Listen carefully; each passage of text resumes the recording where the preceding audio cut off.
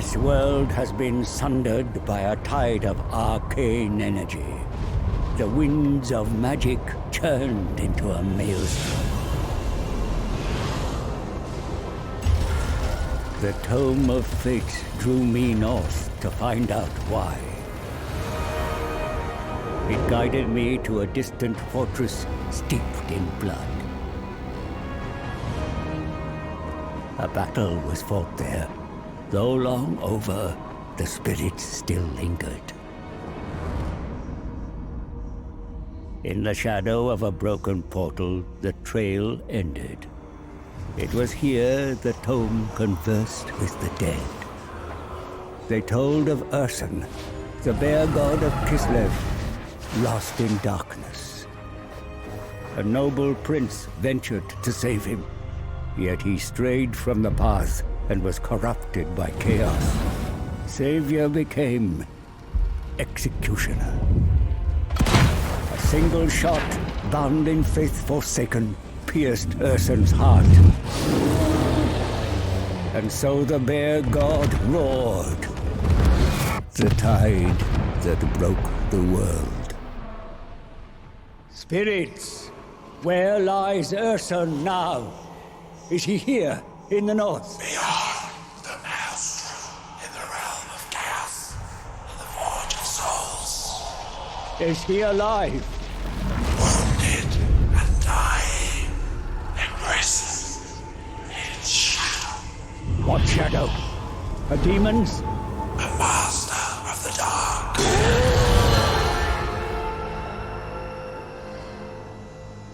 I knew who shackled the bear.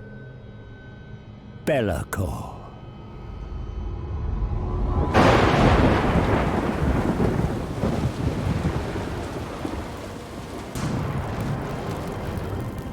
Only a fool would challenge Be'lakor. And yet, the power of a dying god, there is no greater prize. A mere drop of Ursun's blood would break my curse, ending my servitude to this accursed book. Free to profit from its secrets. But Ursun is locked in the Forge of Souls, deep in the realm of chaos, and I cannot enter this nightmarish domain. All routes have been sealed by the maelstrom. There must be a way. The tome unveils a spell to summon a portal, one to bypass the maelstrom and create a door into chaos. Knowledge to bargain, for I need an ally, one who is tempted by the power of the god bear and can withstand the horrors within.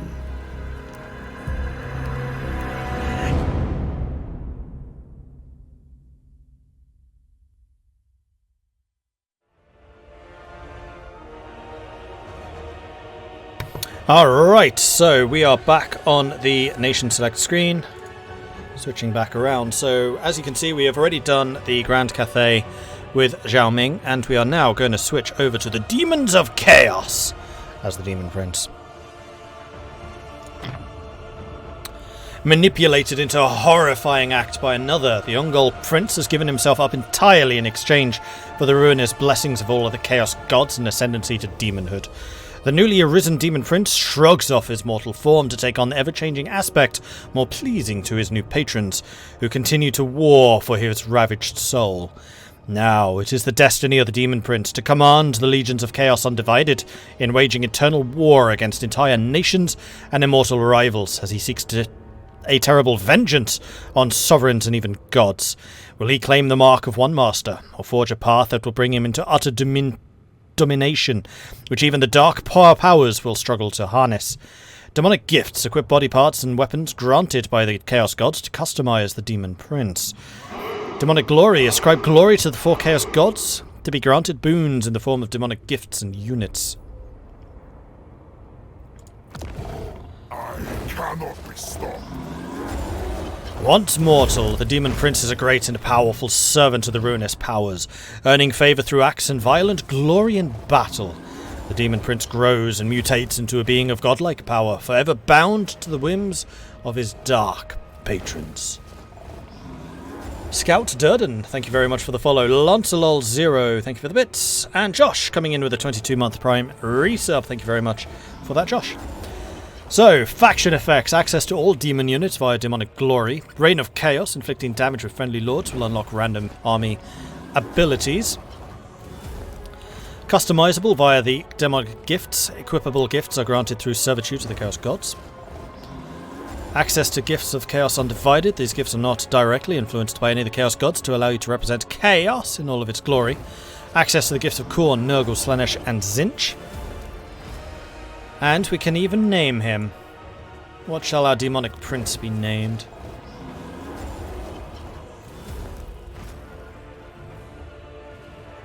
You know what? Because Quack spent so many points on naming the Paradox, on naming the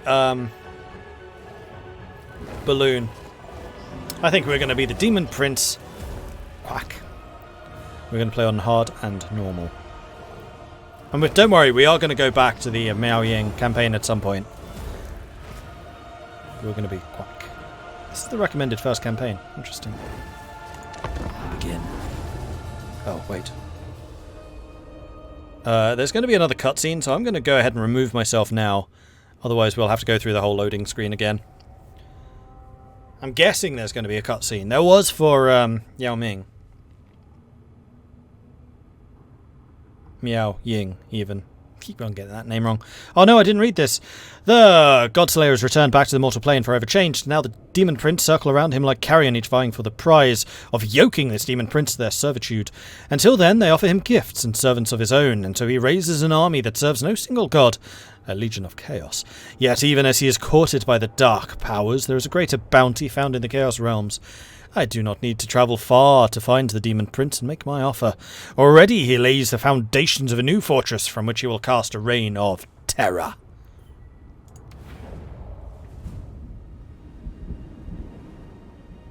A new evil enters the world.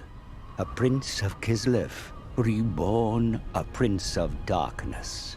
A champion of the Chaos Gods.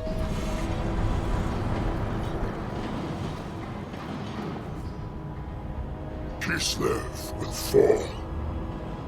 It will kneel before me, before chaos. You think too small for one so powerful. Have you forgotten, Seer? I killed Urson. Why stop at Kislev when you can give chaos the world? No more twisted words. Wait! Urson lives! You lie. Wounded and dying by your hand, but alive. The shadow has him still. Be'lakor will pay for his betrayal. The god bears power. It is yours for the taking. So take it. The realm of chaos cannot be entered. No one can cross the maelstrom. I can. I will guide you back to the Forge of Souls. All I require is one drop of Urson's blood. Finish the job you started, mighty God Slayer. God Slayer. World Slayer. Urson's power is mine.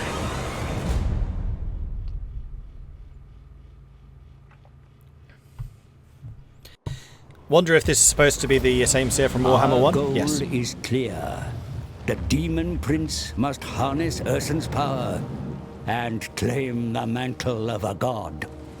I have brokered a pact and will guide him to his desire. Advise me, as my brother once did. Take me to the Chaos Realms, or suffer his fate.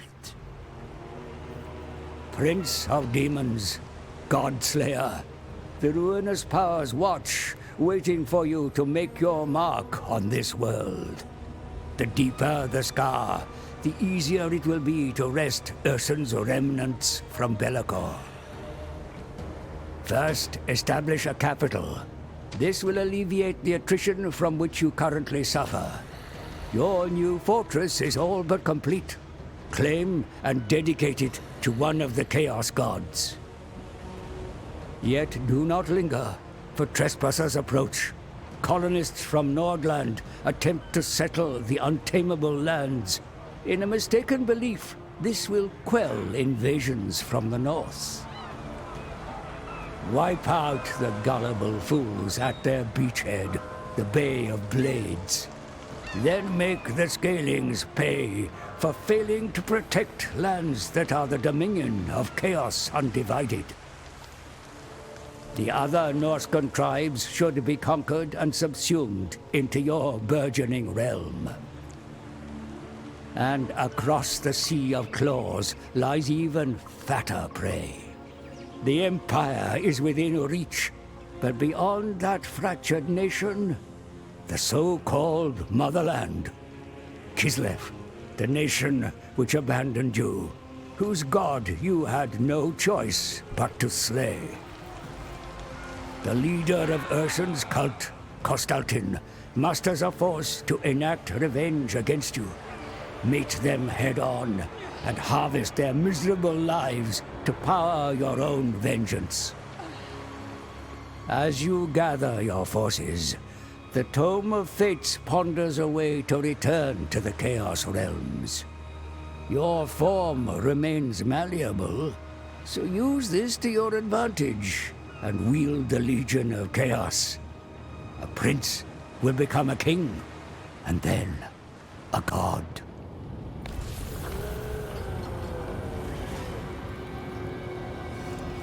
Alright, so the Legion of Chaos. The Demons of Chaos will automatically wage war upon any non-Chaos factions they encounter. The Daemon Prince may earn favour with each of the Gods of Chaos. As demonic glory is earned, new demonic gifts are unlocked, allowing customization of the Daemon Prince's appearance. After earning a great amount of demonic glory, the Daemon Prince may choose to dedicate themselves as a champion to one of the 4 Chaos Gods, or as an undivided champion of all. Intruders from the Empire dare to approach your fortress. Destroy them. Defeat an army belonging to Nordland and gain some Khorne glory and some Nurgle glory. Nordland has sent armies into the north, hoping to halt invasions into their own territory. One such army thinks to cut you off from your new fortress. Show them no mercy. Daemon Prince. Alright, so we have got Quack, Much power. who has all of these traits and can go all the way over there. He has a lot of stuff that he can be learning. Glorious Warfare. Glory gained. Fury of the Faithful, Khorne Glory, Nurgle, Slaanesh, and Tzeentch. So the top line is Chaos Undivided. And then the other ones have more distinct ones. For example, Nurgle, I've heard, has a lot of casualty replenishment stuff. And then we have the details. And this is where things get impressive. Because not only can you give your ruler weapons and armor, no, you can literally change everything about them. Don't like this head? Give him a new one. Don't like this torso? Give him a new one. Don't like the wings? Give him new ones. Don't like that left arm? Give him a new left arm. Don't like the right arm? Give him a new right arm. All the way down, hand weapon, offhand, and or two-handed weapons. You can really have a pretty astonishing degree of customization on him. Look at my beach body. Yeah, Quack, looking good. So, there you go. That is what the Daemon Prince is all about. And this is probably why everyone and their grandmother is playing as the Daemon Prince Chaos Undivided at the moment, because this new stuff. Although I must say I was really enjoying the Cathay game. So there we go. We are going to go and launch an attack on Johan. I must admit, though, I am really surprised that of the embargoes, the 2 characters you can play as on the first day of the embargo is this guy, because he's kind of a big deal and gives you access to all of the chaos units, and Cathay. Cathay, I understand.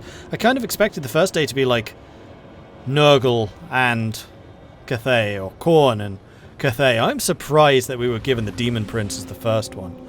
I guess probably just because they wanted to stop leaks. They're just like, just get it out there. just give it. Give him away. It's fine. No, wait, before you do that, I want to see what we have. So we've got Bloodletters of Khorne, which are going to be very good for our cornflakes. So his great sword, infantry, armor piercing, anti-infantry. Nurglings, Nurgling Swarm, which do poison attacks. Marauders of Slanesh, they're shielded anti-infantry meat shields. So they're good at absorbing damage. Blue Horrors of Zinch, we have seen, are those annoying as hell ranged units. And like most of the units of Zinch, we have got a barrier as well. So as long as they're not taking damage, then barriers will regrow. It's a shield. We've got the Pink Horrors of Zinch, which are like the blue ones, but bigger and have a longer range. Seekers of Slanesh, armor piercing, very fast poison. Plague Drones of Nurgle, armor piercing, poison. And then Chaos Warhounds, plus the big boy himself. I expected the first day to be Kislev and Khorne. I mean, they already did the preview event. They've shown off Kislev and Khorne. I did kind of expect Khorne to be one of the first playables, though. Like, maybe Cathay and Khorne.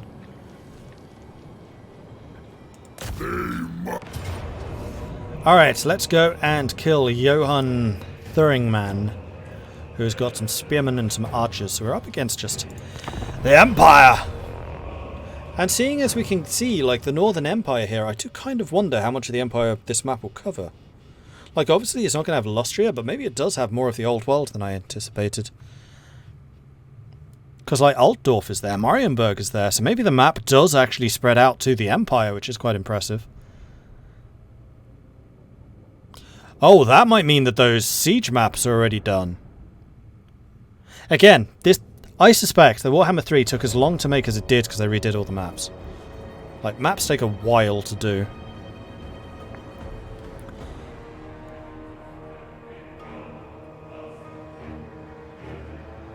Norska. Chaos Wastes. Let's back you guys up and make some decisions. So the Seekers of Slanesh are cavalry, right? Yeah! Alright, so we've got our cavalry over here. We've got these things.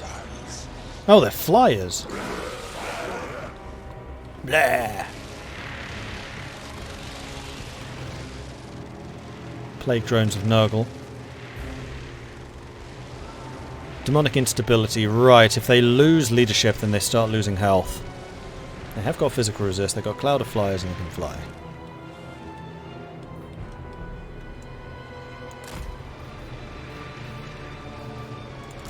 Pink Horrors of Zinch.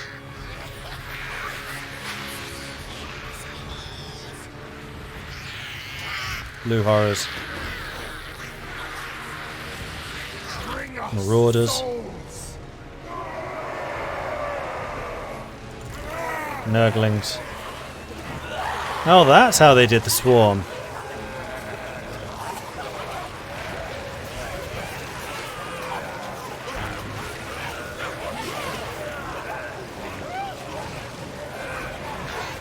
Alright, cool. Bloodletters. Bit more serious. There's serious work to be done here. Unlike those jokers right next to you.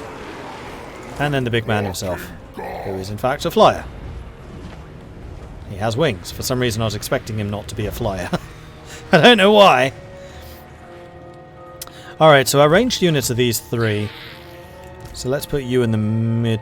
No, let's not. I'm going to keep you separate. I'm going to put you on the left. And have you on the flank. Oh, you put them behind. Yeah, okay, that's fine. And the cavalry we put there with the flyers. And we'll have the warhounds on the left flank. Marauders of Slanesh! Put our fighter types in the middle.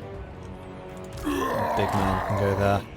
Now we don't need to be as collected in one area like Cathay. We can spread out. smiling just as much as you. They did a good job, yeah. A lot of people, like in the run-up to this, were asking how on earth they would do Nurglings, because they're supposed to be a swarm-type unit. And they have. They have actually done them. Kind of curious to see how they fight now.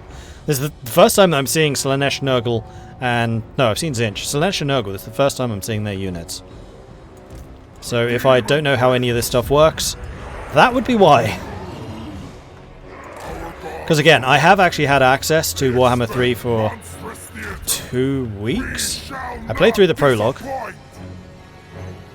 And that's all, because I wanted to experience the main campaign at the same time you guys did. I didn't want to spoil myself.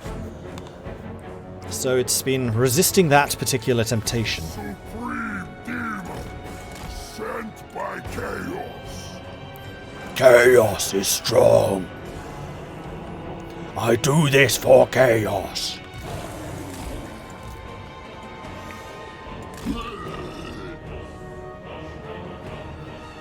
I love the piles collapsing every now and then, yeah.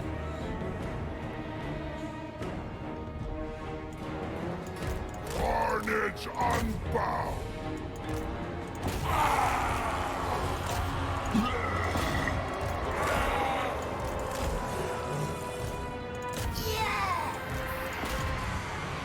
Time to start shooting!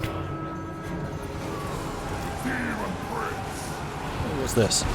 Demonic Onslaught, charge bonus. Oh, should have used that when I flew in. And also damage buff. Is that one off?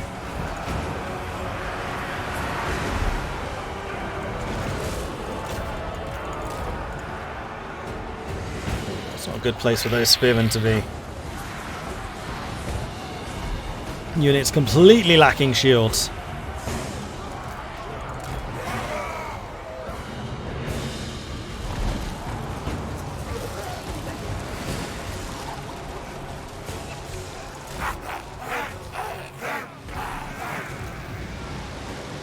Glorious annihilation.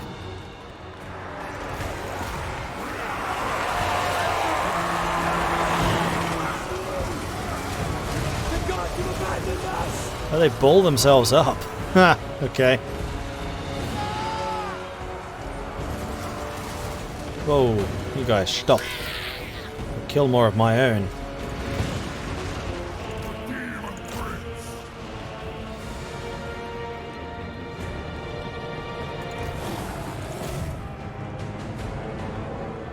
Send in the hounds. Marauders, guided by hunger. Here comes the big man. Daemon Prince. Alright, Nurglings, you did your job. Back off.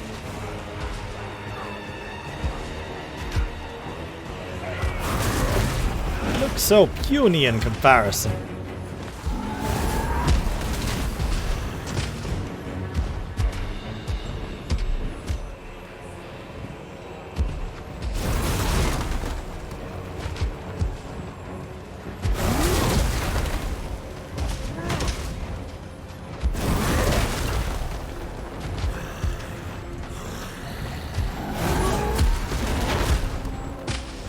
Work out how much damage we're actually doing, because it doesn't feel like that much.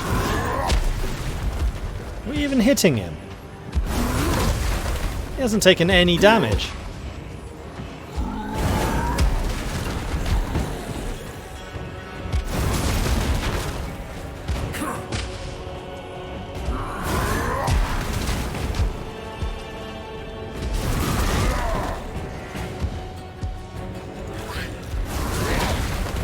What's going on here? Why is this guy impervious?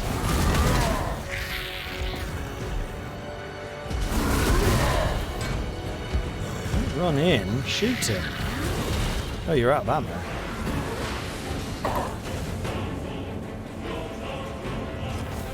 Okay, now he's running.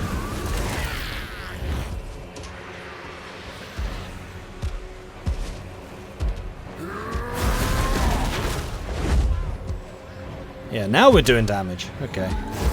That was weird. We lost 30. They lost 327. 4 made it out alive, including their boss man. Who did the most? Bloodletters. Maybe Quack isn't all he's cracked up to be. Quacked up to be!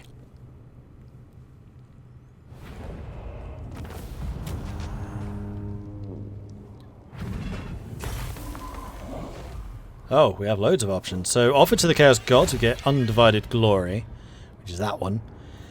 Offer it to Khorne, Nurgle, Slaanesh, or Tzeentch. Well, I'm going to say Undivided.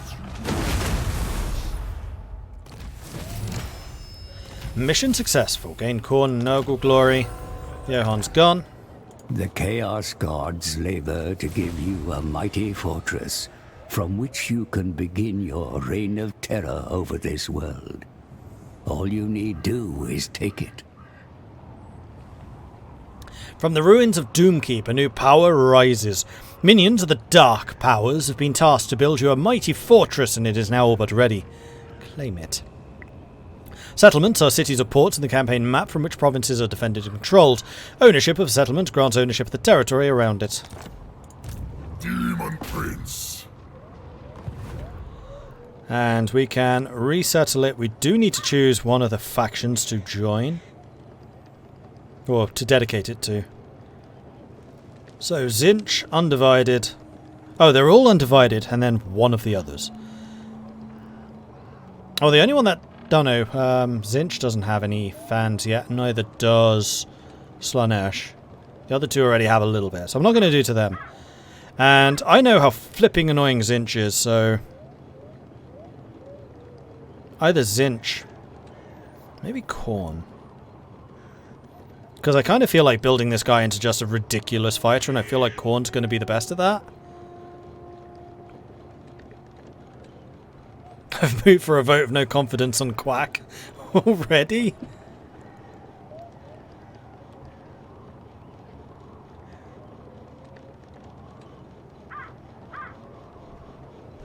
That's true, we could do a poll as well. Alright, let's poll it.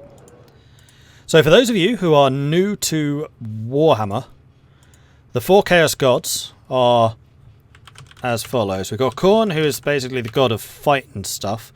We got... Oh man, I'm going to have to actually spell these now. We've got Tzeentch. I have no idea how you spell Tzeentch. T-Z-E-E-N-T-C-H. T-Z-E-E-N-T-C-H. Who's the god of change and like magic and stuff like that. Then we've got Nurgle, who's the god of plagues and regeneration. And then we've got Slaanesh, who's the god of being filthy.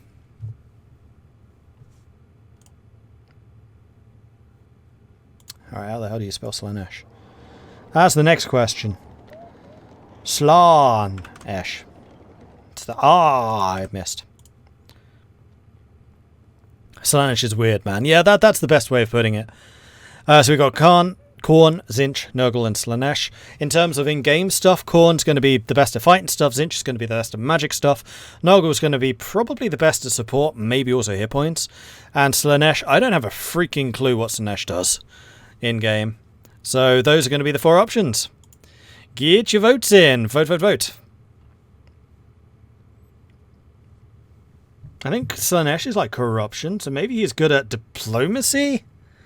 Except Chaos can't do diplomacy.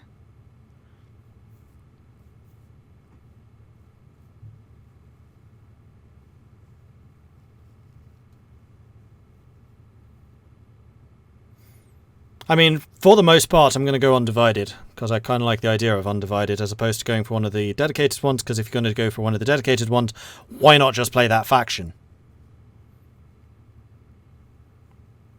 So get your votes in. Vote, vote, vote. This is going to be an interesting vote. We will see where people's true loyalties lie. Get your votes in. So outside of Chaos Undivided, which one are we most positive towards? Khorne getting absolutely hammered. Nobody wants the big fighting guy to do big fighting stuff. What?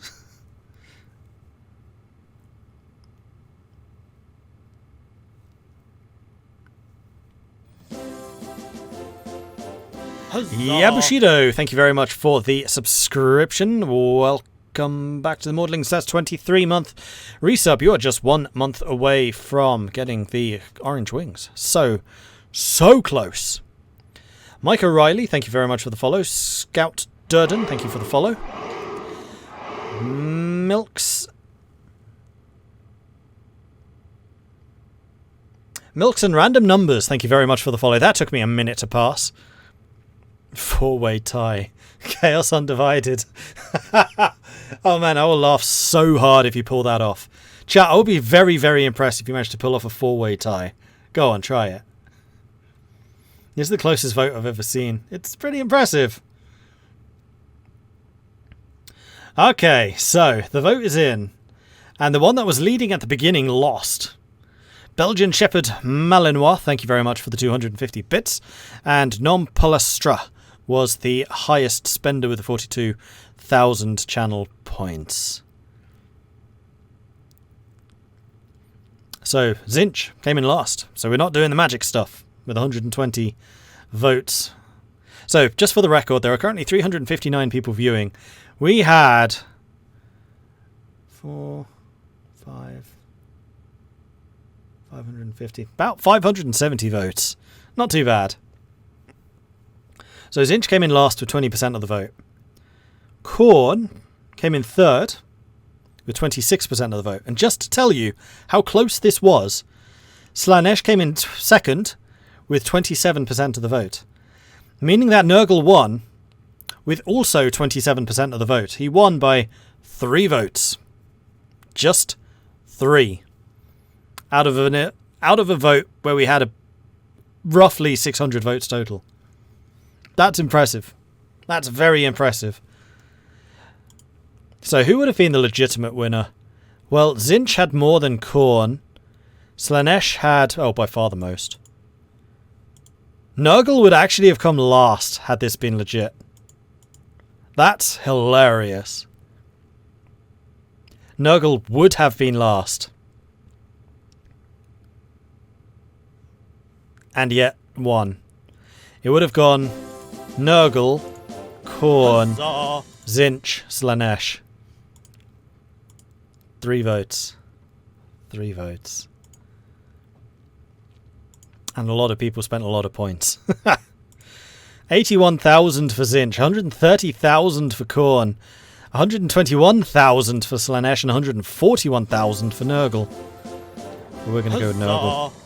Chaos lives here now. Wait, this game is going to be on Game Pass. Yep, it is. You will be able to get this on Game Pass. So, Ice Mage coming in with a 35-month resubscription. Thank you very much for the ongoing support there. You are also getting incredibly close to the 3-year mark. Just 1 more month away. God, I love democracy. You can never have too much slaughter. For Karneth's rage and bloodlust never ends. Ranked up a province with low Khorne corruption. Master, you require a larger demonic host if we are to dominate this region. You will need a larger army for the battles to come. Now the Doomkeep is under your dominion. Recruit more warriors into your host, and the victories will soon follow. So we are now level 2. Champion. And I think I'm going to go for Glorious Warfare. We're going Chaos Undivided where possible. And then this is the Chaos... okay. So we've got the Flaming Body that we can already get, which will give us more armor, fire resist, and melee defense. We could have gone for the Spiked Collar if we'd gone with Khorne. We could get the Wings of Pestilence from Nurgle. We can get the Desirable Light Greaves from Slanesh. And the Tail of Many Teeth from Zinch. Oh, you can get a barrier if you go with Zinch. Interesting. Chaos. So let's change the torso. Foreboding Ignition. Deals damage if we go down to less than 10 hit points. 10% hit points. If there's a strong chance you might die, take as many of the enemy with you as possible. There we go. We are now burning. ever more unstoppable. Volcanic Kitten, thank you very much for the bits. Very much appreciate that. And yes, indeed, we are currently on a bit of a choo-choo. 2.5 minutes left on getting this hype train out of the station and into the Chaos Wastes. Oh, did we lose a ward save? Chaos incarnate. Kind of assumed that the base level wouldn't have anything. Oh yeah, we did. 10% ward save. We kept the melee defense though, so we basically switched out ward save for fire resistant armor. And seeing as we started out with just 10 armor.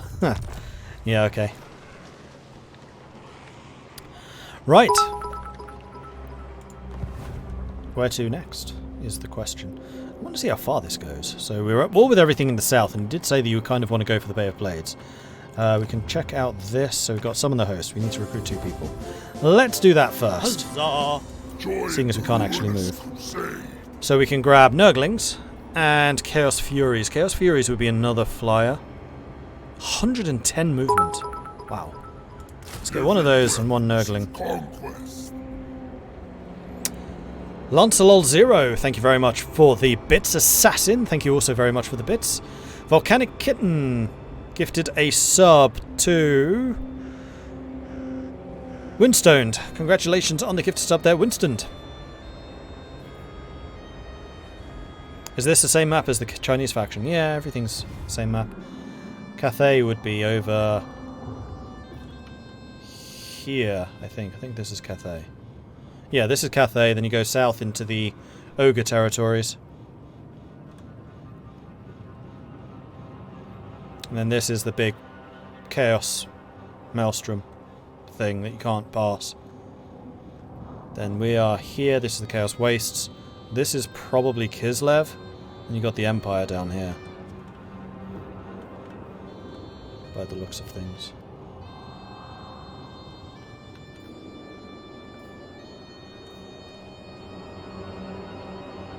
Oh no, this is Norska. Yeah, Kislev's here. Huzzah! Yep. Right, and then we can build stuff. So we're currently a dedicated hovel, which gives us a couple of defensive supplies. It is some Nurgle corruption, because we dedicated this to Nurgle. And then we can get Cultist Camp for marble, which will give us some Zinch glory. We can go for the Nurglish Altar, which would be Plague Bearers and Exalted Plague Bearers. We can go for the Obelisk of Nurgle, which will give us more Nurgle stuff. And then the Keep of Nurgle. We can go for Defense, which would be Demonic Lurkers and other tower stuff.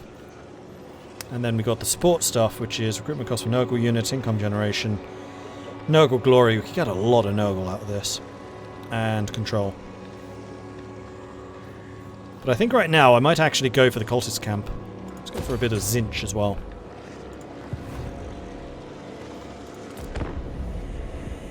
And onwards. Oh man, look at that turn just go. Just those factions.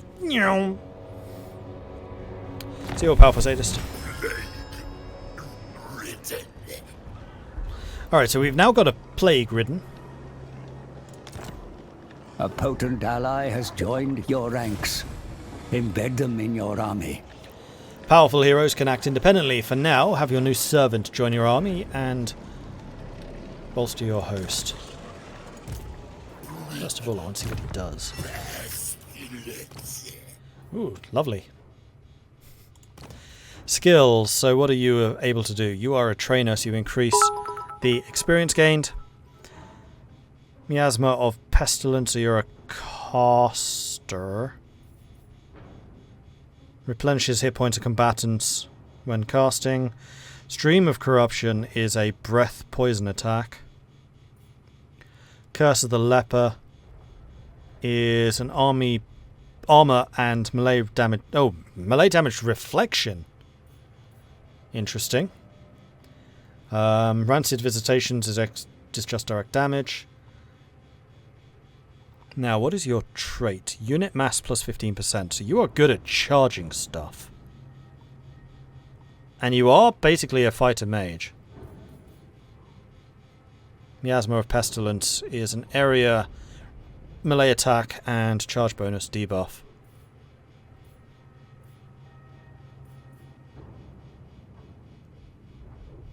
So maybe I do want to make you into a bit of a fighter. I'm going to train up Quack.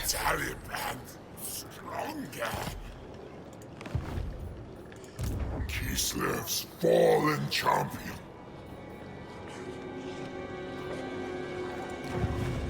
You have no more objectives. Ah, now we can get the Wings of Pestilence. So much power. So we lose 7% speed, but we gain charge bonus, hit points, and pestilent decay, which is a constant damage effect to anyone that we're in combat with. Okay.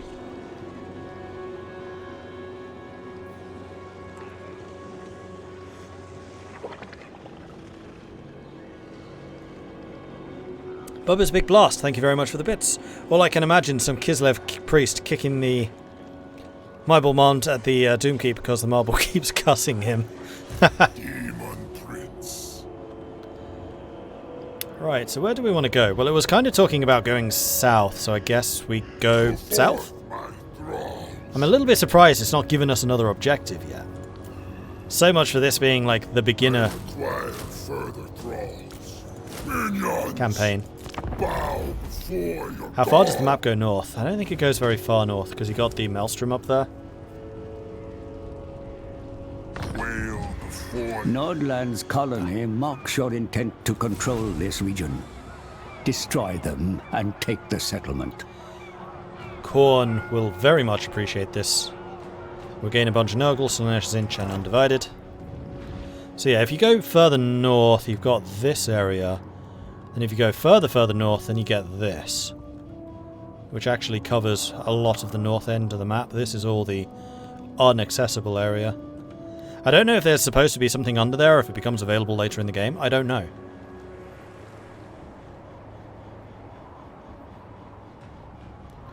Demon Builder is incredible. Can't wait to have all the bits unlocked to play with. Yeah, and you can switch them in and out at will.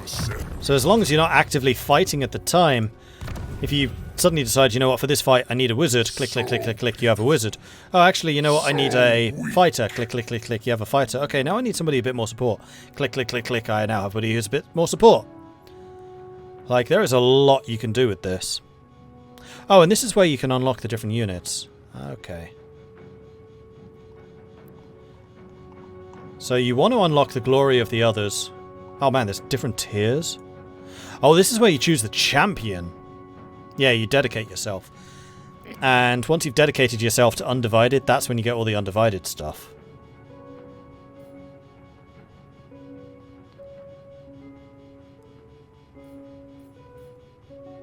Bloodthirster being the top of Khorne.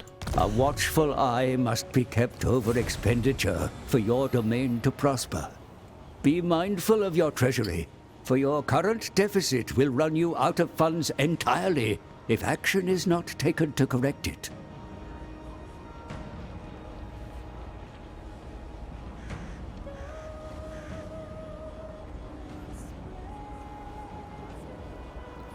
At the end of your turn, have an income of at least 200 ducats. We are currently losing money, and apparently Nurgle approves of good finances. Snap your spine in two. And we've completed construction of our cultist camp. Alright, so they have got 5 units. This is a settlement, so we will be fighting a siege, one of the new minor settlement sieges, but we massively outnumber them. And I think that our units here are rather more expendable than they were with Cathay. Nurgle is a dwarf, confirmed.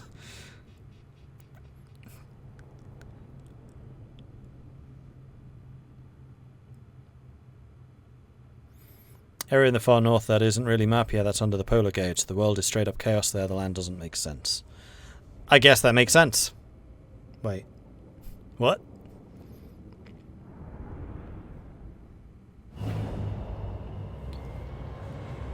Okay, so this is, I guess, a Norska camp? Norska map? Definitely like their twisting and twirling entries, don't they? So there's a bit of a longer approach here. This way seems the quickest. Just a direct push up northwards, but it is... Ah, no. Yeah, it's a direct push northwards, but it doesn't go via any of the capture points. And you want to go via the capture points in order to take out their towers.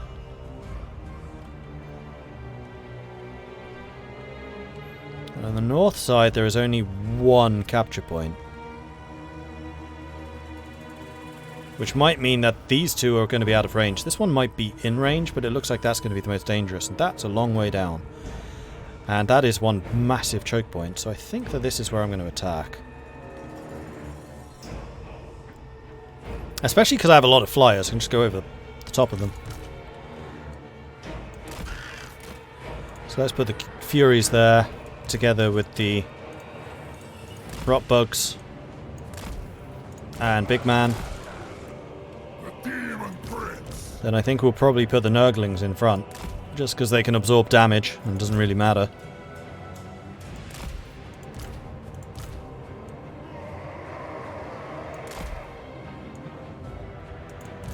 Then those are the Horrors, which can do damage. We've got the Blood Letters, which will be our big damage dealer. We've got you, who's going to be able to do magic-y stuff.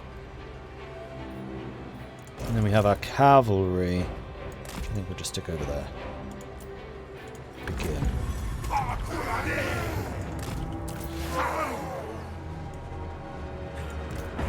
The Daemon Prince. Alright, where's the capture point?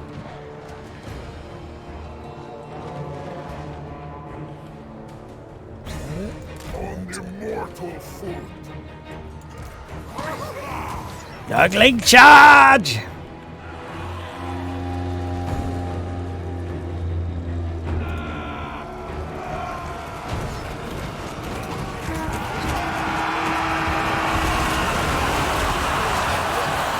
That's never going to get old. Just cannonballing into the enemy. Love it. Flyers might not be able to capture stuff. That is possible. Yeah, there's a little X there they can't capture.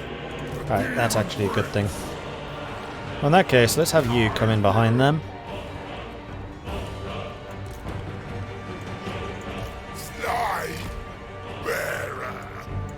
You want to destroy that? Here you are.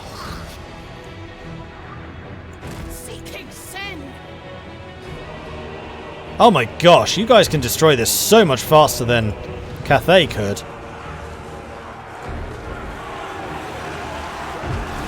Right, here comes the Air Force. And Big Man has arrived. Messed some stuff up.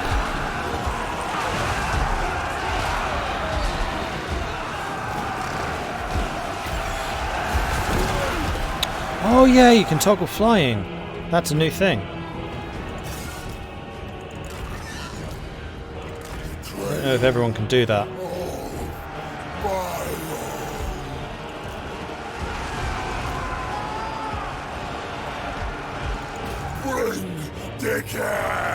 You too.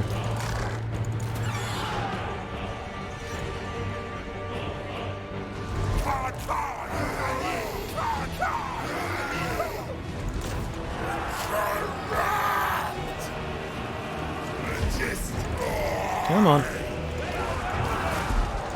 Get up there, guys. Let's go.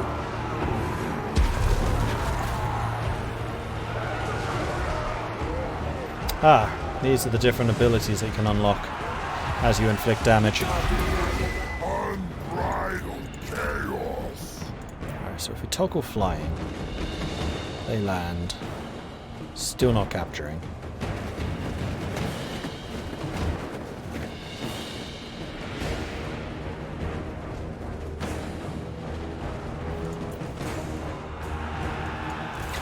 Good to know.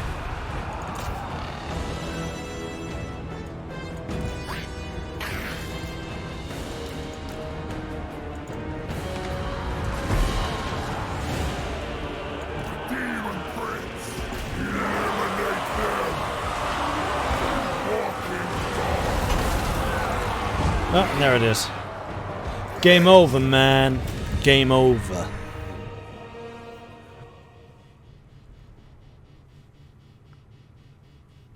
We lost 12. Even out of the Nurglings, we only lost 12? What were they doing?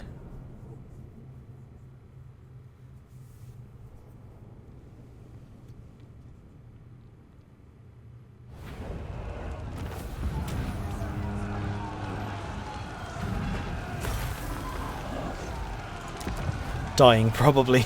True. Okay, so this is the next town. So last time we went Nurgle, what was second place in the poll? View results. Slaanesh. So I think that this one's going to go to Slaanesh, which is you. Every society, and especially the most secret, requires a careful hand to count subs and guarded secrets from discovery. Income from all buildings increased. Although it is unlikely that base metals can be turned into gold without magical help, alchemy remains an example for the strivings of change, which is the meat and drink of the Raven. Oh, we just got a double income thing. Your standing grows within the pantheon of chaos, and the ruinous powers offer gifts that may transform your very being. Choose wisely from among them. Equip any demonic gift. I mean, we've already done that. The Daemon Prince can gain potent new abilities and alter their appearance by equipping demonic gift parts. Click here to open the glory panel. This is the demonic glory panel. It shows the demonic glory that you have accrued with the Chaos God, as well as the associated demonic gift rewards. These can be equipped on the Demonic Prince. Each tracker fills as you accrue demonic glory for the associated Chaos God. Demonic gifts, including units for recruitment and demonic body parts, will be unlocked as milestones are reached. Place the mouse cursor over Chaos God's icon to see the demonic glory was gained.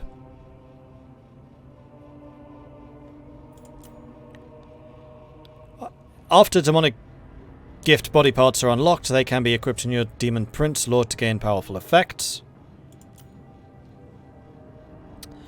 Click the button to equip demonic body parts. The demonic gifts equipped by the Daemon Prince Lord are shown here. Click a slot to change the body part you have equipped. If there are alternative body parts available, you can click to equip them. So we now have the desirable light greaves, which will lose us charge bonus but gain us more armor and speed, and also give us sinful footing, which is a passive augment if enemies are within 100 meters, which will give us more charge bonus speed and charge speed. And we got a tail, the armored sentient tail. So we lose some melee attack and melee defense, we gain armor and melee attack, and we get this, which also causes damage to combatants, much the same as the wings do.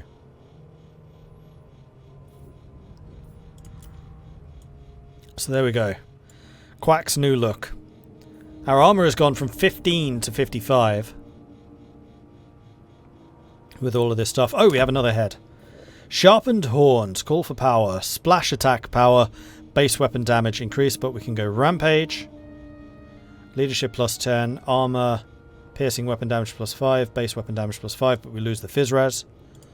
So we're now less tanky.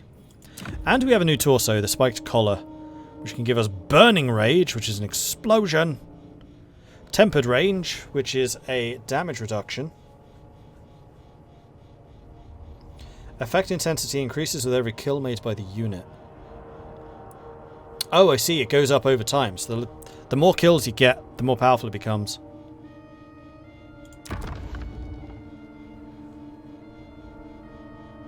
Your tail is drooling. It's perturbing. It is drooling a bit, isn't it?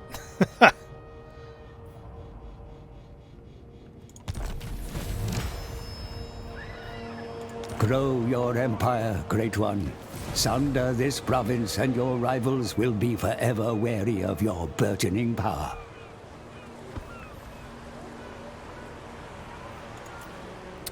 Mission issued. Maintain control of following province, either by direct ownership or through vassals.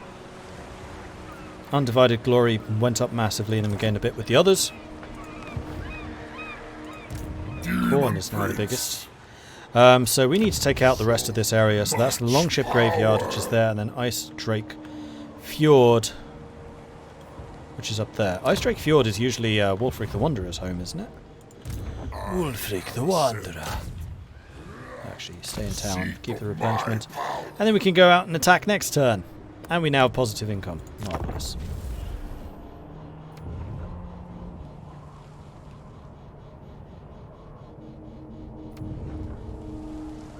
Don't you just hate it when your tail drools? Blessed. A vigil on expenditure must be maintained for your domain to prosper. Be sure to keep a close watch on your finances, lest ruin overtakes you. Alright then.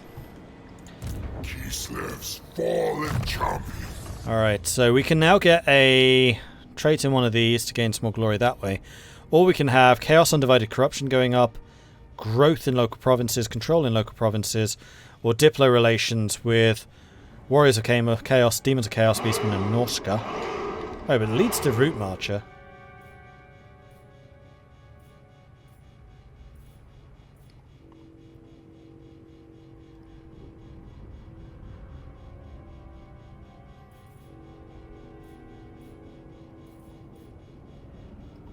Oh, this is actually a much smaller tree than the others.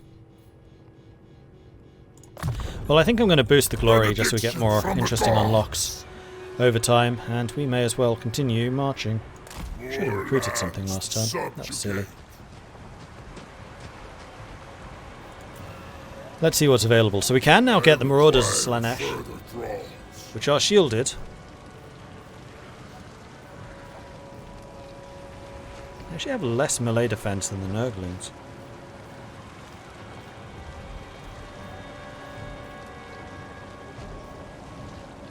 More leadership, though.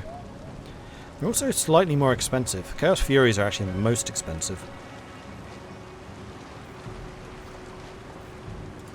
You do poison, which does reduce enemy damage, and your own damage is magical.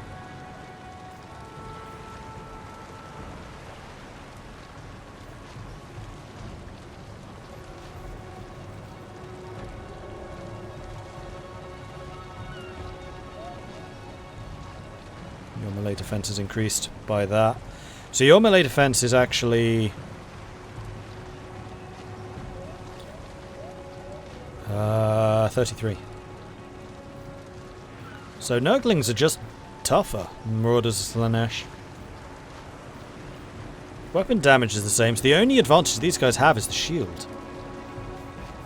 So these are close combat tanks, these are ranged tanks. And I don't really care about ranged tanks, because we don't stand and fight, we charge! So I think probably just get some Nurglings. They're also cheap. Cheap, cheap. Oh, do the Slaanesh have bonus versus infantry? Okay, take a look at that in a minute. Constantine is sailing around, heading up towards me, and then thought, nah. Dietershafen. There's a lot of familiar names down there. Felman Ingerson. Your military is mighty, but expenditure on unit upkeep is becoming ruinous. You should...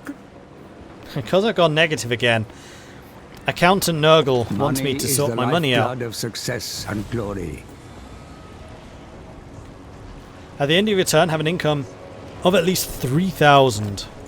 Hellish power. Oh, I can't quite reach you.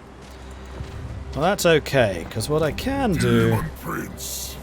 is go into raiding stance, which will cost me 50% of my movement. Go forth, my thralls. Bring ruin upon them. And there we go. Finances sorted. Although, admittedly, we're not very good at raiding. So where's Constantine going? He's having a wander. This might be part of the fact that we're at war with the world.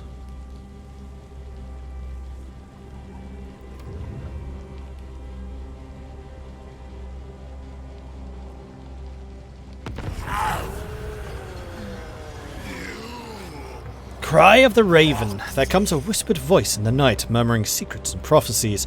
Speaking in tongues, both long forgotten and from far-flung futures, scores of demons instantly lose their minds, while others find their flesh warped into monstrous new forms. This is the changer's will, as it was long ago decided. And the counter has leveled up. And I think I want the counter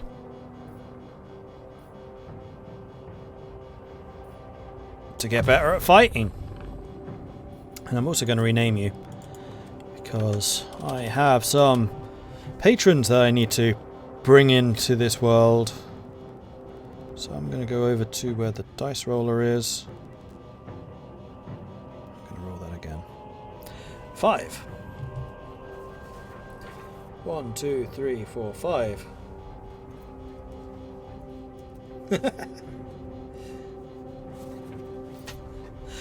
He went from the counter to the groom.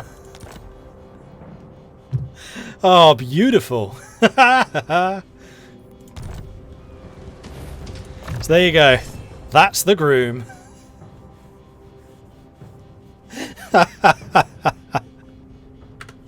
Oh, that's amazing. Oh, yes. And one thing which I did not point out during the previous game is you can save heroes. And there is this button down here which is not behind my head. Usually my head would be over there. So you can save it. So in the future you could be able to find the groom and recruit them. With all of their equipment and stuff. Be expensive though. Alright, let's go for Felman Ingerson. This is expecting a valiant defeat, because they are fortified. They got berserkers. Marauder spears, marauder hunters with javelins, marauder horses. We're going to go ahead and encircle.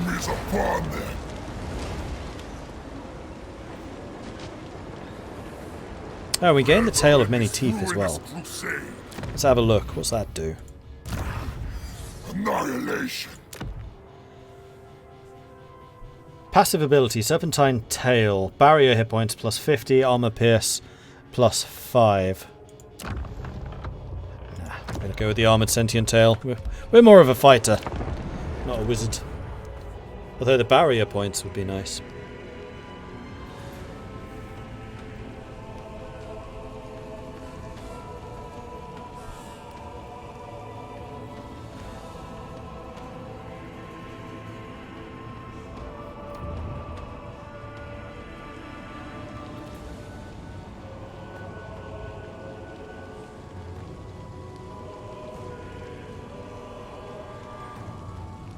One thing I like of the Daemon Prince campaign so far is when settling in a sense being able to visually change your character more so than any other so far. That's true.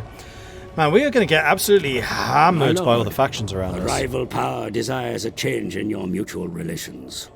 So the Bjornlings want to have a non-aggression pact.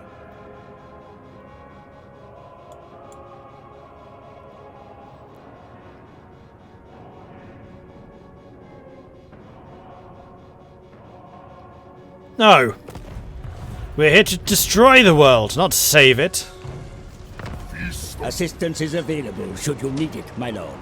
You may rely upon it. Uh-huh. Leave only God.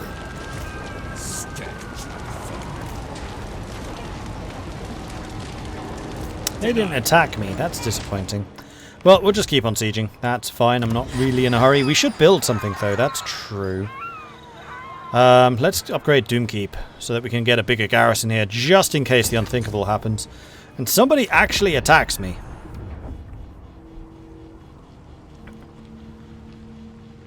Looks like these guys are going for the Bay of Blades.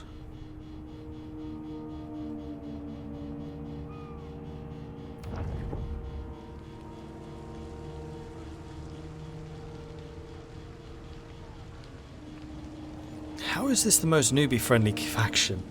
I don't think it is, because you're going to have the entire world attacking you. Because you automatically declare war on any faction as you discover them.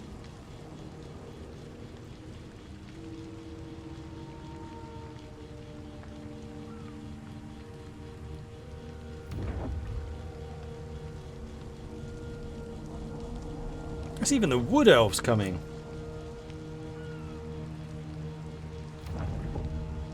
Campaign was rated as hard? Really? Why the heck was this recommended as the first campaign? What madness is this? Okay, they attacked me. Good.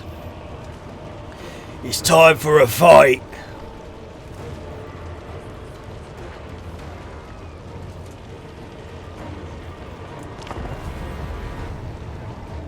It's dead simple, but simple doesn't exactly make it easy. Yeah.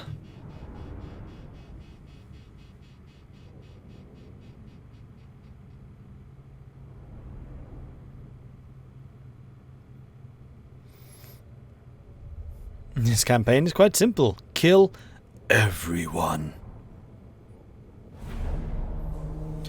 The tree-loving hippies that love to hide in the leaves are actually crossing the sea. Really are good at pissing off the different factions. Apparently, yeah.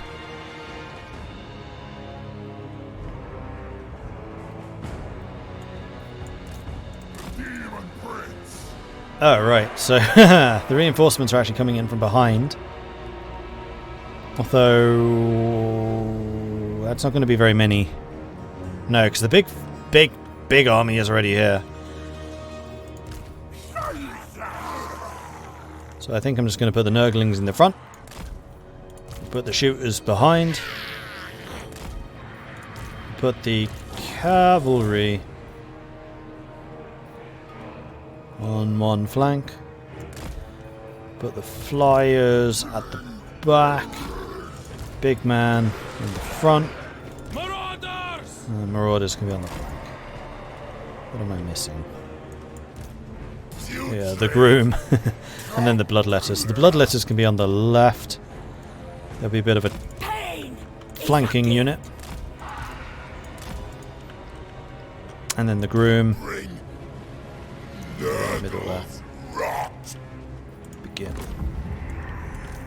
Advance! The terrain conceals the enemy's movements, Commander. We must be wary. So they lost 300 to attrition, which is not nearly as much as I would have liked to have them have lost to attrition.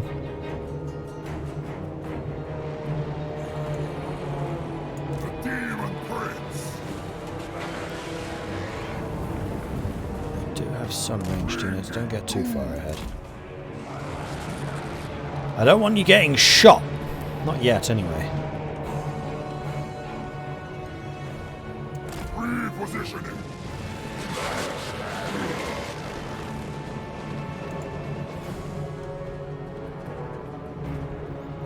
Power of an immortal.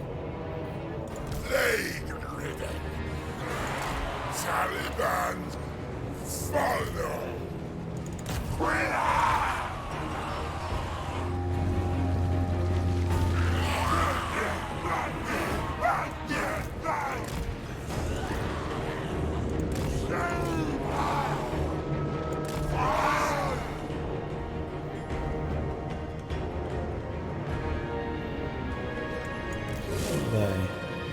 Spearmen. Don't go for them. No. Nope, we're fighting. Looks like we're fighting. Get a fighting, lads. Don't know why I'm talking like this. We're not orcs. Right, now the flyers need to get involved against their ranged people. So how about you attack that? You attack that. You attack. No, that's Marauder. That. And then big man. Go and attack him. Yeah! Right, and you.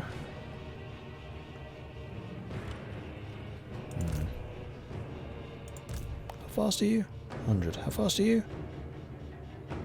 Oh, those are in spearmen.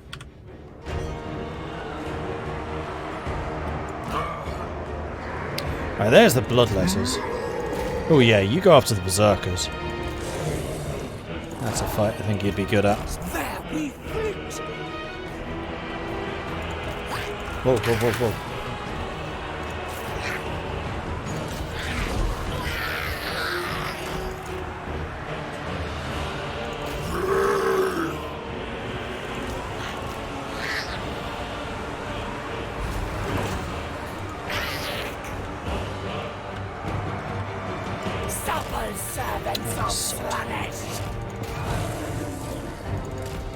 A flurry of talents.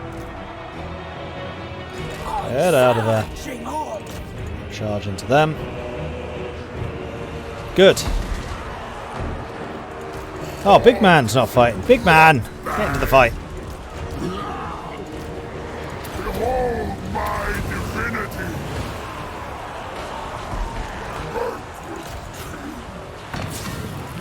Alright, and the shooters should probably shoot somebody else. Alright, them. Bring us all joyous degradation. And we've already killed 500 and lost 200.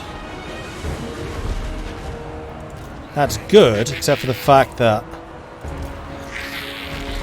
there's going to be some people coming in from behind us, and we're going to have about 4 armies to fight after this, with no time for any rebuilding efforts.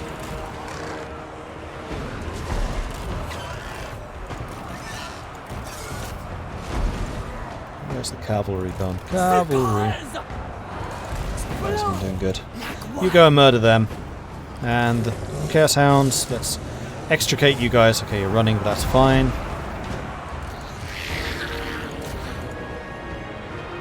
The Daemon Prince!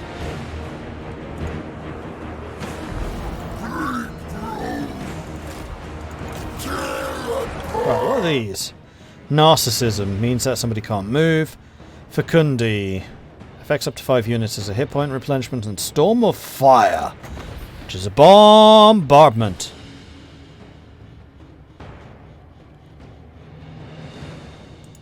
It sounds like it might fit in quite nicely over there.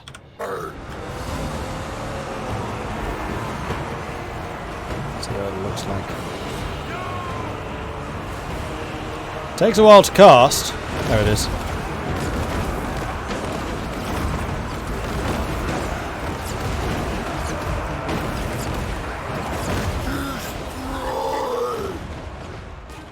Damage of gas. Alright, enemy lord wounded. Champion of chaos! The dark gift unleashed!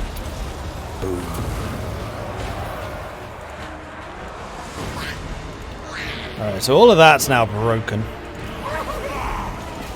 Let's go and send you in to go and finish them.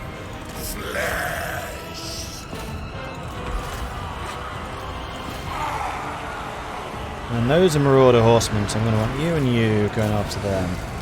You and you going after them. Then we have these jokers coming in, which I think I'm going to use Big Man to go and take out. I'll distract them.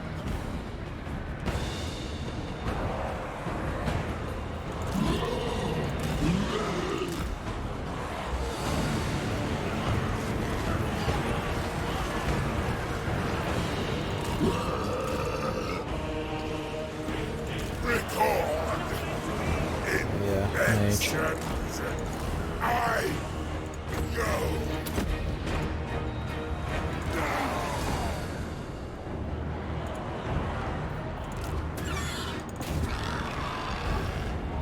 Everyone's already moving. I will conquer. And splash damage buff. You don't have a charge buff anymore. Power of an immortal. I forgive you. Marauders great weapons. That's the hex. Slide bearer. Oh, you two are out of ammo. Never mind.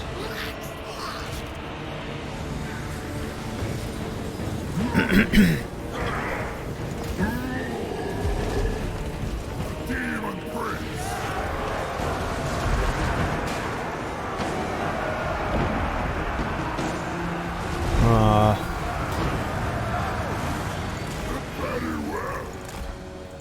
I thought for a minute there the Bloodletters might have been in trouble. But it's fine, they're fine, everything's fine. So we lost 329, they lost 1,300-ish. Bloodletters got 177 kills, Big Man got 113. The Furies did good, 6,102. Cavalry 234, though that's probably chasing people.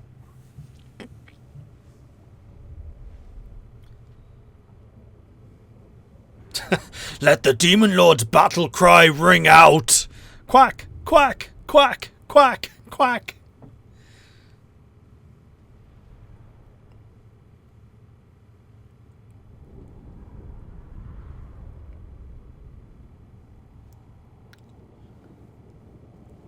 Not a pro. Thank you very much for the follow. Welcome to the channel.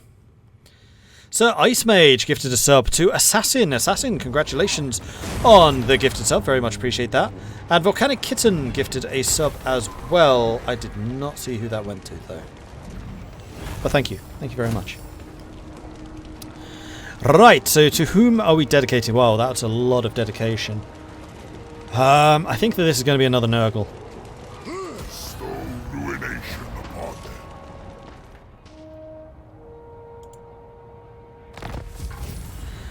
Another alchemist. Slaneshi Familiar. Let no pleasure go untasted. We ranked up in enemy territory. Campaign line of sight. Unhand the Supreme Patriarch! I die before betraying Kislev! Annihilation! No! I don't think I can really stick around to fight you. I've got to come back and deal with Conquest! Constantin. Your fault. Daemon Prince. A ruinous crusade. At least we're going to get a little bit of replenishment, and I think I'm going to go for another 2 Nurglings here. Because I have a feeling we're going to have the same problem that Norska has and just have no money. More glorious warfare. Another level up. Unstoppable. Raiding, sacking, armor for bloodletters, additional chance for corn rewards, attrition, replenishment, melee attack for Nurglings, recruitment cost, hero action success chance, weapon strength for various Slanesh creatures.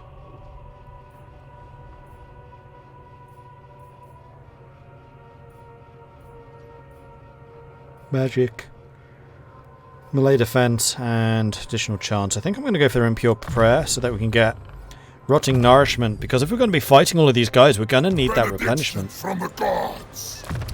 And then the Groom can get thick-skinned. Let's make you a bit more tanky.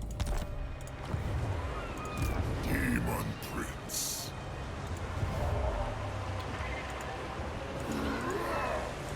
Yeah, but that's further in. Champion. I know I'd need to put 4 points into this, and just none of these really appeal to me right now. Like, these two I hate, especially on, like, your primary lord, which is pretty much always going to be in enemy territory, because they should be on the offensive. Except, apparently, Miao Ying, because she's always defending. Growing Chaos and Unforgiving Rule. Local Province, it's only good if you're in your own territory. Chaos Undivided Corruption could be good, admittedly. So Infecting Presence, I'll probably train, and then maybe 1 point in respect to the north, but we're killers, we're not diplomats.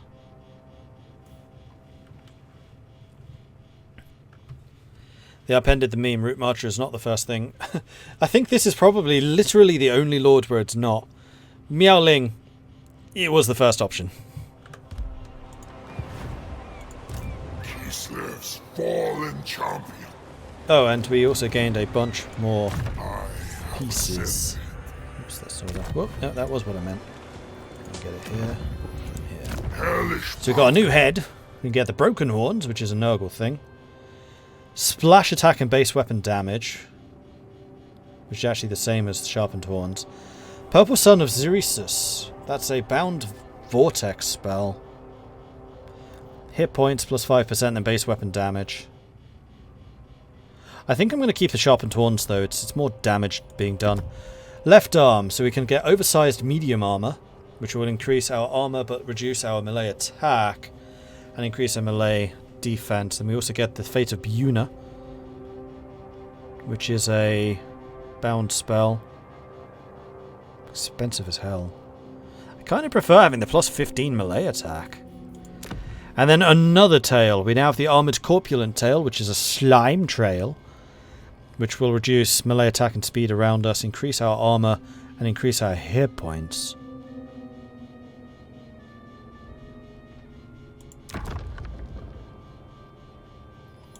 I still kind of prefer the serpentine tail. Damage inflicted while we're in combat. No, Legendary Lord's the only one that can do this. He is entirely unique in that instance. The Groom functions in exactly the same way as other lords. So Constantin's thinking about attacking me.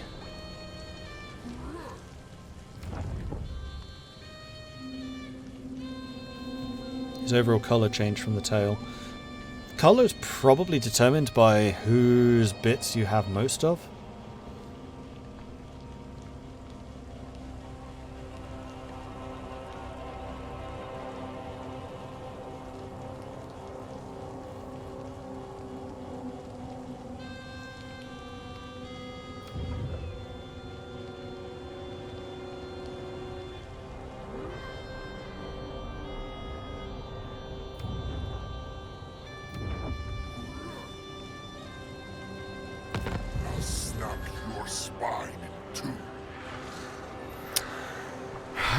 Well, we have these two armies which we would have to fight one after the other. Blasphemy!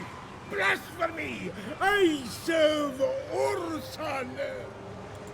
This world will burn.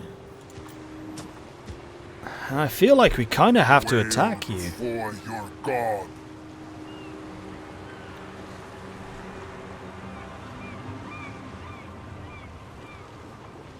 Seems like the Empire area factions are super aggro on you. Yeah, which is why I think it's really bad this is being advertised as like the beginner faction. It really shouldn't be. Kislev should probably be. It's the most generic. Die. Hopefully they're not supporting each other. Disembark! How about we sneaky? I will drink from your skull. What do I need for that? Ambush is a 25% chance. Bollocks, I shouldn't have moved forwards. Dark destiny awaits. We'll try an ambush. I don't think it's going to work though, but hey, we can try. Oh, Constantin's moved off again to go and attack the Bay of Blades.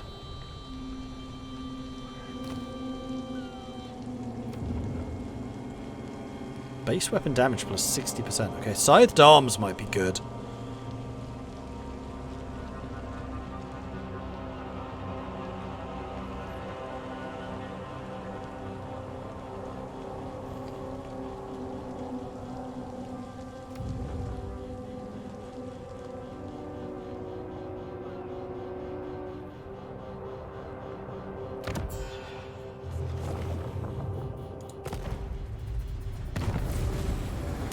Mission issued. Capture and occupy a settlement belonging to any of the following enemies, the Exiles of Khorne.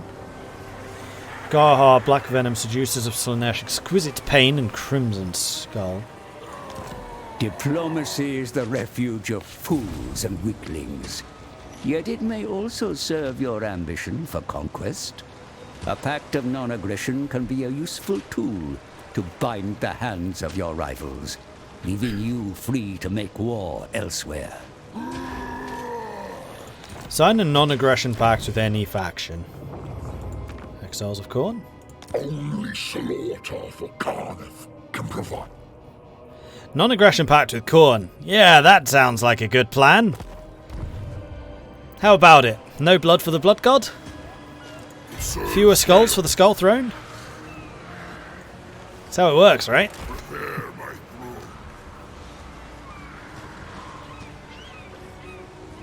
throne. I think what I might do here is merge you guys together. Join the ruin. And just recruit another Nurgling. And I also want to take a look at our equipment because those scythed arms looked really good. So base weapon damage 10%, switched out for 60%, and we get the melee attack and we get mortal blow as well. Yeah, that's a huge upgrade. Oh, but we lose our Deathbringer blade. Which is base weapon damage 15. You know what? That's fine. But it does mean that we can't use a weapon at the same time. But it should have increased our weapon strength. Actually, that's something we can check. So 540. 490. Yep, does more.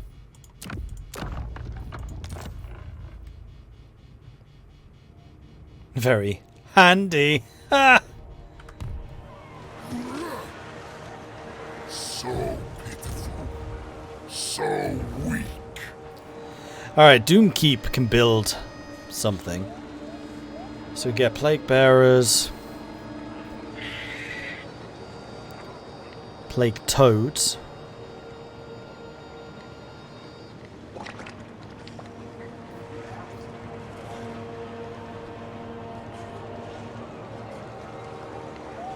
Better fortification, which I kind of think that we might need.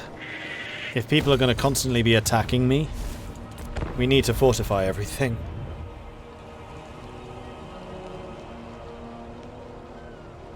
Oh yeah, we should have checked the left arm as well, you're not wrong.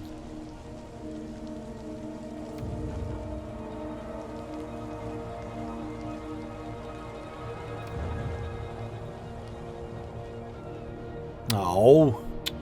You're now just making me waste my time. Wait, did Constantine land?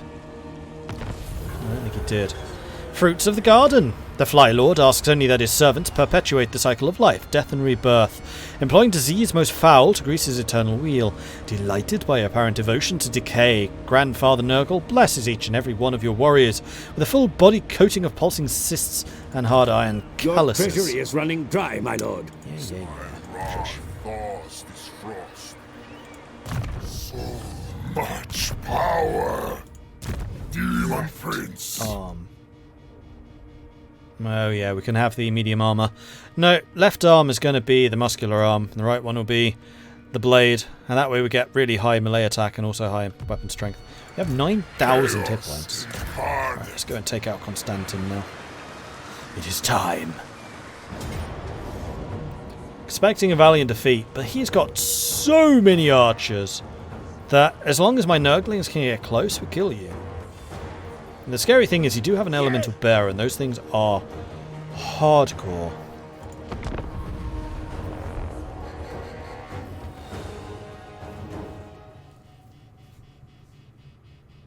Can you hold the blade in the offhand? Also a good question.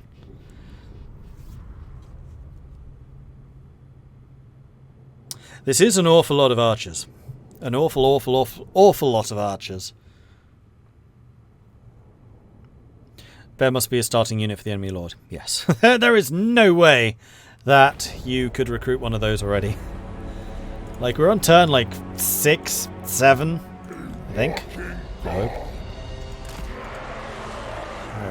Alright. I mean, this really does need to be just a massive front. Oh, we can Vanguard.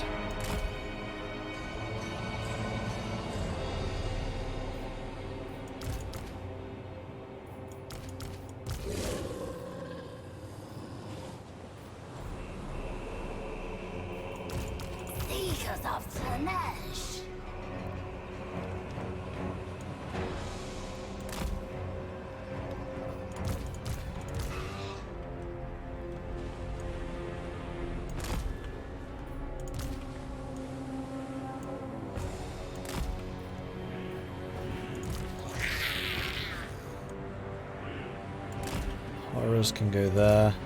And you two can go in front of them. Record inspections. Alright.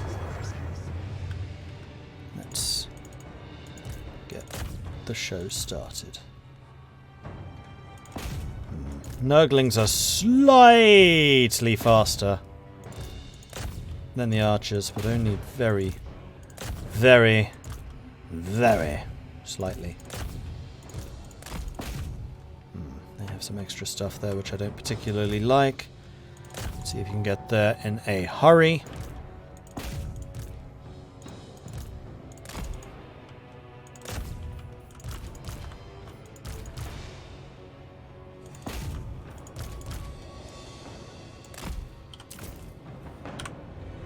Go. The enemy use Charge the forests to everything. conceal their movements, my lord.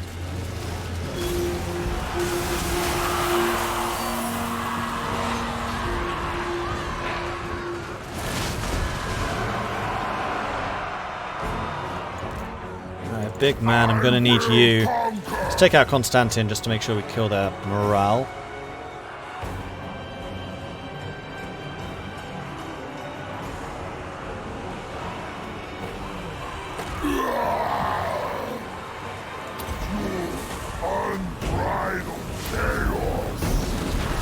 Alright, we should absolutely obliterate Constantine.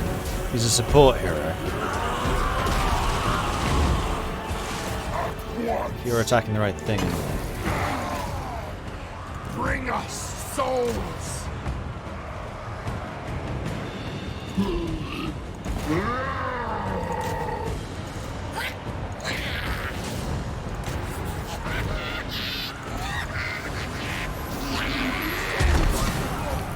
Alright, where's the bear? That's the other thing I need to target. In fact, if my ranged guys could go for the bear, that would be even better. Shoot him!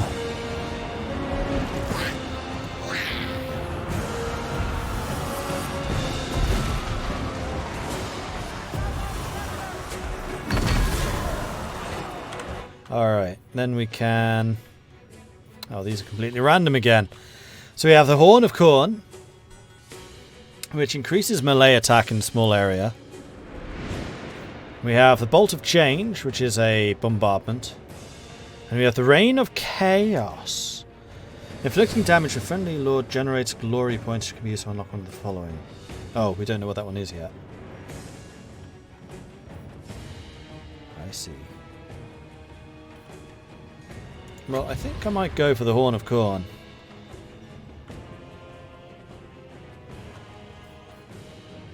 Except it's a melee attack buff. Yeah, unfortunately the cavalry is already dead. Just do that. Carnage unbound!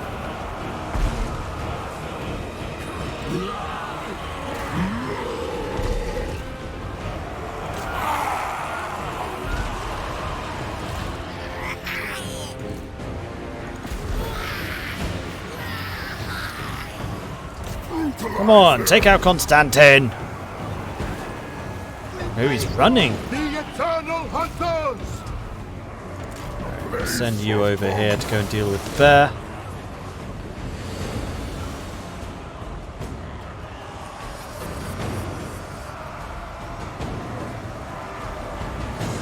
Marauders of Slanish! Rot! A child! Moving! Actually, hang on. Come over here and then debuff the bear. Which you can reach, good. Right, bear debuffed. Destroy!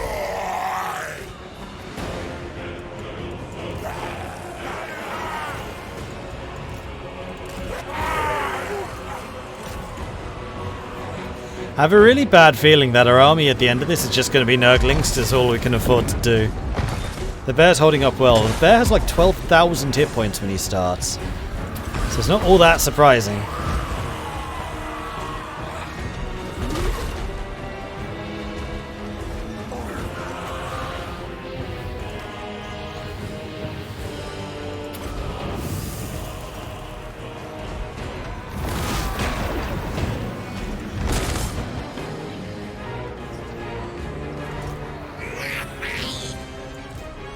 They have a bunch of close combat units amongst my horrors now. And their barriers have died.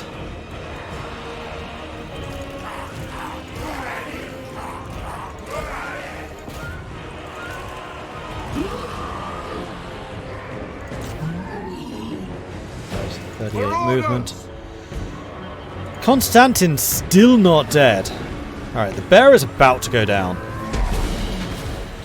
Big man won that fight.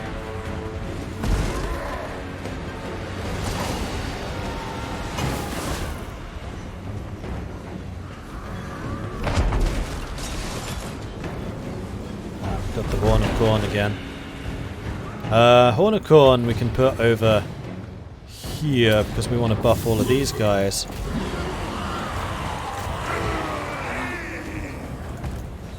And I think the bear is probably dead.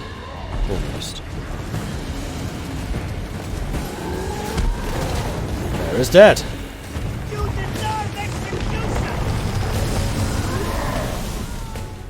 And then you come and fly over here after Constantin. Take him out.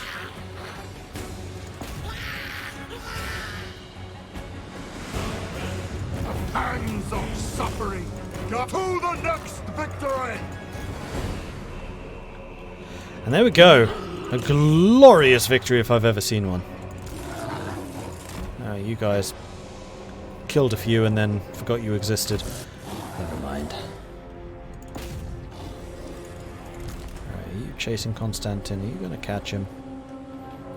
Do we have a movement buff? We do not.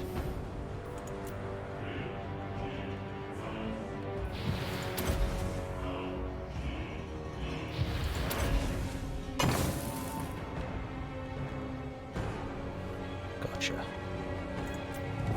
Alright, Pyrrhic victory. But still a victory. And that Kislevite army should be dead and should be a lot less dangerous next time because we killed the bear. So the Bloodletters, 137 kills. The Groom did nothing. Big Man got 143 even though he fought... Wow. That's actually really impressive. 143 kills and he killed Constantin and the bear. We need to see how much damage he did. So he dealt out 22,000 damage compared to the Bloodletters at 6,600. So 6,600 versus 22,000. Alright, Quack is a bit of a boss. It was a hard fight, but I did it. Yeah, you did, Quack. Yeah, you did. I think I might dedicate this one to Khorne. Because the Bloodletters and Quack did good. This was a hard fought fight. A master painter. Their brushstrokes are so delicate they can make a mortal weep tears of ecstatic joy. Won a battle with a marauder. Upkeep reduction from Orders of Slaanesh. Defeated Constantin. Leadership +6 when in own territory.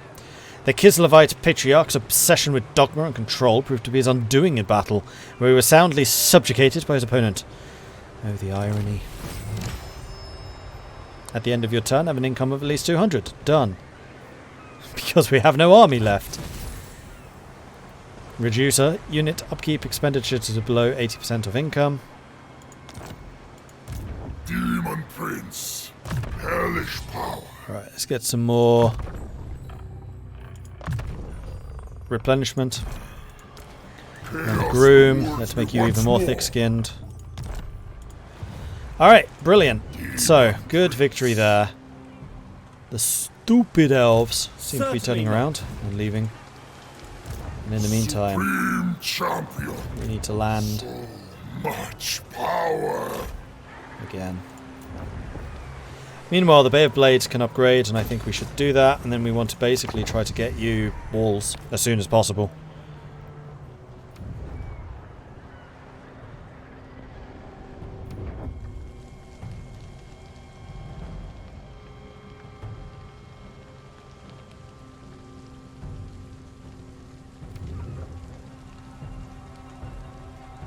Did not expect Nurgle to be the Chaos Accountant. Well, he definitely is. That's come up a few times now. Meanwhile, those guys are coming to attack. We have an Unholy Sword. Unlock switchable plagues feature for all of your armies. Bequeathed by the Lord of Decay, the power to summon and spread the most noxious plagues. World of Darkness. The land itself erupts in obsidian spines from far below, some coated in crimson blood, some in noxious bile, and others exuding a bewitching bittersweet fragrance, while others still bearing a shimmering halo of eldritch flame. The ruinous powers lay claim to this realm. There is a lull in the winds of magic. Can you sense the calm? Be wary, for the longer it persists, the weaker your sorcerers become. Is the winds of magic changing? This world will burn. Heading back into town so that we can start recruiting. Serve me. More Nurglings! Serve chaos. Your recruitment facilities are at maximum capacity, my lord. Training of additional recruits will begin as soon as possible. Chaos incarnate. That's what I meant. That's what I meant. Alright, so what can we do? So we can now have another hand weapon. So there's the Unholy Sword, which we can't put in the offhand, unfortunately. So that would increase armor piercing damage by 25% and base weapon damage by 10. Still prefer the scythe, sickle. Or we can have the Colossal Maul, which is bonus versus infantry, armor piercing, and also base weapon damage, which is higher than the sickle. So we're going to go ahead and do that. And then instead of the scythed arms, we can have muscular arms. We'll keep the base weapon damage. Left arm. We can take the heavily armoured gauntlets, which will increase defense, weapon damage, and armour. We now have bestial wings, which will increase the charge bonus and speed. Instead of the pestilent decay, we'll have bloodthirst, which is a charge bonus. We want that. Then our head, we can change to the bestial charging horns, which is more melee attack, more armor piercing damage, and fueled by rage, which is even more damage. Yes. And now we could use the Unholy Sword, but I'm not going to because I quite like them all.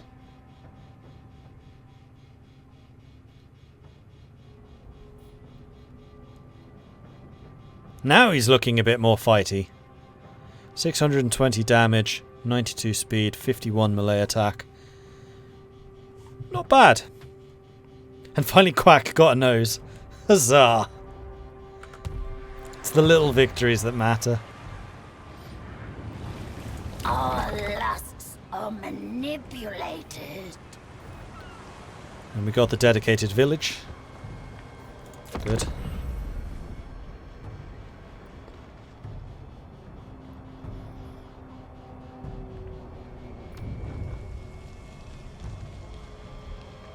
That's a lot of swordsmen. Hopefully Theodoric is here to fight against Asavar. I'm not going to get my hopes up, but that's what I'm hoping for.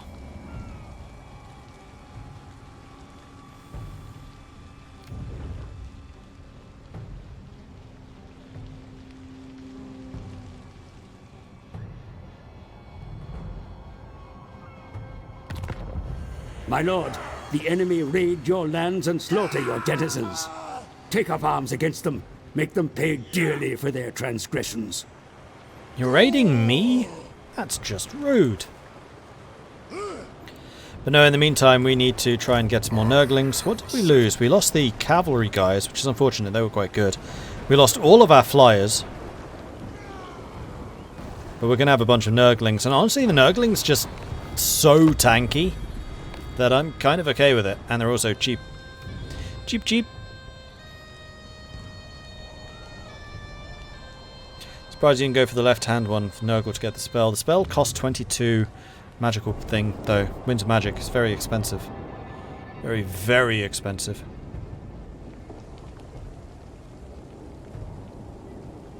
Did he start raiding and get plagued immediately? Yeah. Yeah, he did.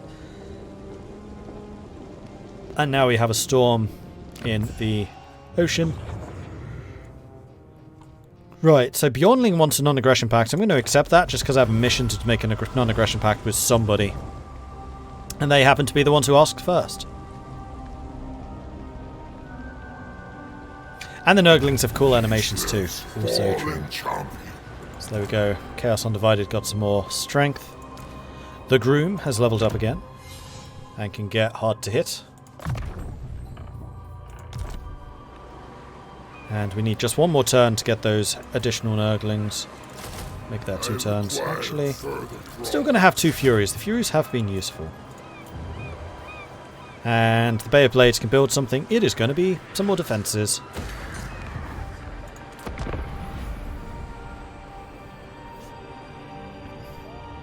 I am a little bit surprised that Chaos Undivided is a settlement faction. Possibly have to offer an eternal being. Non-aggression pact with Skaven. No. Like, Beastmen have that really interesting and fun burn everything type campaign. I'm really surprised that Chaos doesn't. Maybe it's because they were afraid it would be too similar to Beastmen. What difficulty am I playing on? Hard campaign. Normal battle. Despise the Horde mechanic. Did you play with the Beastman overhaul though? Are we talking pre-Overhaul Beastman or post-Overhaul Beastman? Because post-Overhaul Beastman Horde mechanic was excellent. Your demons uncover a network of caverns nearby, inhabited by hundreds of skulking noblars. Though individually they are worthless, the mass destruction of these scrawny greenskins will make a glorious tribute to the dark gods. So we can get the Sword of Bloodshed, which is rare. More melee attack and weapon strength. Or we can cull them immediately and gain a bunch of glory. We're going to release and pursue them. Have a bit of fun. Natural resources are abundant in this place, my lord. Talking for Capture Chaos. it, Yeah, but its riches Chaos will really be needed yours. an overhaul like Beastman did. And really, if they were going to do that, would be with the very Chaos-centric Warhammer III. Daemon Prince. Let's go here and here. Daemon Prince. Because now... Oh, you can't use normal weapons. You can only use the ones that we unlock. Ha, so that's going to have to go to the groom. Fine. We were going to make him a fighter anyway.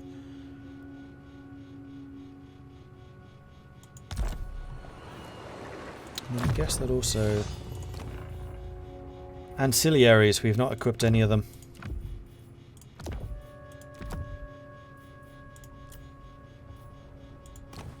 And you can't even use ancillaries.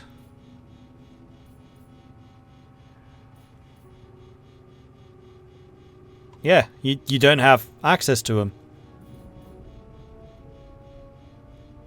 Interesting. This world will burn. The gut begins to rot from within. The body ejects its own intestines from the backside, and the victim dies in agony. +6 leadership. Sounds like a good time to me.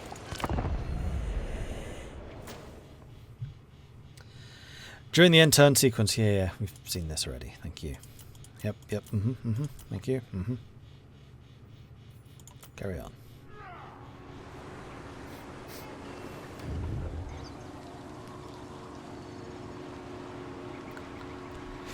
Well, I'm glad that all of these guys are heading home.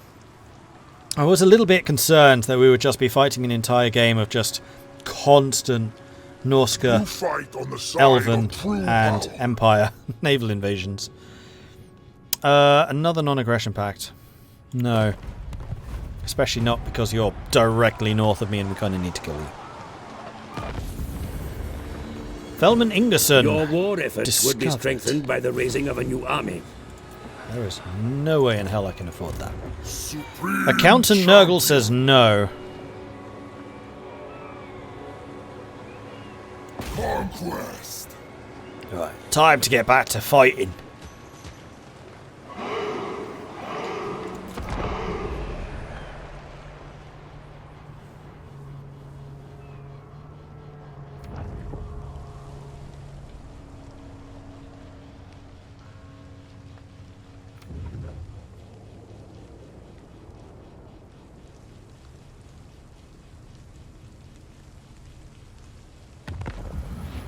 An enemy port, my lord. From here, they ply trade across the water with allies on distant shores. Capture it, and you may do the same. Yes, trading in plagues. That sounds like it could be good. Power. What are you saying about... Oh, this. Oh! Okay, so that's where the Nurgle stuff is. So, Grey Fever means that we can all Vanguard? Plague effects on non-Nurgle armies. Speed melee defense, reduction. The Red Org. All of our army causes terror. And they take attrition.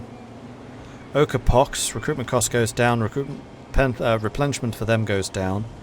Or Bowel Streep, which is leadership +6. They all suffer attrition and they get corruption.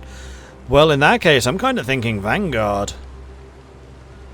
Especially if it reduces their melee defense. That just means we can be super aggressive.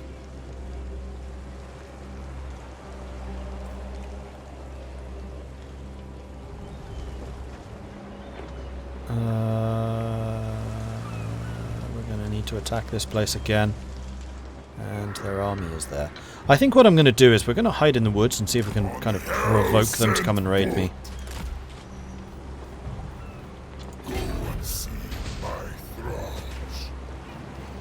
So we need 25 movement. Ambush success chance 70. 40. Go and hide here. Yes.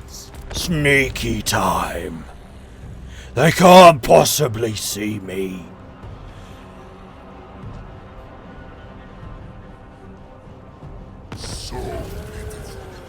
A thirst slacked. Somewhere far beyond, Slaanesh knows the ecstasy of satisfaction. Afterwards, as the perfect prince slumbers in his forbidden boudoir, the howling sweetness of his dreams touches each and every one of his servants. Sated, they need nothing else for now. Earn 3,000 of any demonic glory, gain 3,000 favour, which is cash, and then 50 glory with everybody. So you're sitting there recruiting some more people. I really don't want to have to fight your town when you've got a full army guarding it. So let's go ahead and upgrade the cultist outpost to make some more money. And also get some more corruption going. Oh! So the corruptions actually positively affect us. Interesting.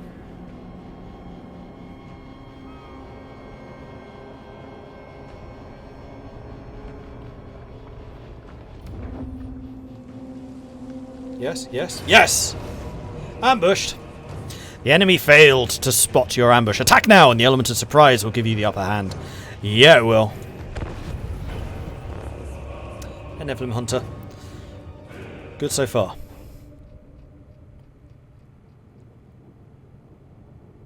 Yep, he is wearing red camo. Can't possibly spot him against the green woods. Nesta Benza and Nephilim Hunter, thank you very much for the follows. Welcome to the channel.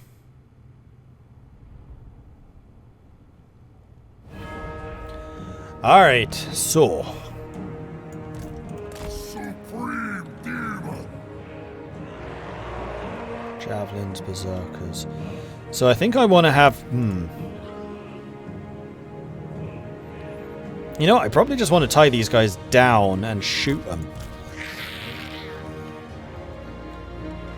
So let's have you hiding in the woods for the moment. And then have Nurglings in one giant line like that. I don't think I'm going to attack you from behind. I think I'm just going to go with one giant line of Nurglings.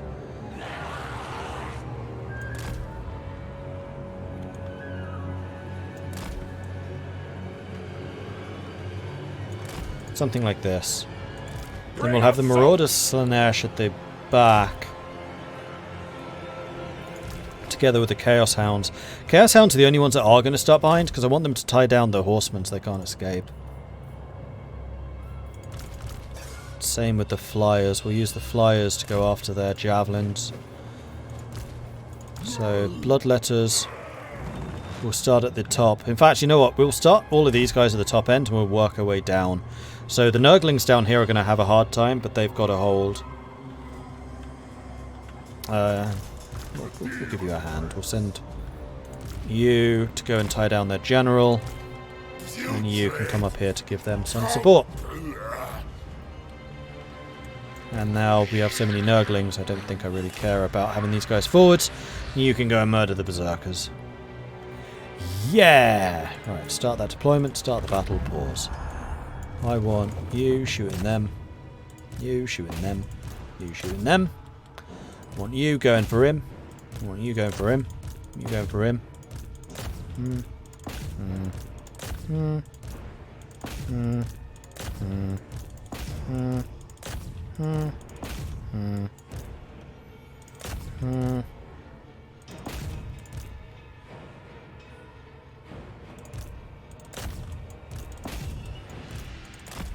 Oops. Right, do you have a charge buff? You do. You definitely need to cast that before we get into the fight. Show me your health and fury, foes. Bam! If I fits, I sits! Glorious annihilation.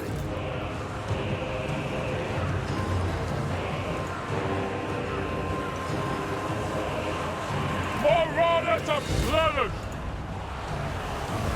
The Daemon Prince. Power of an immortal. Is this the new one with Cathay? Yes, it is. And for the first 5 hours of this stream, I was playing as Cathay.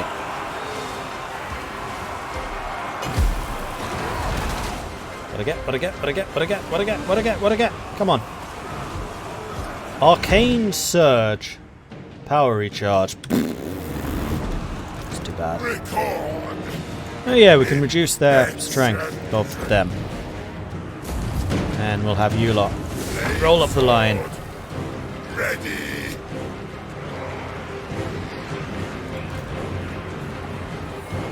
Let the Nurglings do their thing. What's that? Those are flyers. Those are Chaos Warhounds. Alright, flyers, come back. Gonna need you to go and do some damage over here. And you lot. Start shooting into that. Dead you. Come on.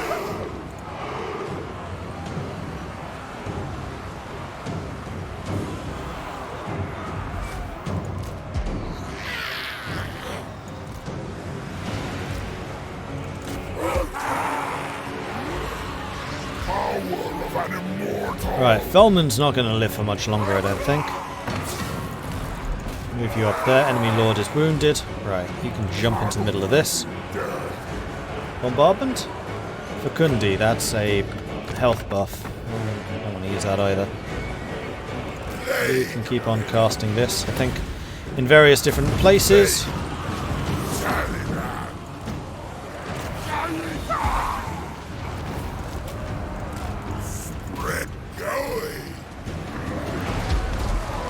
And that was a glorious victory.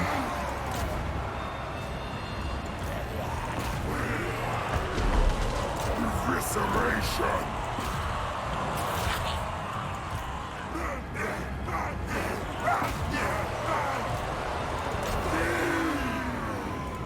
Alright. Job's a good one, boss.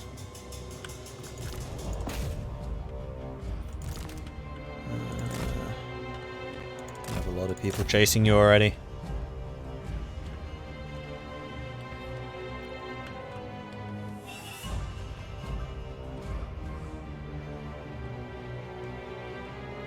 I would say that battle went extremely well.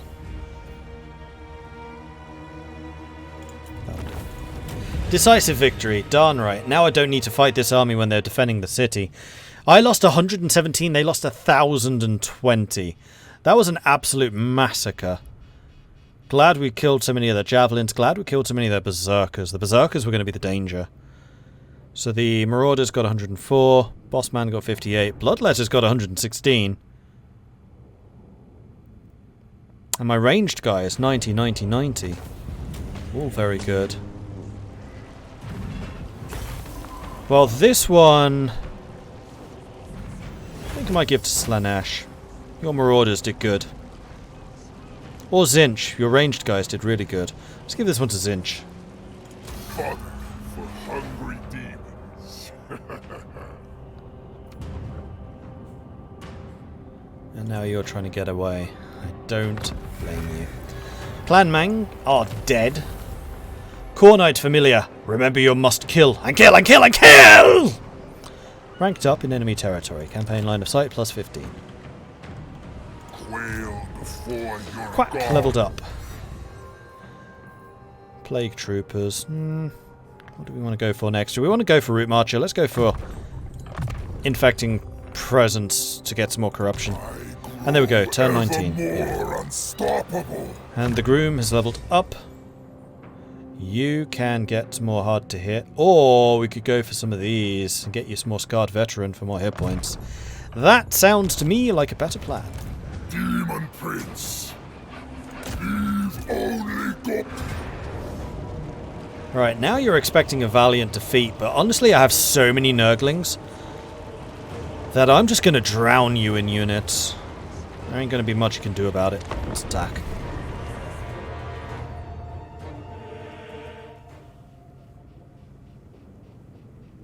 Seems the turns are going quicker with this faction. They're going a lot quicker. There's less going on than with Cathay. Cathay was a pretty in-depth campaign. In a good way. In a very good way. Cathay has a lot in common, I think, with Attila. Which is a good thing.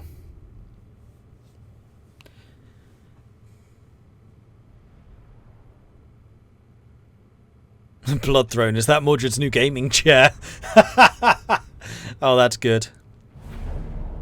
Dude, Warhammer 3? Yes, Warhammer 3. Level 9, Pepgar, thank you very much for the...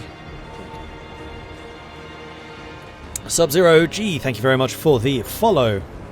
Welcome to the channel. Right, let's start deployment. Is this... This is a very dusty map. It's a bit hard to see where everything is. Man, this is a spread out territory. Where's the most open? I was going to say here, but that's actually all blocked off. Very narrow corridor there, corridor there. This would all be defended, and then the tower would be at the back.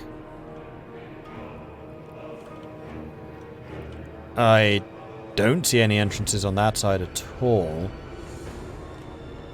This has one big entrance, and another big entrance over there. This might be the easiest one, although we'll be shot at from people up there. Though they don't have any hunters left. We killed the hunters. And then this is the one where we would be safest from missile attacks. But, where's the tower going to go here? The tower might well be able to shoot down.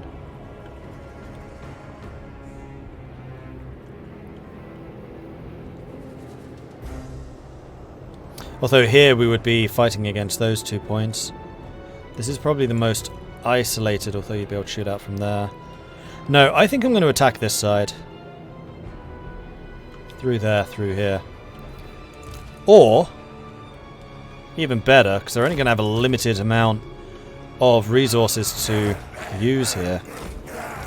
Nurglings. No, we'll do one in each. Nurglings. Nurglings. Nurglings. Nurglings. Because this doesn't work like the old school settlement bases. They don't get towers everywhere for free. They've got to build them. There's only so many they can build. They can't kill all of us, in other words. I can't deploy on that side.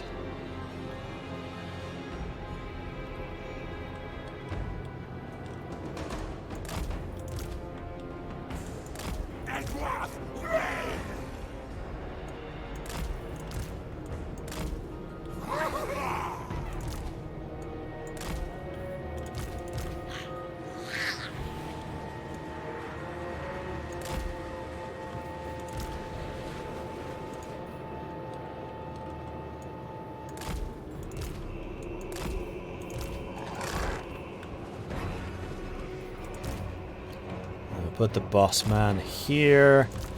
Put Groom over here. And then Corn.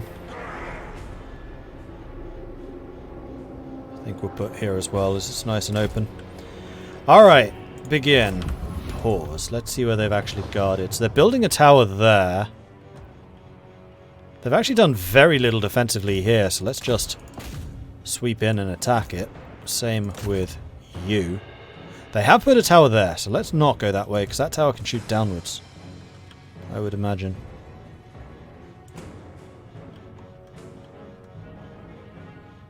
Yeah.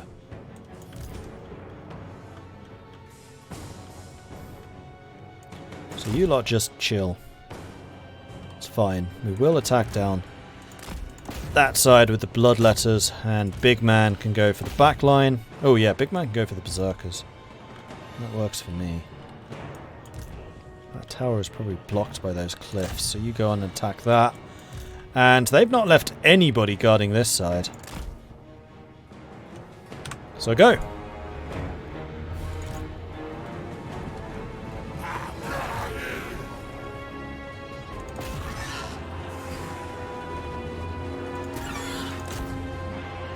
This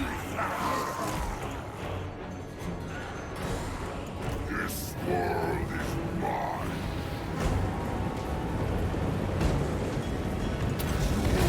Unbridled chaos. Alright, see how quickly you kill the berserkers.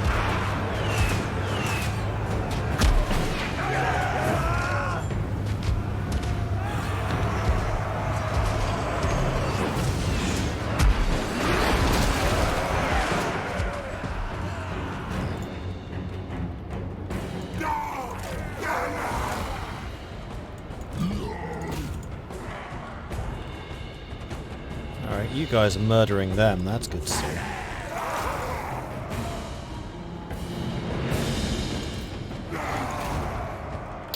Oh! You did have some archers there. Let's pull you back a little.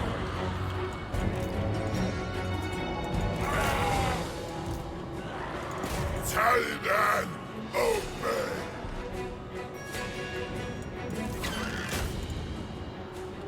Alright, looks like we've punched through here the most effectively.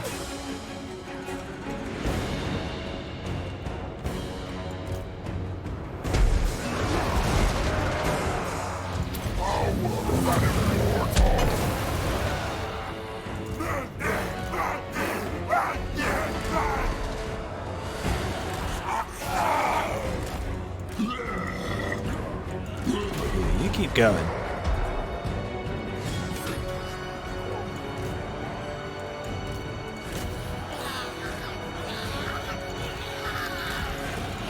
Let's go and make sure we take a couple of these capture points.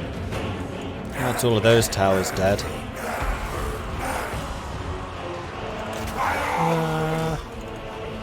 Nah, I'll come down here, help him. Big man's taking quite a lot of hurt. Although he's also inflicting quite a lot of hurt. And those were the berserkers.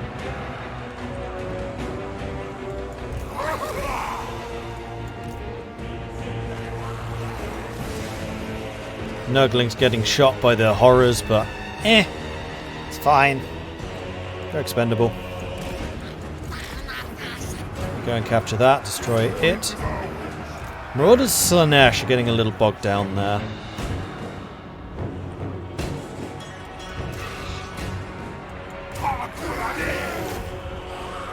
Chaos Furies.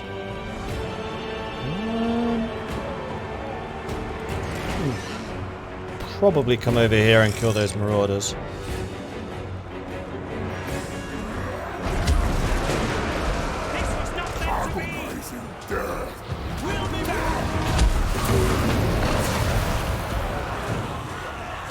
$111 kills. Very good.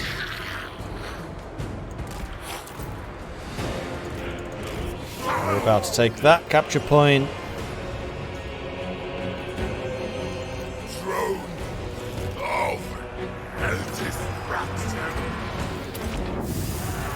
Let's go and heal up the Bloodletters of Khorne. You guys have dealt with that stuff, that's lovely. And come on through here. And the Furies are taking out the Marauder Horsemen en masse, that's good. Right, where's Big Man? Is this all dead? Alright, Big Man, let's bring you in over for this fight. Go and hit them in the back.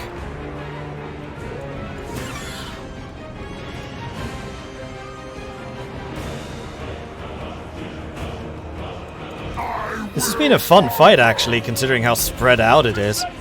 Usually these battles are super chaotic, but somehow this one's making sense.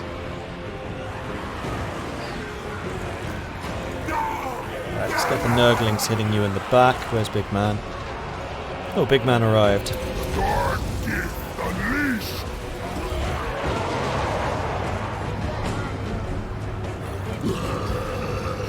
Bloodletter's having fun as well. Good, good, good.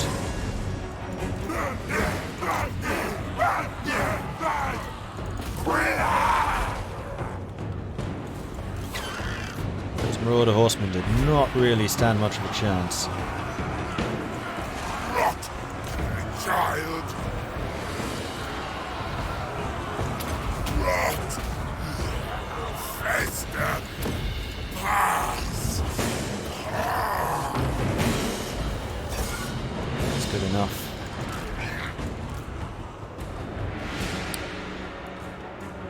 Can you attack the... Oh, yes, you can.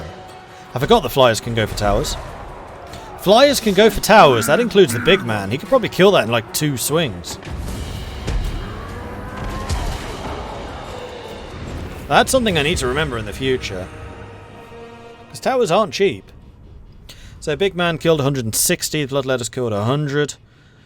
The Marauders killed 142. Chaos Furies 100. Chaos Hounds 100. This one I really got to give to Nurgle though.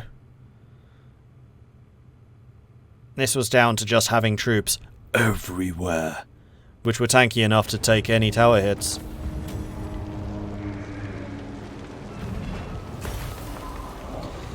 The whole hit them from every angle thing seems to be working quite well here. Yeah, I really much prefer this system of sieges. Like, I would not like to have been defending against that. Alright, so this one was going to go for Nurgle. Chaos lives here now. Nice. Daemon Prince. And the Longship Graveyard we can upgrade, which is good, because that means we can start adding This defenses. world will burn. Demon Prince. Let's give you another Infecting Presence, and respect to the north, then we can get Root Marcher.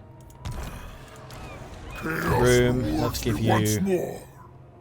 Scarred Veteran for some more hit points. Need to get you a way of regenerating. And we just unlocked a bunch of new stuff, which we will need to go and check out. Marvellous. Daemon Prince. And now we just need the Ice Drake Fjord, which is there. What's that? Despoil and ravage. Graylings.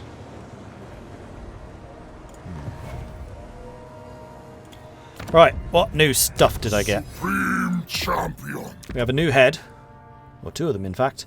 The Bellied Horns, or the Belled Horns, which is another call for power, splash attack damage. We get the Purple Son of Xerus, leadership and hit point buff. No, I prefer the Charging Horns. Or we get Arcane Mirth with the Featherless Beak, which is more power recharge. Zinch's Firestorm. Barrier hit points and melee attack. I think I still prefer what I'm doing though.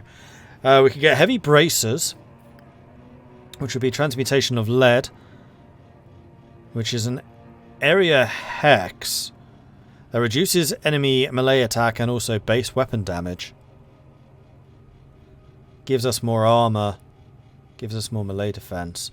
Heavy Armored Gauntlets give us more damage though. I mean, that one is tempting, I'll grant you that. Gate of Chaos gives us a unit of Blue Horrors. They are ranged. And then the Plague of Rust is an armor reduction. An armor buff. That one I think I will take. And then we have a new hand weapon, which is the Chaos Sword.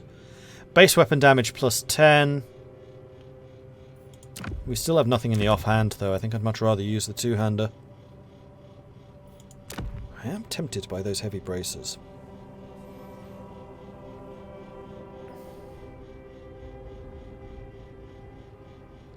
Base weapon damage will go down, but we can reduce the enemy damage, which means that he stays in the fight for longer.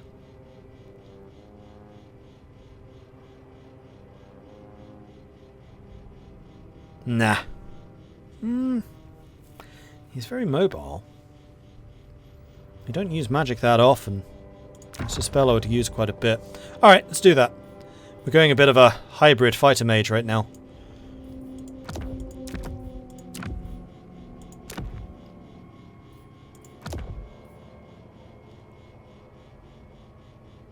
Oh, there's the Demonic Onslaught buff. 60 charge, 25 damage versus 25 charge, 15 speed. And another charge bonus. You know, I'm going to go back to the Demon Legs. Just for the initial impact. We can do 2 charge buffs. Although he's not very good at charging. Just the animations stay too long. Nah, we'll stay with the Light Greaves. I wonder at what point we'll unlock something new. We've got some new legs there. Oh yeah, mass armor and charge bonus. That's probably what we want to do. Zinchron's here, which is a lot of barrier hit points. We got trophied legs here, which is melee attack and defense, and then also demonic onslaught. could also be good. Oh, these are sets! Ah! Doom Shield, Trophied Legs, and Doom Sword would increase glory gained, recruit rank, melee attack. That's a set. Heavy Armoured Gauntlets, left and right, and then Cloven Creeves would be more armour for Bloodletters, recruit rank for Khorne units, and Khorne Corruption.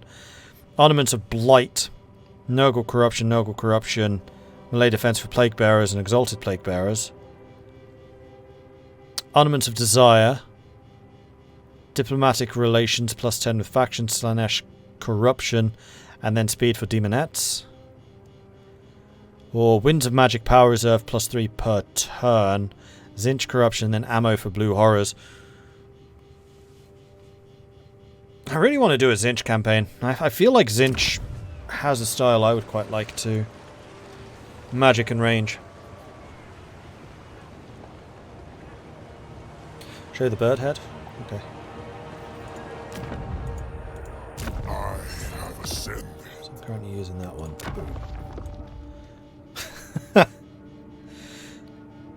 It's a big featherless bird!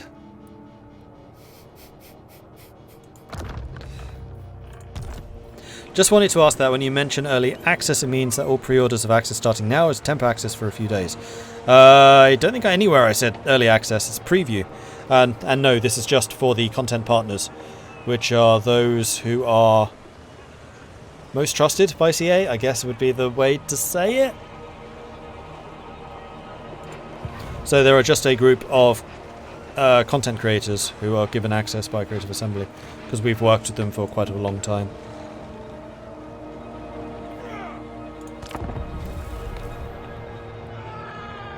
It is fitting for Quack. What, the beak? Well, you should have voted for Zinch then. Zinch is the caster, is the Birdman.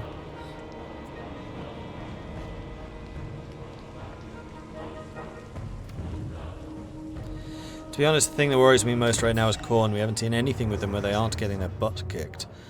Well, the media preview from a couple of months ago is not exactly a fair representation because it's Horde mode. And in Horde mode, the Horde have their hit points and damage reduced to make it feel like you're fighting a Horde.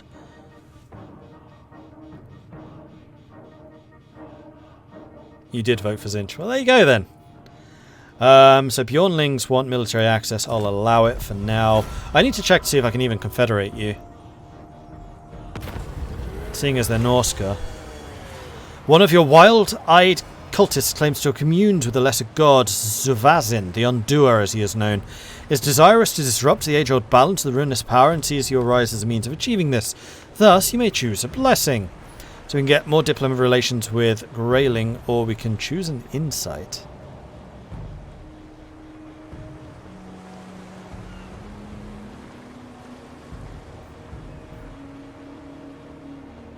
Oh, it's just line of sight.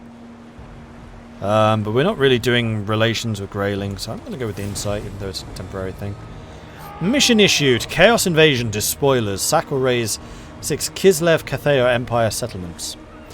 While fighting against your master's rivals furthers the great game, the true prizes lie south. The fertile lands and the souls of mankind. Send your armies to destroy and despoil. 20,000 favour. That is a lot of money. Northmen come. Right, you're still attacking Ice Drake Fjord. It's going to be annoying if you take that. Although you're not Bjornling, right? Who's the one that I actually like? You. To be honest, I'd rather be raiding, but you have my time. No, Norska I can turn into vassals, but I can't turn them into confederations. And all of this land is suitable climate to me. So all of this land is probably land that I want to own. Sorry, Norska. Wait. Oh, I can build anywhere. Chaos Undivided don't care. Everything is suitable.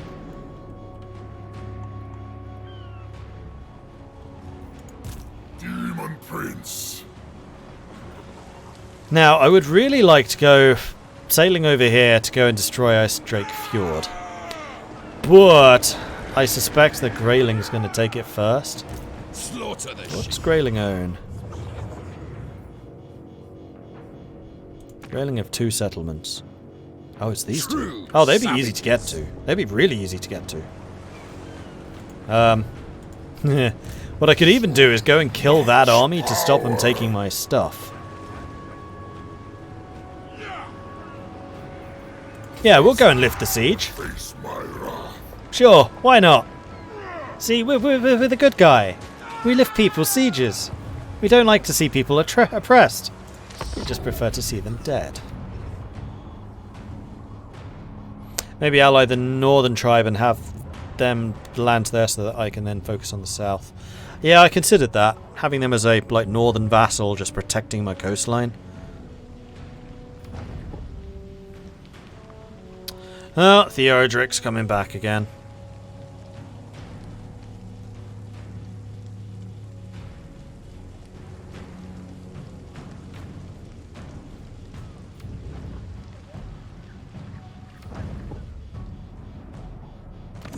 Go forth and obliterate in godly glory. What do you want?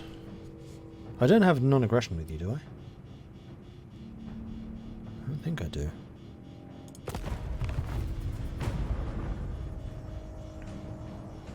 I'm sure it's the Northerners I have the non-aggression with. I'll need to check that though. Uh-oh. That's a lot of people going for Doomkeep. Except I don't think they are. I think they're going for the southern settlements. Wail before your god. Chaos reigns. Marauders all. Question. Grayling?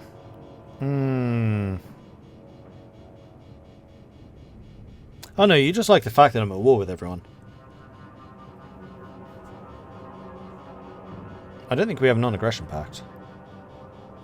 No, I would say. It's literally just beyond ring. Enter then. Are you after a drink, a fist fight, or both? Both. Both's good. There will be much blood for the blood god this day. Yep, my gamer chair needs lining.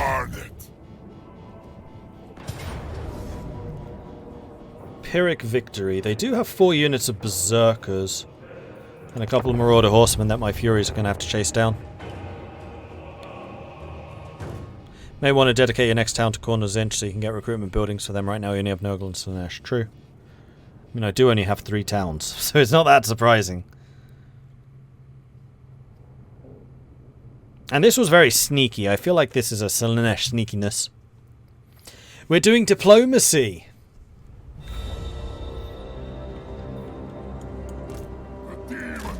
Or it could also be considered change. You know, we're changing from not enemies to enemies. Right? Right?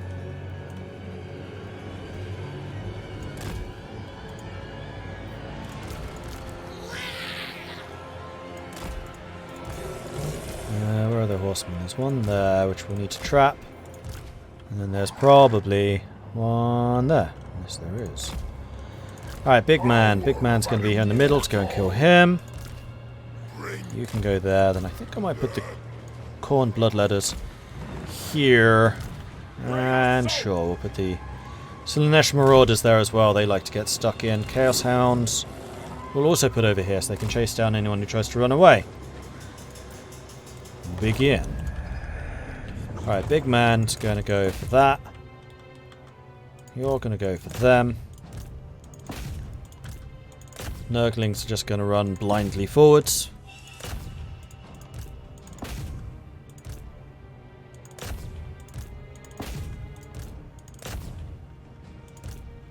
Charge! You're going to go for them. Right, you haven't got orders. Ranged guys don't.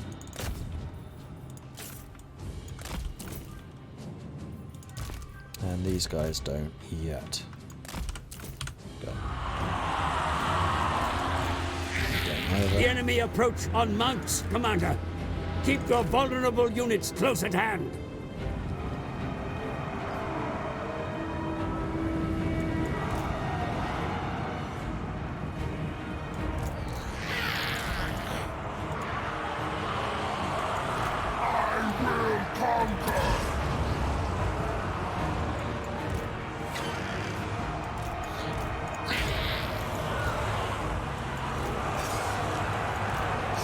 supreme demon.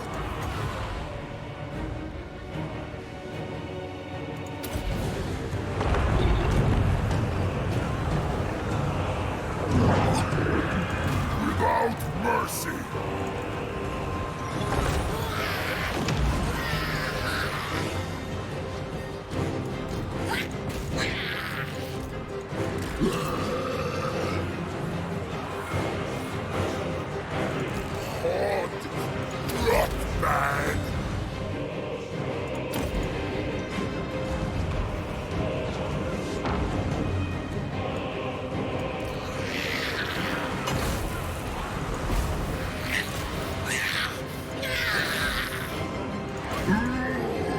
Oh, those marauders aren't.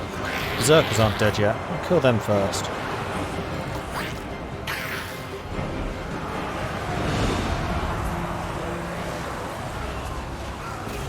That'll do. You go and shoot them. We don't really use magic, so I don't really care about magic recharge. Oh, except I do have transmutation of lead and plague rust now. Of course I do. The boss man's not going to last so much longer. Let's drop his armor so we can kill him more easily. Give you the charge buff.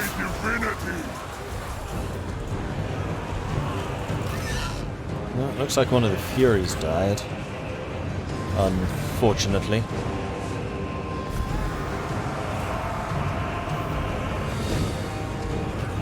Send the champion of chaos. Just punted him. We're playing football! And you're the ball!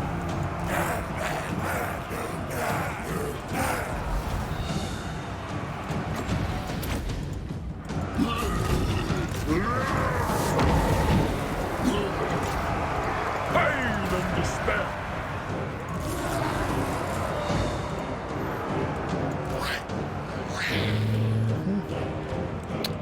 I think you guys want to come down here to go and kill him. Agonizing death. Actually, you know what? Stay there. Sent by chaos. Stay fighting them. It's fine. We use the horrors to kill their general.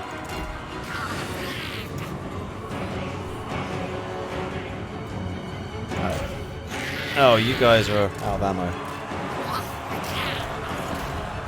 You still got full barriers, so you may as well get into the fight. There we go, he's dead. And shoot them. Record infections.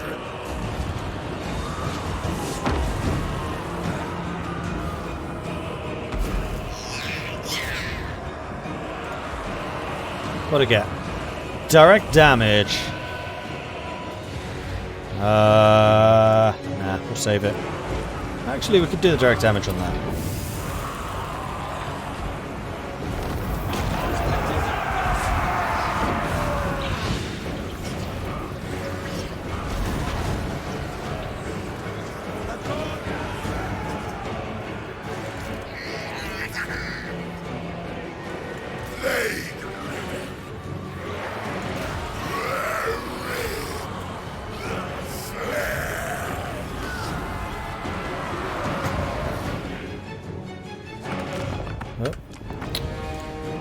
Right click cancels. That's all I need to know. Rot, child. And that's a charge. Let's go decrease your armor so we can murder you more quickly. And let's also bring in some more horrors there.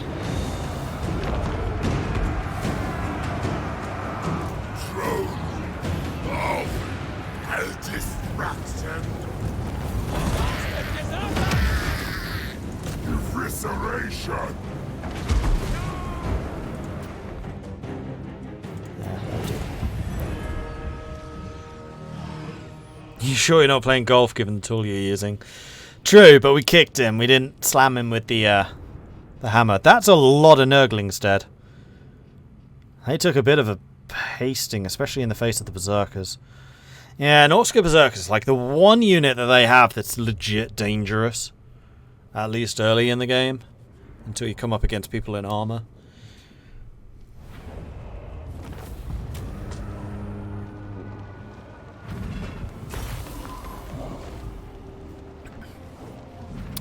Right, so, well, this is definitely not going to Nurgle. Definitely not going to Khorne either, because we didn't kill as many of them as I would have liked. So this is either Slaanesh or Tzeentch. We didn't change them from living into dead, so I'm going to go with Slaanesh. We had fun. We got the participation award. There we go. Khornite Familiar. Remember, you must kill, kill, kill! Also, we didn't actually take the town either. Hang on. Circle. Because I need to level you up. They must die. Right. Root Marcher, finally. Fresh tool of conquest. And then Groom can get hard to hit. No, you're getting the hit points. Scarred Veteran. Annihilation. Join the ruinous crusade. So we have to do this fight with not very many troops, and we have to risk these guys turning around and trying to slap us. It's a risk, to be fair. Should probably have tried to finish them off first. Do we have any body parts? Oh yeah, we do. We have a colossal mace. Ooh. They must die. Another head. Man, we're getting a lot of these. Masquerading Helm. Phantasmagoria. Leadership reduction, and it stops people moving. 10 armor, 5 melee defense, 5 melee attack. I think I prefer the attack ability. Wings. Ravaged Wings. Purge the weak. Speed, leadership, and vigor per second. Fizz, res, and speed. I like the charge bonus, though. And Colossal Mace. Bonus versus infantry. Armor piercing plus 5. Base weapon damage 75. So it's less armor piercing, but it does just more damage.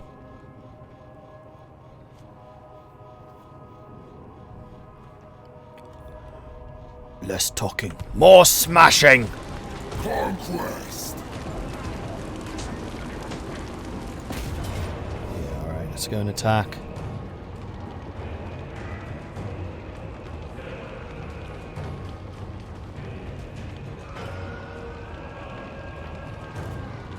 Gonna have to use the horrors pretty aggressively here.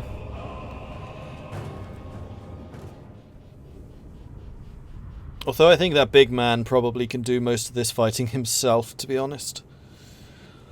Their units are not very strong anymore. Right, the most isolated outpost is definitely this one. So I think that's probably what I'm going to try and attack. Force an attack up this path. Or this one. This would work too.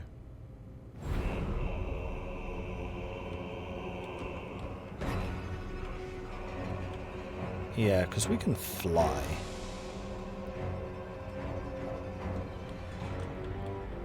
And we can attack up here with our faster units. Alright, let's do it. So the ranged units, I think we're going to deploy here. And then the Nurgle, Slaanesh, and Khorne. In fact, I think I might even put Slaanesh and Khorne in front. Yeah. With Groom. Boss man stands in the center. Chaos Hounds, and then Nurglings. You know what, let's send the Nurglings with these guys. I don't really care if they get shot. Dead cheap to replace. And you want to basically deploy to that. Where have they put a tower? There's a tower. Go smash tower! Show me your hell-sent fury, thralls. Show me brutal unchecked.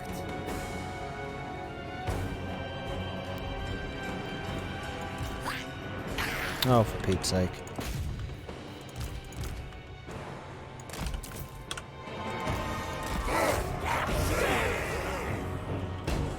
Supreme demon. Rot.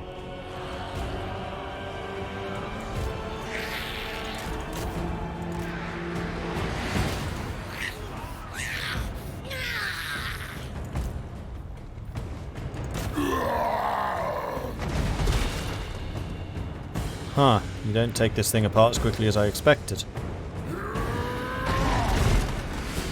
Like, at all.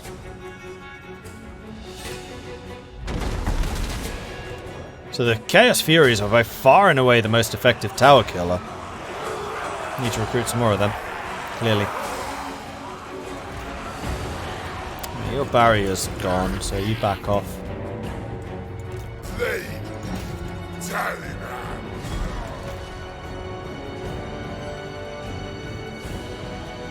He can't, he's a flyer. Flyers can't capture points.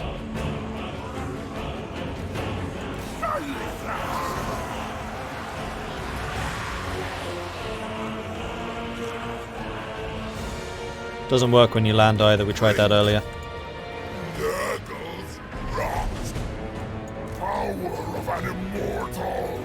That tower's not going to last much longer. It's fine.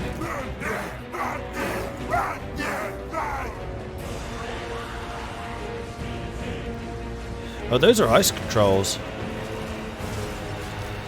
You lot are very effective at killing him. There we go.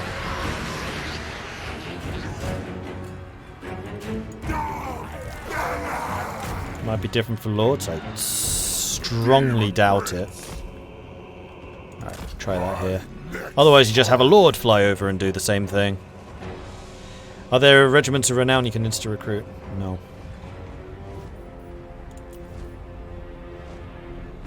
And landing. Nope, still no capture. Flyers cannot capture.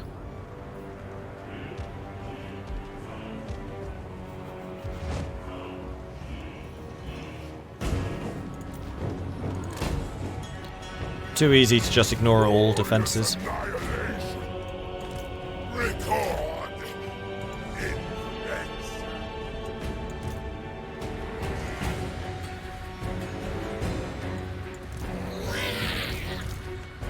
Alright, so barriers are recharging, that's good. Yeah, I feel like I really would like Zinch.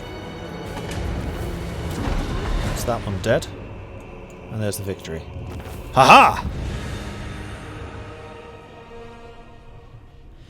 45 losses, 167 kills.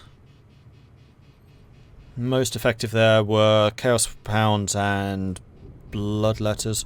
Although, to be fair, Zinch's dudes did quite a lot of damage too. In fact, no, Zinch's did the most. The Horrors. So, dedicating this to Zinch.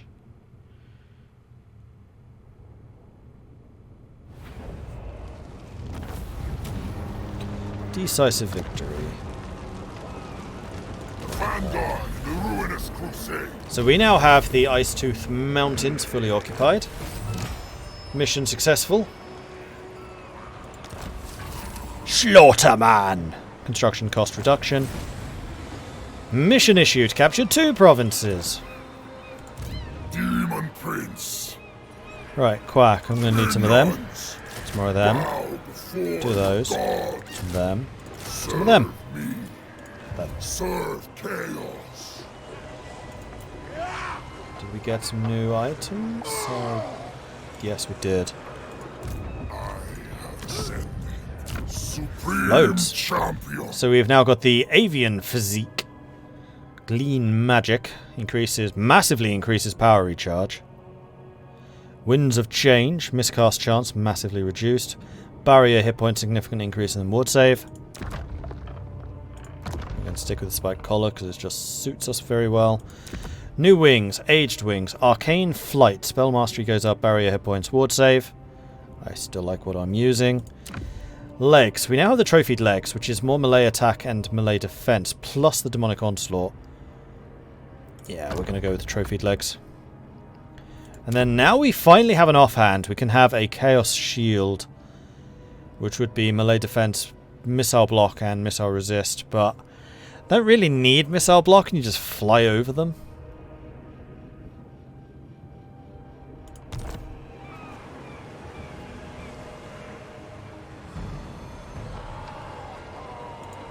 Okay. Good.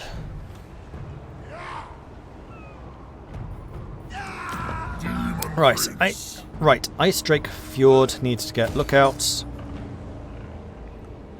Longship Graveyard will be able to get them next turn. And Doomkeep got them as well. So we're pretty tanky. Favour Zinch. Zinch glory gained. Chance of plague spreading reduced. Income from buildings increased. Extol Slanesh. Glory up. Control up. We do need control actually. Revere Nurgle. Campaign movement minus 20 for enemy units and we get more growth. Corn. Recruitment cost down. Local recruitment up. Or Foster the Cult, Chaos Undivided, Corruption, and Corruption Adjacent. I'm actually going to go with Corn, because we're trying to recruit units at the moment. We need a lot of them, and we need them quick.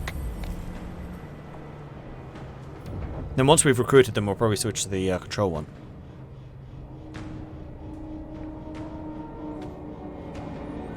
That's the plan, anyway.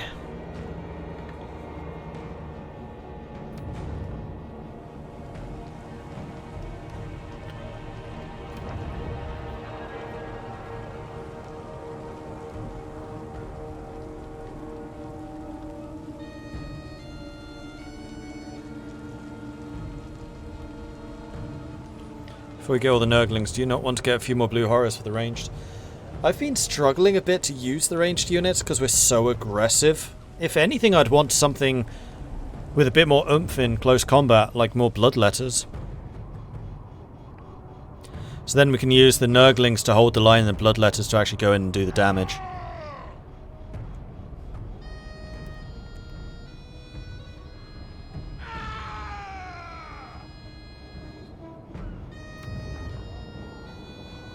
Hopefully the other factions have mechanics just as interesting as the Chaos Demons. Well, if you check out the first 6 hours of this stream, you can see Cathay. And everything that Cathay can do. And it's a lot. Cathay can do an awful lot. Concerned that you do not favour them, one of your followers requests that you brand their flesh with a ruinous rune of your choosing. An agonising experience of surely prove their undying loyalty. So Mark of the Great Beast, plus 10 melee attack for the Groom. Or speed. No. Great beast, for sure. If the 8-pronged Star of Chaos is burned to the Screaming Fiend's hind, they will know rage as never before. Ice Court has Confederated Brotherhood of the Bear, so that is Catherine expanding. That's Kislev, that's a bit bad for us. You know nothing! Jon Snow. Hellish power. Both of us are just recruiting as quick as we can. Kislev's fallen champion. But I think I'm growing quicker. Right, our Longship Graveyard is going to get defences. And now we can just start turtling up and tanking up. Cool. So which factions are currently playable for me? Just Cathay and Chaos. Tomorrow though, tomorrow is another day, and with that, new embargoes. So stay tuned to tomorrow's streams to find out what those options are going to be. And I'm just going to double check my schedule. I think I'm doing a double stream, or am I doing a single with something else? Tomorrow. No, I'm doing the sponsored stream. Of course I am. So the first stream is going to be some more Total War Warhammer with the new factions. And then after that, at 10 PM, I am doing a sponsored stream for Humankind. New Humankind DLC. All of the things are happening. February is going to be an incredibly busy time. So Humankind DLC I think releases tomorrow. Then we've got Warhammer 3 in early February. Royal Court in early February. Magic blowing strongly across the skies. Their energies course through you. Your Daemon, okay, so Winter Magic here, yeah, that's magic-y stuff, cool. They ran away. They're going north. They're raiding me! Can I reach you and kill you? Because I reckon I could do that now. No. But I can start chasing you at the very least. To make you perhaps think twice about hanging around and looting. I require further thralls. Could get some more. No, I decided that I much prefer the Join Nurglings. the ruinous crusade. Yeah, that's fine. Alright. What else are we able to build? Nada. We're still fortifying. Yes, I'm limited to 50 turns.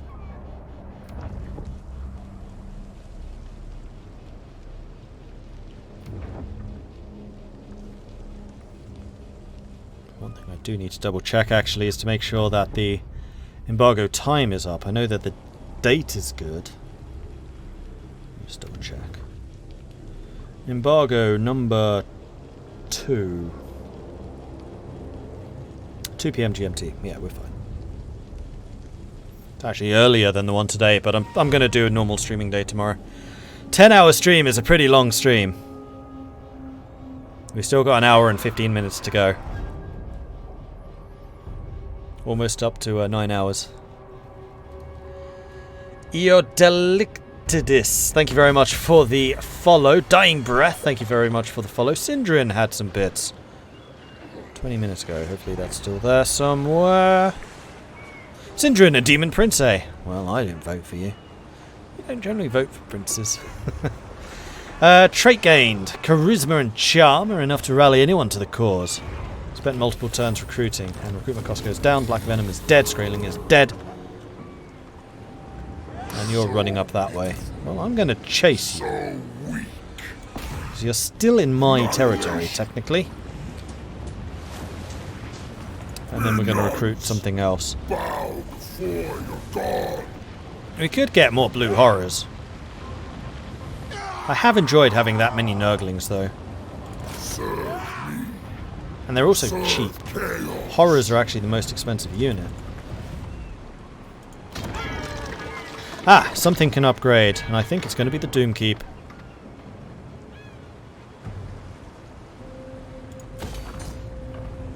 And control is still problematic.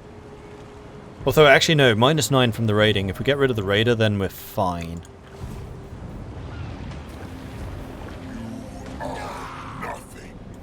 And we can also change the thing to Slanesh for the control. And that'll help us recover. Drink tea from Prim Yosef before the tea gets cold again. And that cap is already pretty cold, but hopefully the tea in my teapot's still pretty good. Yeah, that's fine. The wonders of a tea cozy.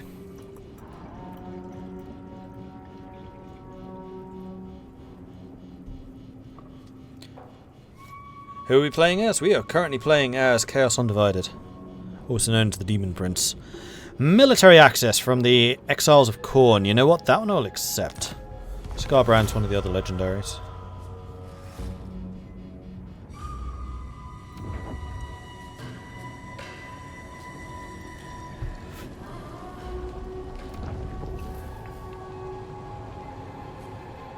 Oh, he's actually going for it. He's attacking the Bear Blades. And Elendling can't decide whether he wants to go north or not. North or south? North, south, north, south, north, south. Which way to go? Nobody knows. There's Bjornling. Greyling's still running for it. Oh, he's force marching now. The Stig.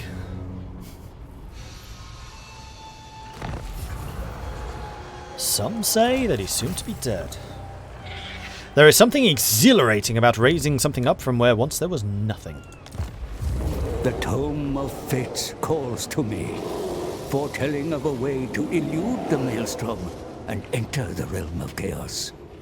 The dying god will roar again. We must prepare. Muster an army that can withstand the terrors you shall face. Defeat 6 Kislev Cathayan Empire armies in the field. Gain a bunch of money and a bunch of glory. And we now have access to Cloven Hooves, which I think is going to be another fighting thing. Let's take a look. So we currently have the Trophied Legs. Cloven Hooves is more charge bonus, a significant charge bonus. Speed and base weapon damage, although that is a charge bonus 60% as well. No, Trophied Legs are just better. The only thing that this really gives me is the 5% base damage and speed. Nah. Daemon Prince. Ah, choices must be made. Do I come back and defend the Bay of Blades? It has a garrison.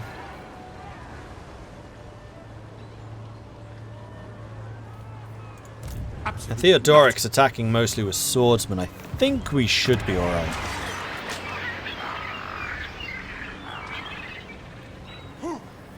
Yeah, we have some Chaos Warriors there, and we do have a hero. The Allure-S. I will drink from your skull. Leave only gore. So we're going to take the Monolith of Cthulhu and then Grayling Moot. And then at that point, I think I can probably turn my gaze southwards. Unless I want to just finish off Norska.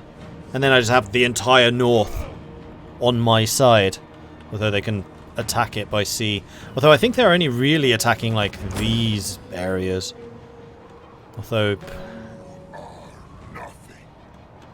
Pack Ice Bay. This is all Bjornling. Yeah, these are all the guys that actually like us. We might try to just confederate them. Vanaheim Mountains. Not confederate, vassalize. How likely is that to happen? What? They don't like us To as be much honest, as they I'd did. rather be raiding, but you have my time. We could get a defensive alliance. Well, as long as we're non-aggression, they're not going to attack me, probably. And we can just stay chilled until we don't. Go for a fully secured north. It would be a good source of income. And resources. But I would have to get rid of the non-aggression pact. We haven't had it for that long. What does a vassal do? Whatever you tell them. It's basically territory that they all guard for themselves. And maybe go on raids to attack somebody else. And I think they pay you a fraction of their income. Which, considering Norska rely on raiding, is not going to be a lot.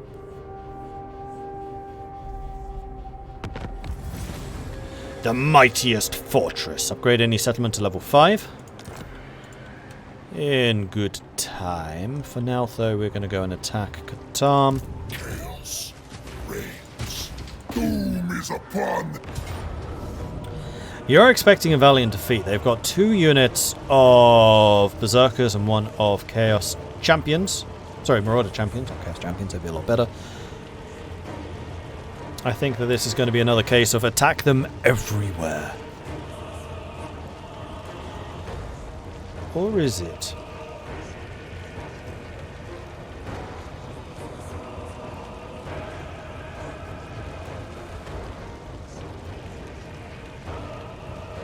Yes. Draw it out. I don't think I can really afford to. We're being sieged in the south, and I do want to have this army turning around to go and deal with those besiegers. Because I think what they'll do is they'll attack my city, lose, and then just sit there raiding.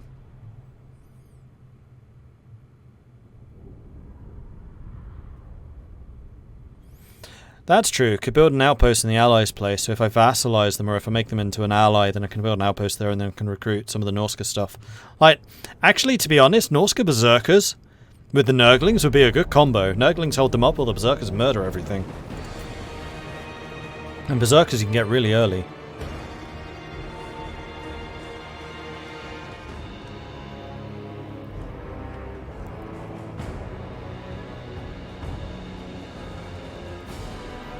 This is a very vulnerable location. Very, very vulnerable. I think I'm just going to hit them in the south. Yeah, we're going to do that. So, deploy. Deploy.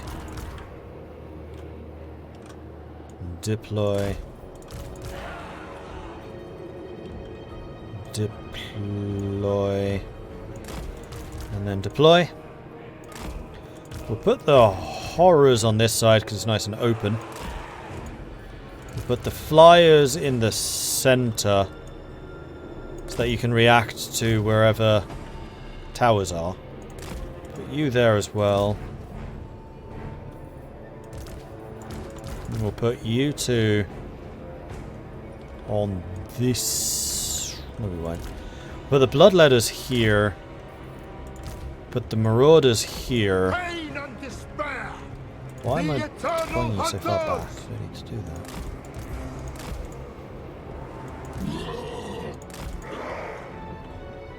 Who's left? Groom. You have support. You have support. You have support. You don't. That's everyone. Begin. Pause. Charge. Charge. Charge. Oh, the Norscan wolves, I forgot to do. The Norscan hounds. You go and take that base. Just nobody seems to be guarding it. Charge. Charge. You just go and rock up to here and see what happens.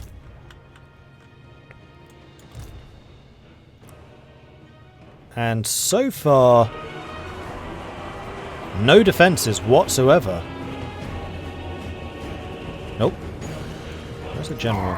General's all the way up there.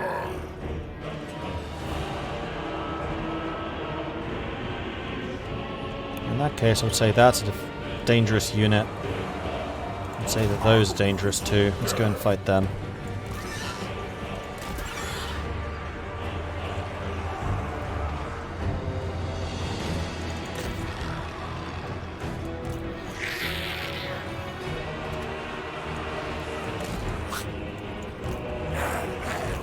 You know what? You go and help out against the trolls.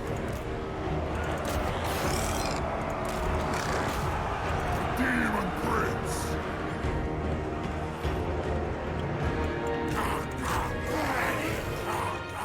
I want you to get your charge buff.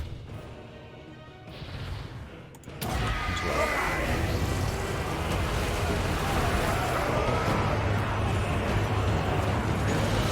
'71 charge bonus. Should be able to take down those trolls pretty quickly. Also, Burning Rage does fire damage. And from what I understand, those types of trolls don't really like fire damage. Wow, have I already lost one Fury? I have. I'm not building any towers, they're just doing barricades.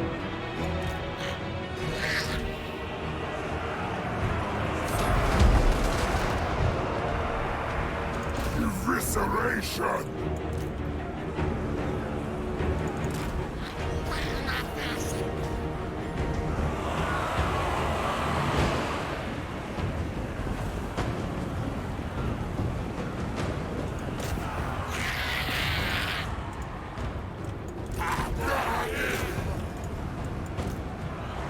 Yes! A place of conquest. Eliminate them.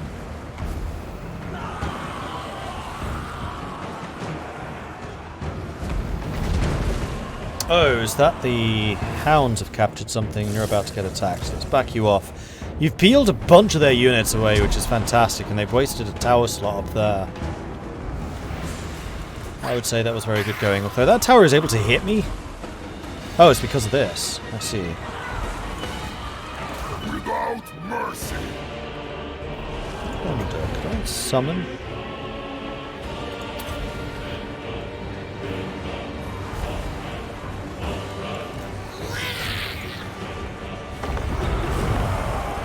Daemon Prince.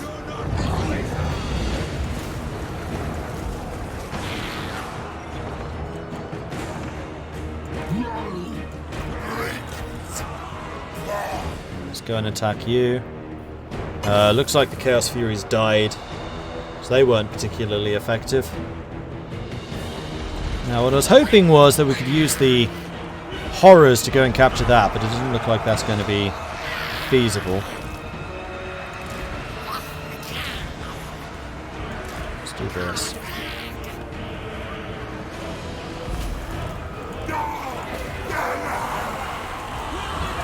Alright, you go and murder them.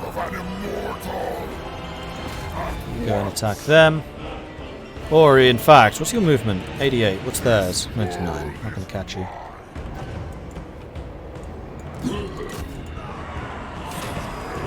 There we go, captured you. That's been destroyed. Let's go and take that. Why not? Force them to attack me.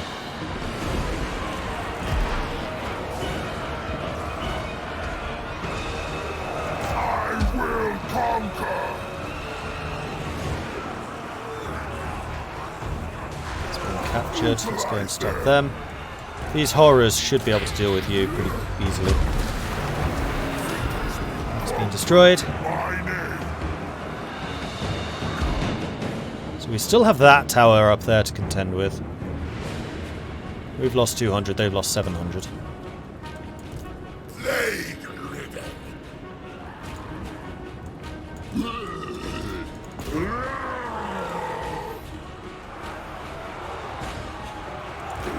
Stop throwing axes at me, that's very rude.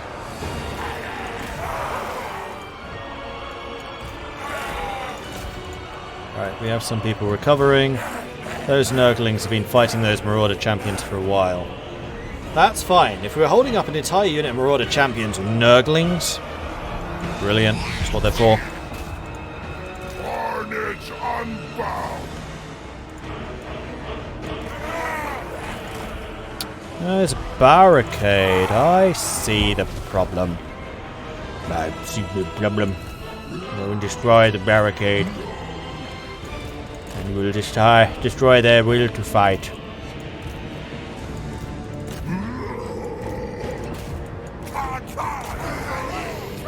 Or something.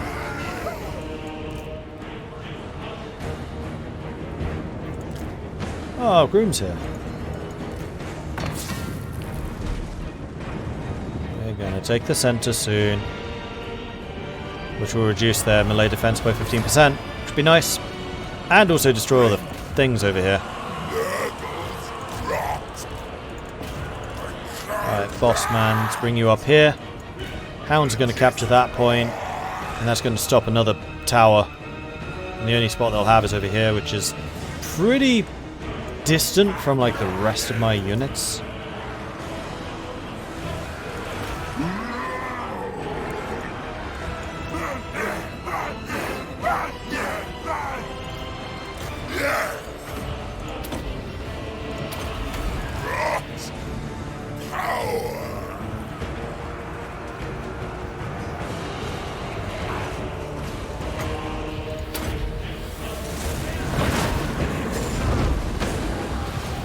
Charge buff. Charge buff.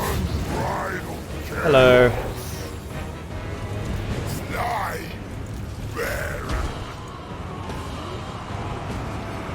So one of these big boom.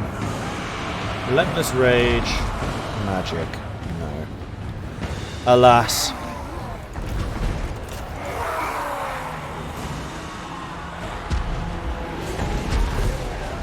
Daemon Prince.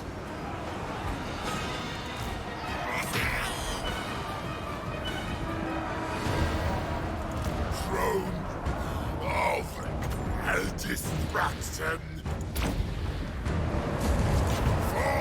Here we go.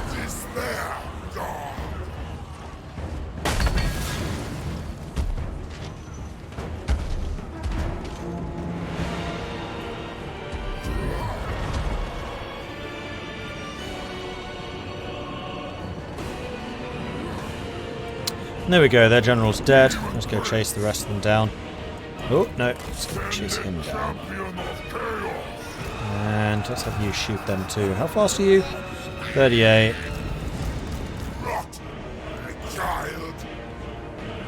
And they do have a tower over there, which you lot could go and capture.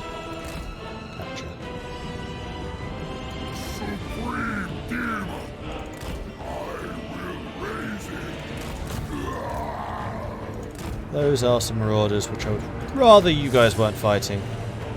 Although, I could just bomb you.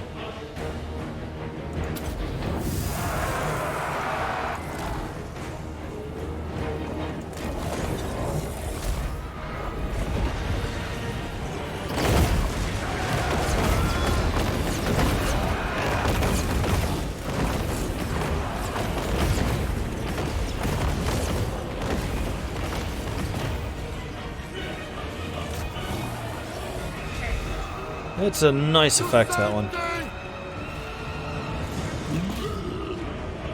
Ooh, we have some more Marauder horsemen there, eh?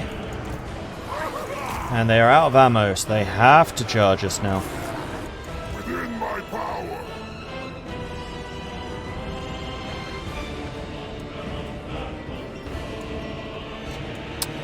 have a bunch of marauders down there, annoyingly. Ah, there's the victory. I was going to say, their morale's got to give out at some point around here.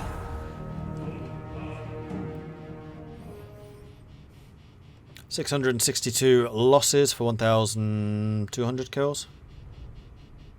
231 on the bloodletters. Horrors also did alright. Slaanesh units did terrible. Nurglings weren't amazing, and well, no, they did their job. The Chaos Furies were bloody awful. I think I sent them in too early.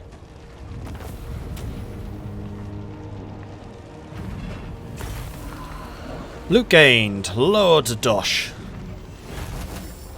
Pays for the army for a bit longer.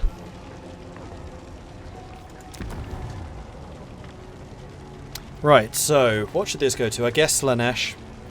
Even though the Slaanesh guys did terrible, just so we can recruit people everywhere. Assured Assailant. Leadership aura size +10. Leadership +2 when attacking. Quack leveled up. We probably also gained some new stuff. Right, what can you do? You can get Lightning Strike, which isn't really that useful. Vengeful Companions. Upkeep production for Khorne. Okay, so this is just upkeep production on everyone.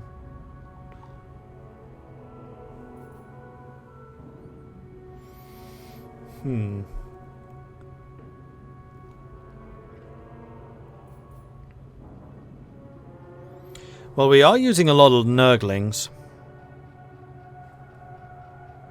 Mostly because we just haven't unlocked anything else yet.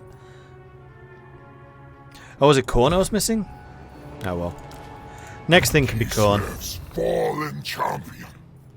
And we have a new torso, which is the Chaotic Body. Foreboding Ignition is another explosion. Armor, spell resistant, melee defense. Nah.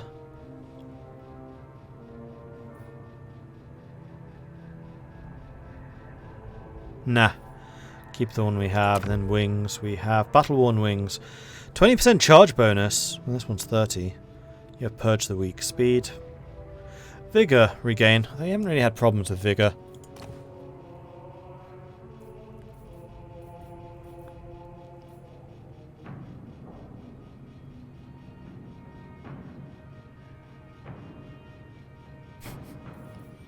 Nice try.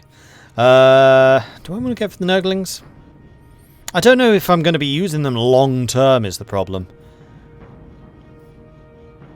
I mean, I guess if we get the 4 skill points, then I can get the Toxic Resolve just to make them cheaper.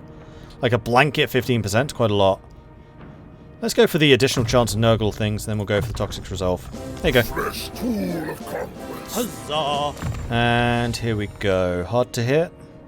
Melee resist? Sure. No. Scarred Veteran. More hit points! Now. Daemon Prince. Do we actually have a way of giving you regen? Yes. Locus of Fecundi. 3 use. Heal per second. For 11 seconds. That's 10% of your health healed, so 30% total. And also Vigor Restoration.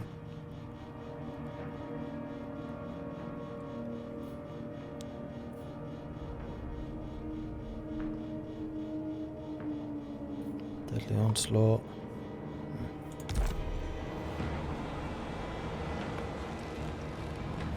Brooke, thank you very much for the 25-month resubscription. Very much appreciate that. Thank you. Do you have access to all the playable factions right now? No, I don't. I only have access to Cathay, Miao Ling, and Daemon Prince. Won't Nurglings be replaced by Plague Bearers in the long run? I don't know. Haven't used Plague Bearers before. Don't know if I like them.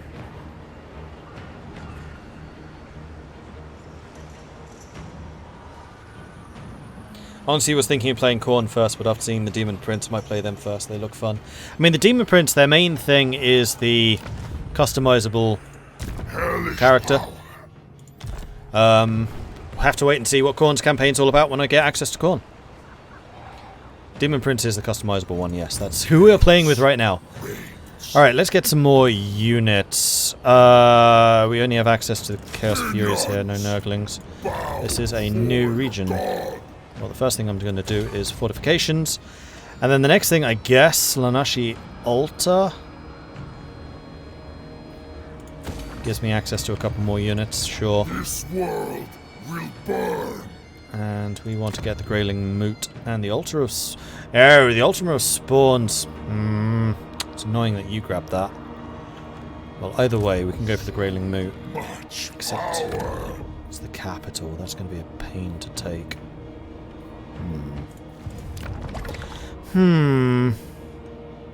It's too bad that all of these are ports. Although I guess the ports give more income. Yeah, they do. Which means that Doomkeep should grow very quickly. Supreme champion. Grayling Moot's going to be a port. Altar of Spawns is also a port.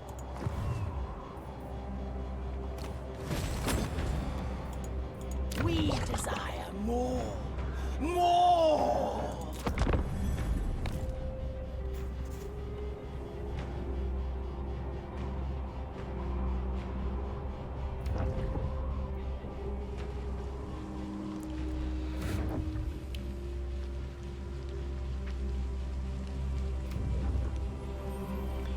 Reichland, we can see the Empire. There's Karl Franz, in fact. Can you confederate the other Chaos factions? Don't know. We should check that for Skarbrand. We can't confederate Norska, we checked that already.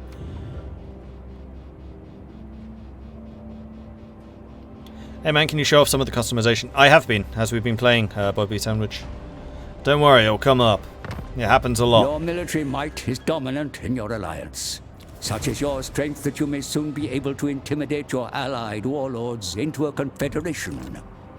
Such an agreement would see their kingdom dissolved and permanently added to your own. Is Archaon in this? I don't know. Right, what was I doing? Sorry, my mental faculties are starting to get a little worn. Been going for 9 hours now. I was going to check if I could confederate the Exiles of Khorne. That's what I was going to do. No, I can vassalize them. I can't confederate them. Crimson Skull. Crimson... Nope, can't do them either. So, I don't know why it's talking about confederation. It doesn't look like it can actually do that. I think that's just a generic, hey, there's a thing you can do. Right, Bay of Blades has been under siege for a long time. So your garrison's starting to suffer. So what I should really do is have you guys force march and try to get back down here to save you. I don't know that I'm going to get there in time though. I kind of doubt that I will. So that's going to be another 1, 2, 3 turns away. If I force march, it's still 3 turns away. So at least this way I can be recruiting as I go. And we can get Nurglings again. Let's get some more of those.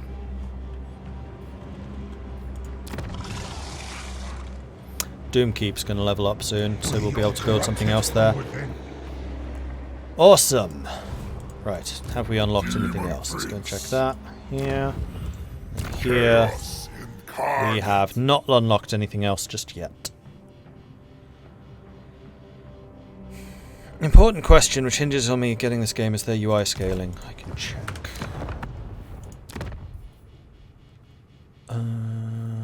Display. Advanced. UI scale is locked to 100.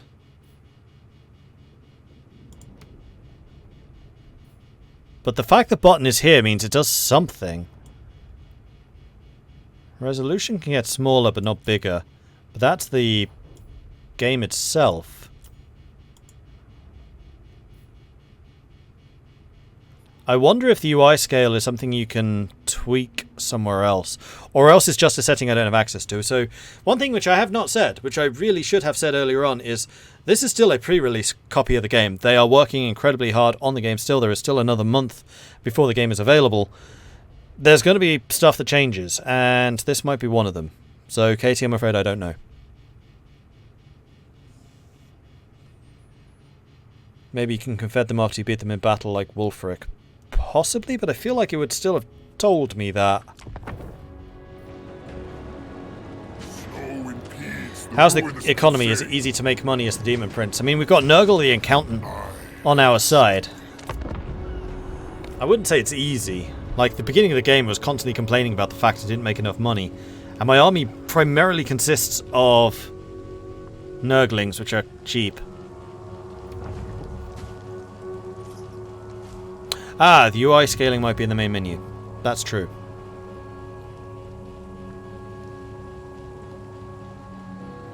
If it's like 1 and 2, it only changes if you go 4K, then you can go up to 200%. Ah, okay. The map looks really nice. They've done a fantastic job with the map. Like, this area we've kind of seen before, but the Cathay stuff. So, if you're interested in seeing, like, the really new bit, which is Cathay, then check the first 6 hours of this stream. We were playing as Cathay then. A shimmering rift appears, beyond which lies a zigzagged floor bounded by crimson curtains. The room is empty, save for 4 bone-white plinths, each of which bears an eldritch icon. The Dark Gods wish to know where your loyalties lie. So we can take the Howling Chalice for Khorne, we can take the Moaning Vial for Slaanesh, we can take the Screaming Tome for Tzeentch, or the Droning Tumor for Nurgle. Well, the only faction we actually know is Khorne, so we're going to take the Howling Chalice. The Dark Prince wishes you to become a Darkling Prince. The gift of the Silver Tongue is yours. Seduce in his name. Unlocks the Seduce units feature for all of your armies. Okay. Is that one of the things we just unlocked here? Slaanesh. Yes, it is. Oh, I didn't even realise we had access to this. So, Khorne, leadership and fighting against Slaanesh. Weapon strength fighting against Slaanesh. And we can get a Blood Reaper. Bloodletting feature. Leadership fighting against Tzeentch. Leadership fighting against Tzeentch, we get a Plague Ridden. Switchable Plagues. That's the plague stuff that we just unlocked. Let me guess, you don't like Khorne. Leadership fighting against Khorne. Melee attack against Khorne, we get the Allure S.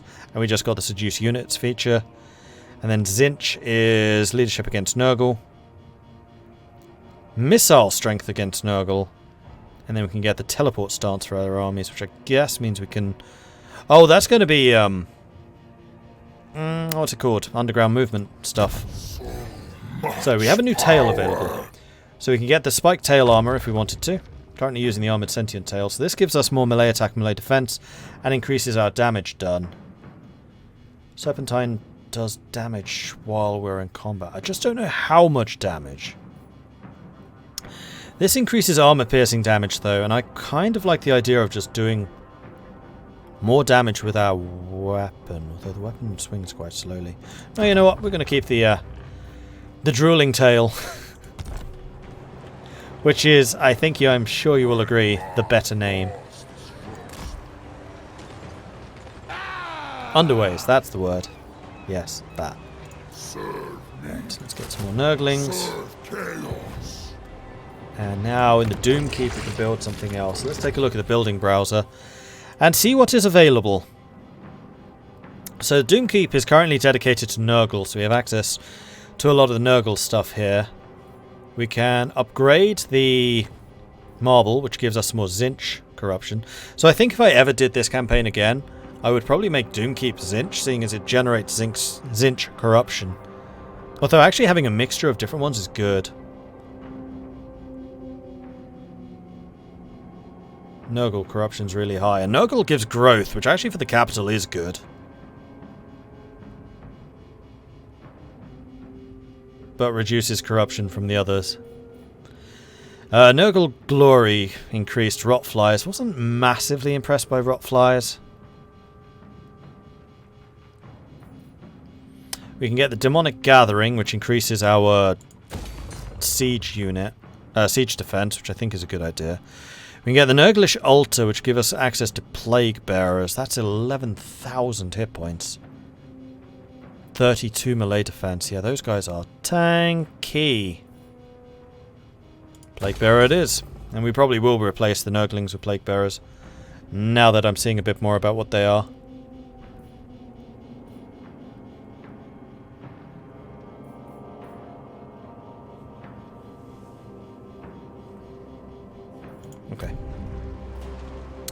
By playing the customizable Lord, can you unlock different units from the different Chaos factions? When you pick one of the Chaos Gods, you restrict to just one faction. Correct.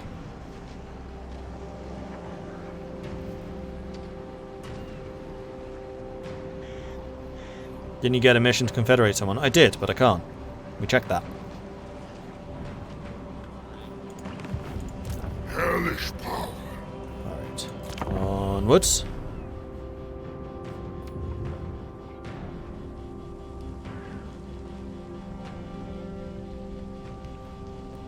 Scrag the Slaughterer. Scrag's one of the other legendaries, I believe.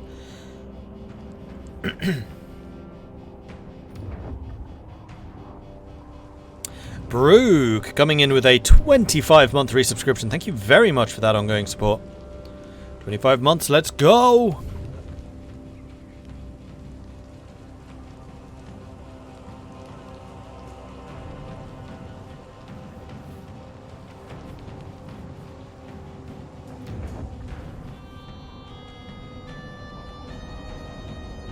Hammer Thane Frost.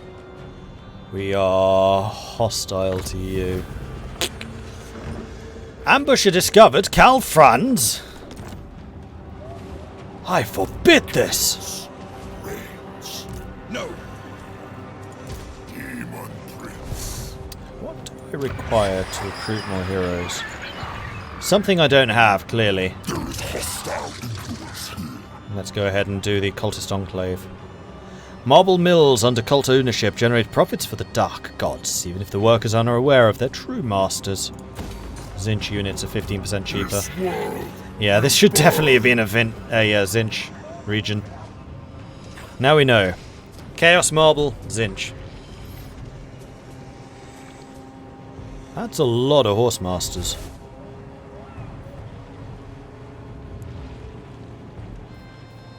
You are not the real threat. You are the threat. We get here next turn. Garrison here is half strength, so I think that unfortunately Theodoric is probably going to attack me next turn. Although his own units are also taking attrition because he's got the plague. Ha!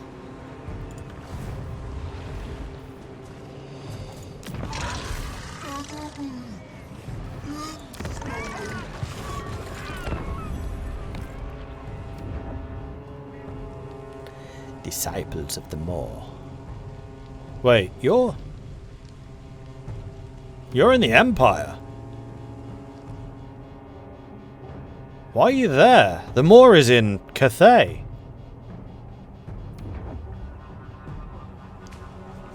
Bejeweled greaves and arms spikes. We got some new bits. Oh, and he's running. He's decided it's not worth it. Bay of Blades held. And now he's going to take the plague home with him. That's awfully nice.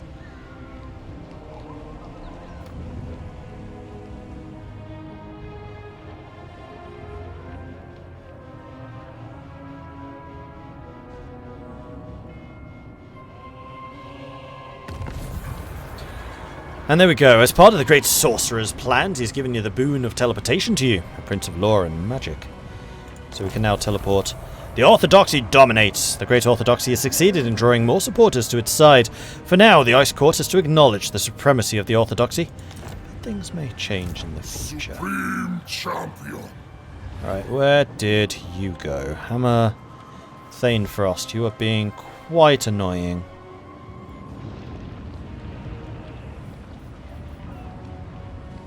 Right, teleport. Let's see what it does. Winds of Magic reserved to move 40. Teleport past terrain that would normally be impassable.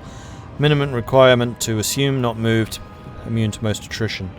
And we can see here how much Winds of Magic we have stored up. Oh, that's changed. So you generate Winds of Magic on the campaign map and then you use it in the battles. And I guess if you have high Winds of Magic, then you can use a lot of campaign movement and leadership. And then you can spend it to do teleport. Which right now isn't that useful. But if ever I was like here and wanted to teleport down to there, I could. You aid my conquest. Dark death. Alright, let's follow you to make sure you're not about to go after the monolith of Katam. Which would, honestly, just be annoying. Oh, and we got some new bits we need to go and check out. So we've got left arm, which is the arm spikes. So melee attack +3, melee defense +5, armor piercing weapon damage +5. I mean, we have the transmutation of... I haven't used this at all. I think I might go back to the heavily armored gauntlets. Big armor buff, big melee defense buff, big weapon damage buff. Then we also got the legs. We've now got the Bejeweled Greaves, which would be a bunch more barrier. And Demonic Onslaught.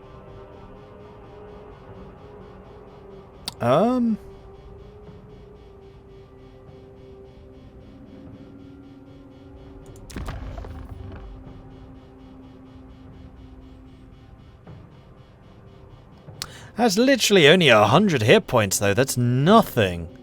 That's like one hit. And you don't go in and out of battle often enough. No, that's really not worth it. I think I'm going to keep the trophied legs. Like, maybe if I had more pieces, like if the torso had the barrier and we'd probably have like 500 or 600 hit points, and maybe... Like, how much of a barrier do you get? Yeah, so you get 1,400. That's worthwhile.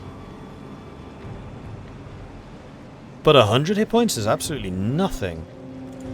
Hopefully the higher levels of Zinch gives you a bigger barrier. I'd imagine it probably does. Alright. Onwards. How many hit points if you stack all the barrier pieces? I mean, the torso is 300. Wings, I think, were like... No, the head was like 200. So I think you probably get 500 or 600.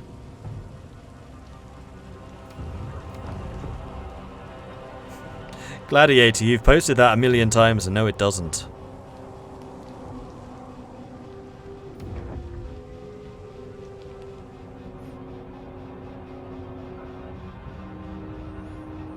Thorman Björk. Saul is not Yes, it is hostile. You just double attacked me. How rude. Ah! And we can spend money to seduce some of their units away.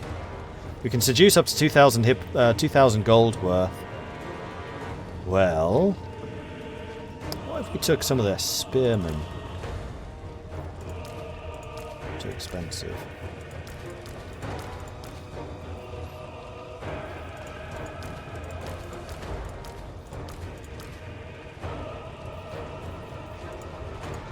Can't seduce their generals though. So how about we got one of their spears? We'll go for one of the...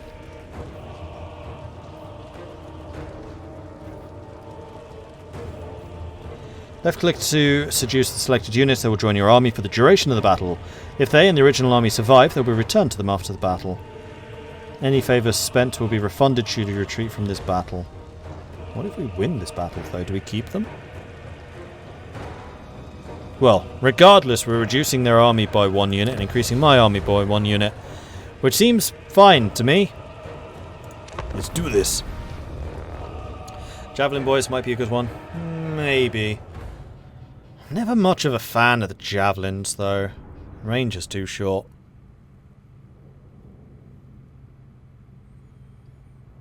B. Tadlock, thank you very much for the follow. Welcome to the channel. This will hurt. Maybe.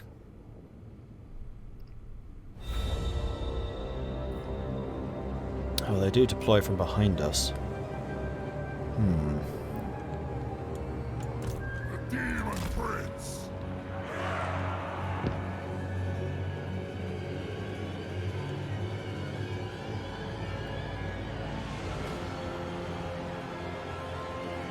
I think what I might do is just deploy here and just try and take these guys down as quickly as I can. With just a mass frontal assault by the Nurglings. And we'll go with the horrors over on this flank. With the flyers here. Spearmen can come over here. And the hounds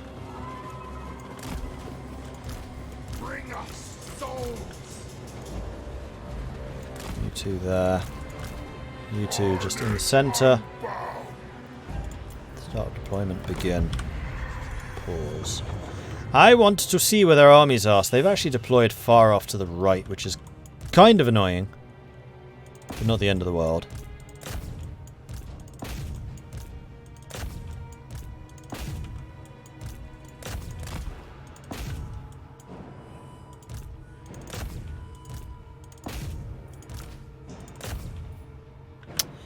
And these cavalry are going to be very hard to hold down.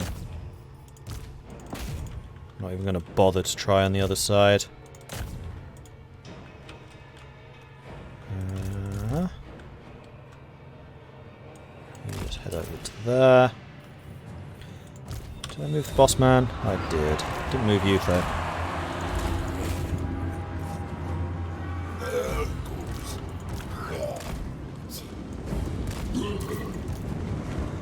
You know what? Go and kill their general. It's level 7 already.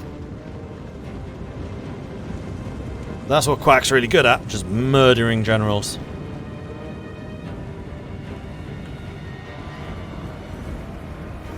Murder, death, kill.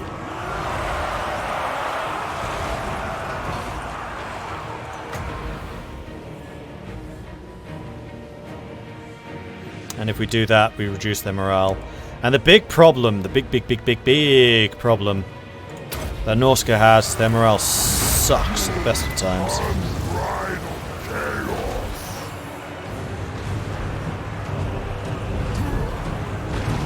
Oof, look at the health go down. One hit. BAM!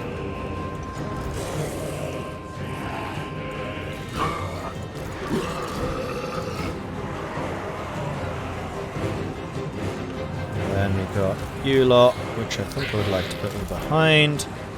How long? 40 seconds. 40 seconds of unrestricted murder. Souls for Slanesh! I will conquer!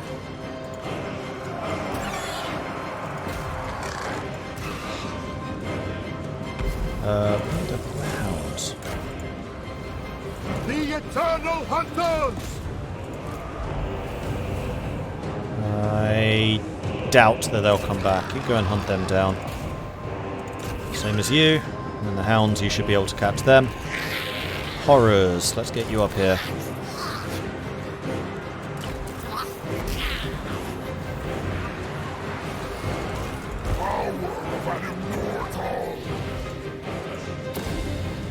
Let's just drop another debuff on them. Alright, their general is... Oh, he's mounted. He's going to be annoying to catch. Speed 78. I'm speed 88. I will actually be faster than him.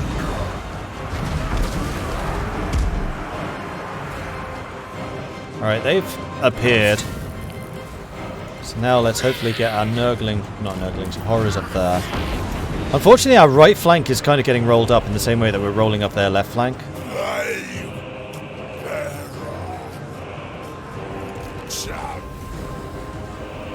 Alright, Spearman, put you there. Buy us some time. Yeah, I'm not going to be able to do anything about that guy surviving. You, come down here. Flyers, you two are not doing anything. Take out those horsemen. You've also just finished. Good stuff. Come over here, kill those horsemen.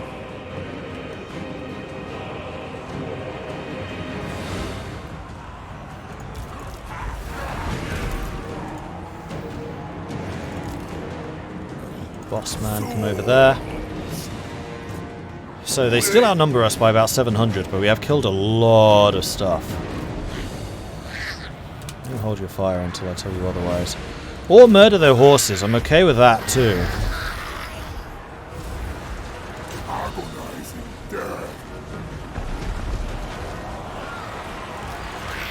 Oh, pause.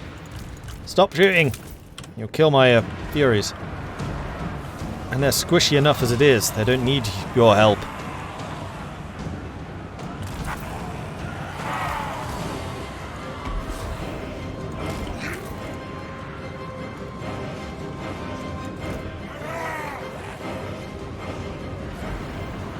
Alright, those Marauder Horsemen don't stand a chance.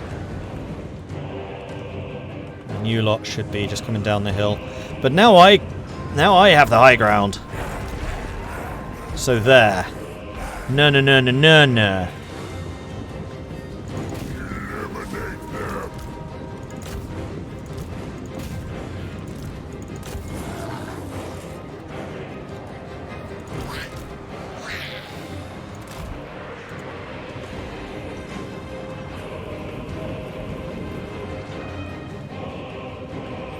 Want to make sure that these guys can't get into any mischief from behind me.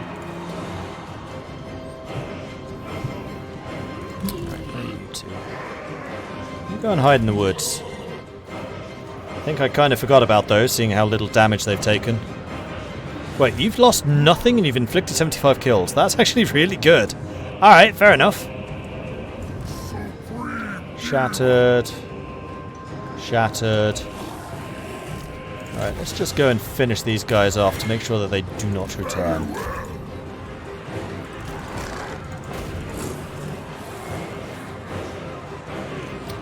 And I'm going to say you lot are now open to fire at Will.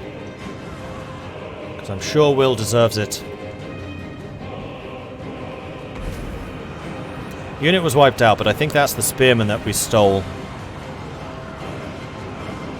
Sorry if this answer is somewhere. Do you have to have Chaos Undivided for Warhammer 1 to get them for 3? No. Everything in Warhammer 3 so far is standalone.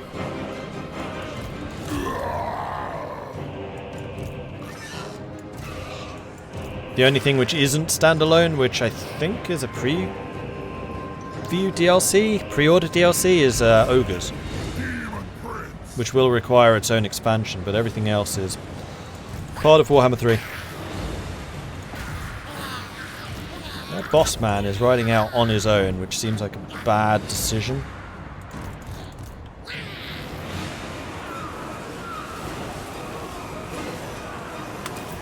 I don't think they'll come back in anytime soon. You can also get stuck in. Why not?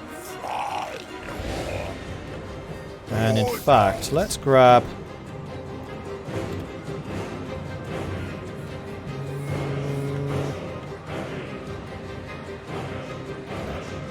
Oh, hang on. One thing you lot can do is kill those bloody horses.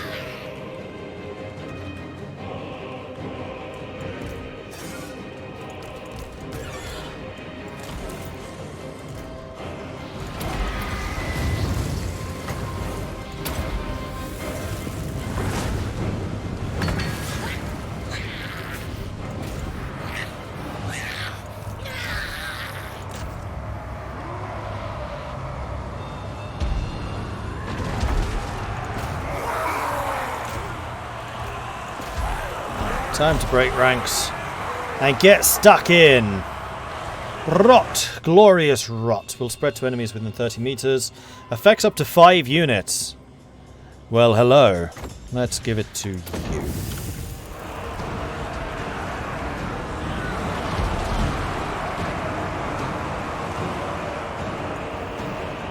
Oh, they recovered. Interesting.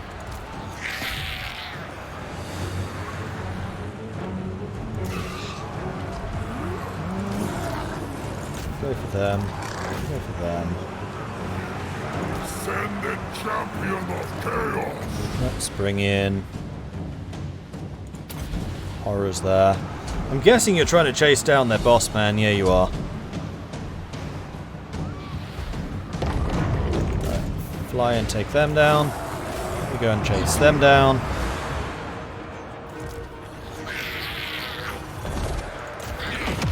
You guys can get stuck in.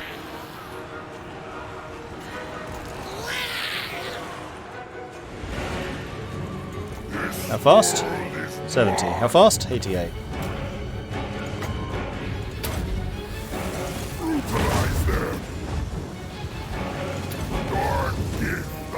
And now I move 108. No escape for you. Come on, take him down. Boom. I will raise it without mercy. Well, that's certainly one way of killing him.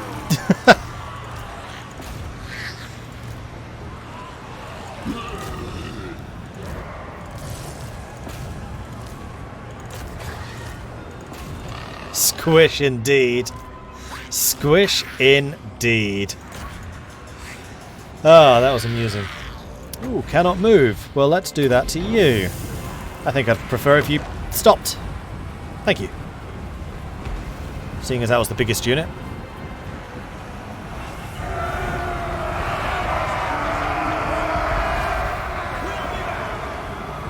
God's watch! Do not disgrace us!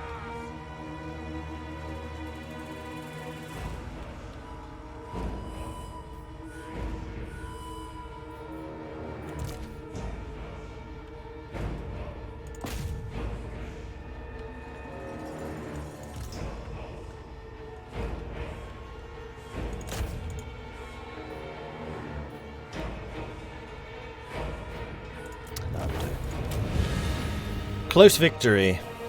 Good enough. Alright, so we lost 345. We killed 1,700. I'd say that was pretty good going. Who did the best? Bloodletters did alright. The Horrors did good. Raiding party! Hey, Arcard! Thank you very much for the raid. Welcome to the stream. I wonder what you could possibly have been playing. I'm not sure. Perhaps Hammer of War? The third? Yo, dude, have a great stream. Got to bounce and get to sleep. Yeah, I'm beginning to feel that way as well. I've got another 20 minutes before this embargo is up. But yeah, hope you're enjoying the game so far. Nice to see you all. Hello, hello, hello.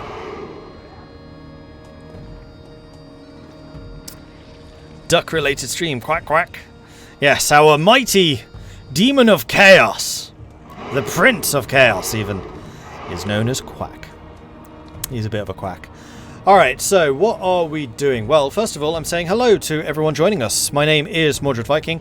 I play mini strategy games just like Arcard does, and we are currently playing the preview of Total War Warhammer 3. We did do the first 6 hours of the stream earlier on, playing as Cathay, so if you want to see what Meowling is like, you can check out the VOD after this, where I'm playing through Cathay, and then the last 4 hours of the stream, of which this is part, is the Legion of Chaos playing as Quack the Daemon Prince, which is part of the Daemon Prince. And I'll be back again tomorrow, 5 PM GMT, to play some more Warhammer. My brain is getting a little bit fried because I have been going for quite a long time so far, but it's been good. It's been good. Anyway, we just won a battle. We lost a couple of Nurglings. We also lost the Marauder Spearmen that we seduced, but that's fine. But we just defeated an army which was quite significantly bigger than ours. And to whom do I wish to dedicate this victory? I think this time it's going to be Undivided Glory. Because, gotta say, Quack did good. And he stomped one of their generals, which is kind of hilarious. Like trying to run away, and just this demon descends out of the sky and just squish. Flattened. One-shotted.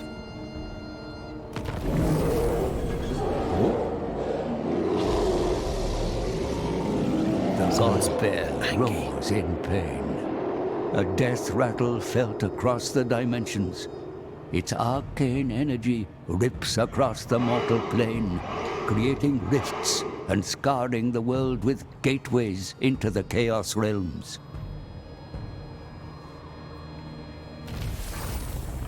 Did you get here for the start? No.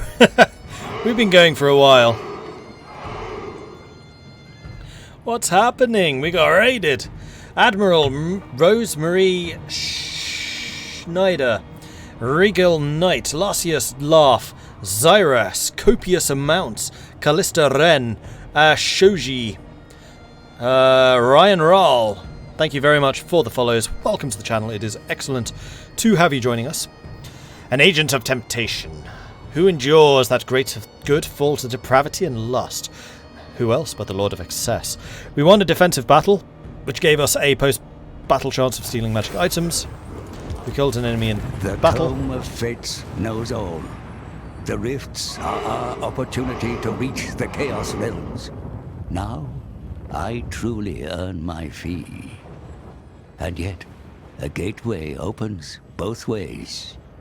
While we may traverse the rifts to enter the realm of chaos, or even be transported to far-flung areas of this world, we must close the gateways not required, or the demon tide that flows forth will lay your lands in ruin.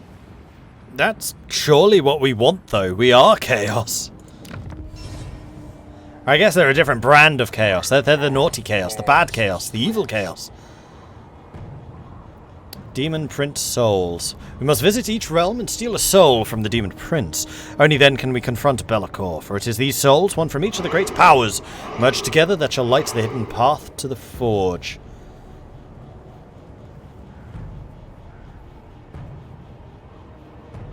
And I guess everyone's trying to do that.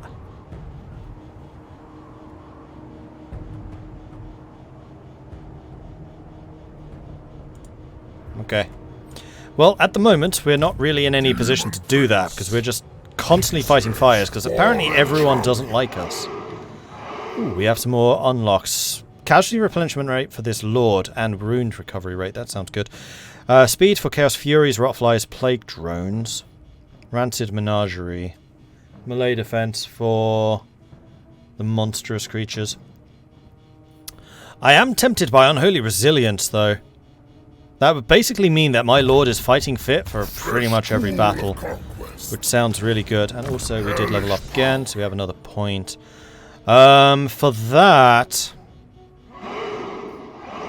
we have the Zinch Horrors, which we've been using quite a lot. We have the one Marauder and one Bloodletter. So I'd say probably the next one that we want is Zinch.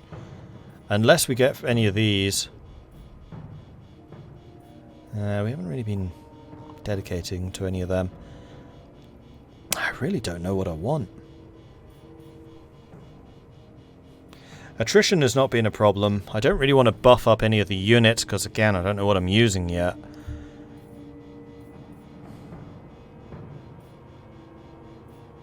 I'm just seeing if any of these really jump out to say, hey, you should have this thing. I mean, recruitment cost is always nice.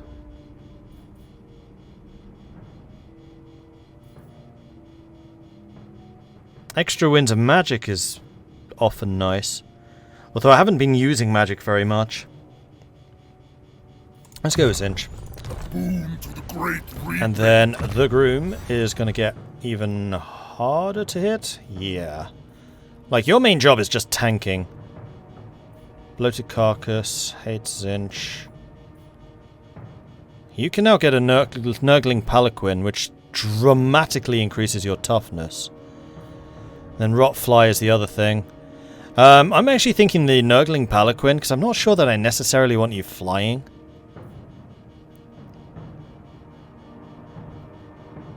You're a tank. That's what you do.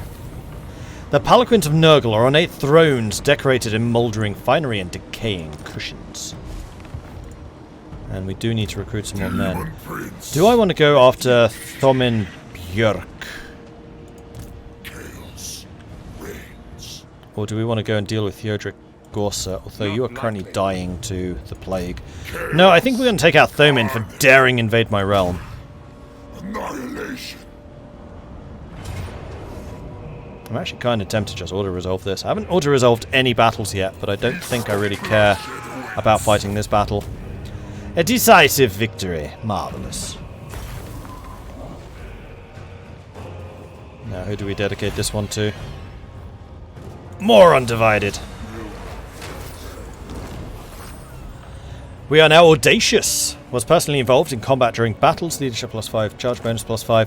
I'm astonished I'm only just getting that, seeing as I've been in the thick of pretty much every single battle. But sure, the Groom just leveled up again. You're going to get hard to hit.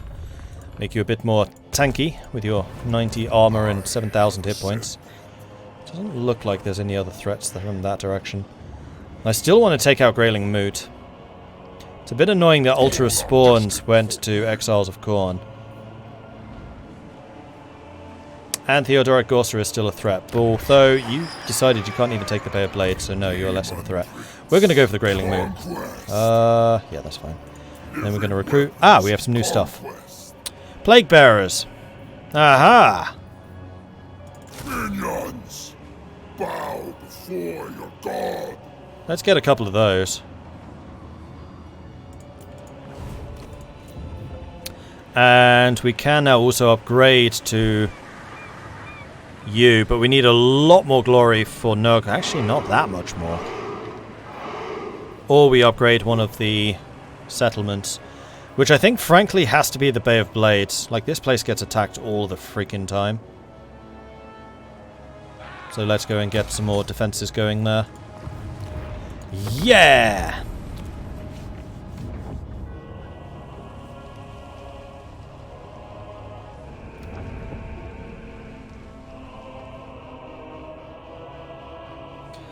Hit his bonus mass. The Rotfly would give him a good charge, but I think the Nurgling Palanquin would give him good charge too. And I generally prefer for like charging stuff, not flyers. Although the stomp is, I must admit, hilarious when it happens. The Groom will also get some healing from the Lore of Nurgle magic he can get. True. Staff of Reaping. We just got another thing. Fish in a barrel. Your demons uncover a network of caverns nearby, inhabited by hundreds of stalking Noblars. Though individually they are worthless, the mass destruction of these scrawny greenskins will make a glorious tribute. So we can get a Razor Standard, which will increase the damage we can do. We can cull them for a bunch of glory. We'll take the glory. Let's get some more unlocks. Bloodletting feature is now available. A new power has been granted by the Blood God. A Prince of Demons is now a Prince for Bloodletting. And we're going to click on you, and then click on you. Whoa, we have unlocked a bunch of stuff. So we've got a new heads. The Plucked Shattered Beak. Arcane Mirth. Barrier hit points plus 50. Transmutation of Lead, which I'm already using. And Fizzres. We have a new torso, which is the Shrouded Body. Foreboding Ignition, that's another explosion, but it is a heavy armor one. This is a lot of defense.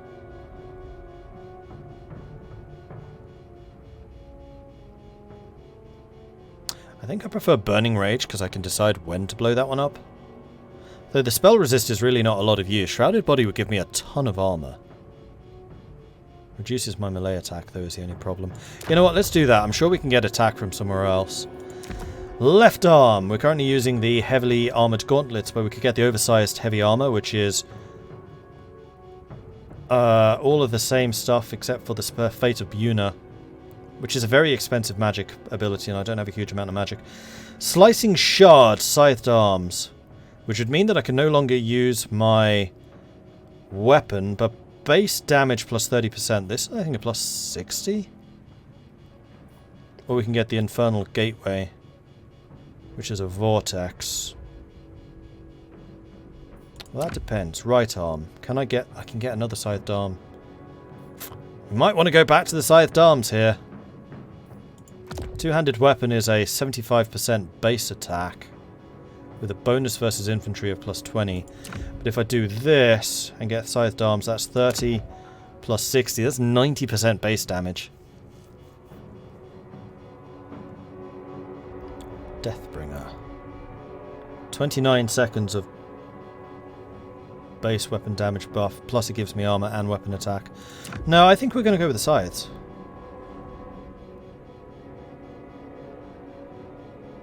And if we go with the Fiendish Tail as... well, no, that's... yeah, it doesn't link. So yes, we're going to do that. We're going to do that. 600 damage. That feels low.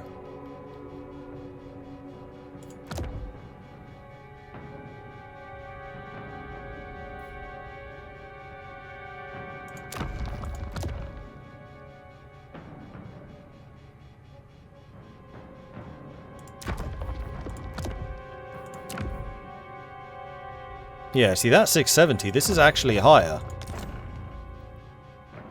620. Right arm changed.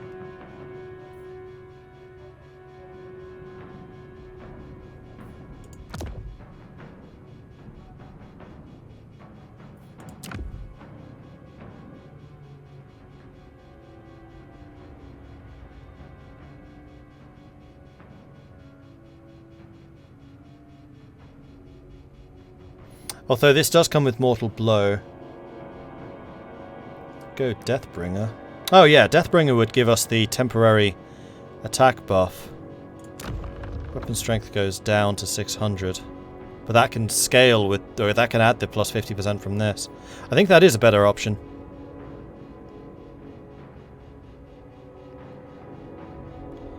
Why is the tail oozing? Hey, Trips. Because it's not oozing, it's drooling. Pestilent Chausses. This is flat charge bonus, increased mass, and weapon attack. Which just means he has much bigger impact. Now he does lose the Demonic Onslaught, which is that... Demonic Onslaught is a really good buff. No, I'm keeping that one. Tail. We can get Battle-Worn Tail, which is Serpentine, which is a direct damage constant effect, which is the same as you, but gives physical resistance out of armor and melee attack. Nah. And we have new hand weapons. We have Chaos Blade, which is base attack of 20%, armor pierce of 15. I kind of wish I had like another blade offhand. Or the Staff of Reaping, which is more Winds of Magic, so that's good if we're going with Zinch. But we're not. We're very much fighty dude. And then there's also the Spike Tail, which is armor piercing, weapon damage, missile resist, and melee attack.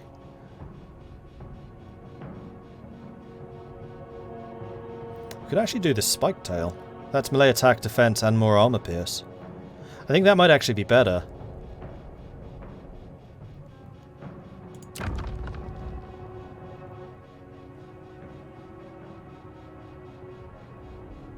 Yeah, 5 minutes remaining. I know. See you, Valiant. Very impressive. Almost makes me wish there was a customizable legendary lord in every faction. I can just imagine how much of a nightmare this would have been to animate. Although, a lot of the skeleton. So in rigging you have the skeleton, which is basically the bones and how they move. Then on top of that you put the rig, and then on top of that you put textures. The skeleton is the same. Like, the only skeleton that would be different would be whether you're using sword and board or two-handed weapon. Like, the wings are the same, the tail's the same. It just uses a different rig. So I guess it's not that hard to animate. It's more just different textures and different models. Right, what else am I doing? I think I need to double check. You can move. You are moving down towards the Raven Moot. Let's go send you down that way. We recruited our Plague Bearers. Yes, we did. Quail before your god. So Plague Bearers have armor, more leadership, more defense, and they also hit twice as hard. Interesting. And they also pose an attack, they do. And magic for poison attacks. So yeah, Plague Bearers are definitely a big upgrade from Nurglings. Anyway, I think that this is unfortunately where I'm going to have to call this one. I'm afraid if I end turn that something's going to attack me, and I do need to end the stream in 2 minutes time, because that is when my 10-hour embargo is done. So, if you have enjoyed this, and you would like to see more of this type of gameplay, then please do hit that follow button to get notifications when I'm live again in the future. And you can do that just by pressing follow. If you've really enjoyed this and you would like to support the channel and everything I do, then please do consider subscribing. It helps the channel out and lets me do more of this kind of content. Or you can, of course, check out the Patreon, which I have at patreon.com/MordredViking. I do have a Discord, which you can find at the Discord link, which will be appearing in chat. Thank you, McHappyface. We are absolutely raiding someone else. Gotta carry on the glory. I'm apparently the last one standing. I'm the only person streaming Warhammer 3 at the moment. Really? Well, that's a surprise. Okay, I don't know who to raid. Well, before that finishes completely, I am going to say that I will be back again tomorrow. There is another embargo, so yes, that does mean some additional factions and legendary lords will be available. So we've played through a bit of Miaoling, we've played through a little bit of the Daemon Prince. Tomorrow we have got some more stuff. That is going to be kicking off at 5 PM GMT. We're going to be going for about 4 hours until 9 PM. Then I'm taking my usual hour break. Then after that we have a sponsored stream, which I can now say is the new Humankind DLC. So at 10 PM we are playing some of the new Humankind as well. So loads of new stuff coming out this week. Then after that, Friday 10 PM, more Total War Warhammer 3. Saturday 10 PM, more Total War Warhammer 3. So don't worry, we've got loads more of this coming up as well. Ativus, Bosdan, Kroinoid, Ethantirnan,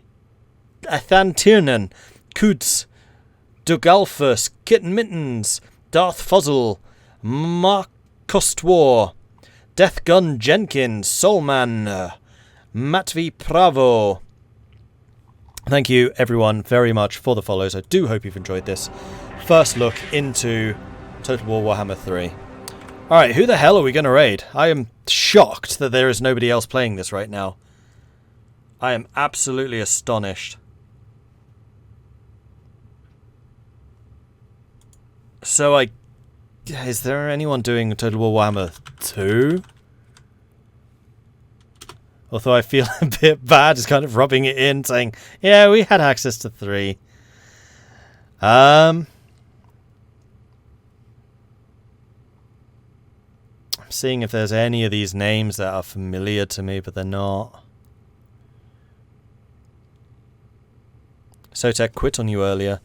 Oh, of course. Yeah, some people are probably streaming less than I did because they're also putting up YouTube videos. I decided to forego the YouTube thing entirely and just go entirely streaming, which is why I could do the full 10 hours. To do the campaign, do you have to have all 3 Total War Warhammer 3s installed? No, just 3. Sotek said they'd be back in a few hours, but had a prior commitment. Ah, fair enough. I don't know what to do. Any suggestions? Like, is there anyone else doing Total War 2 that you know and think are cool? Otherwise, I think I'll probably go and raid Fruit Bats. Maybe Drid. Drid's doing Humankind. We raided him yesterday, though. No raid. Everyone goes to bed.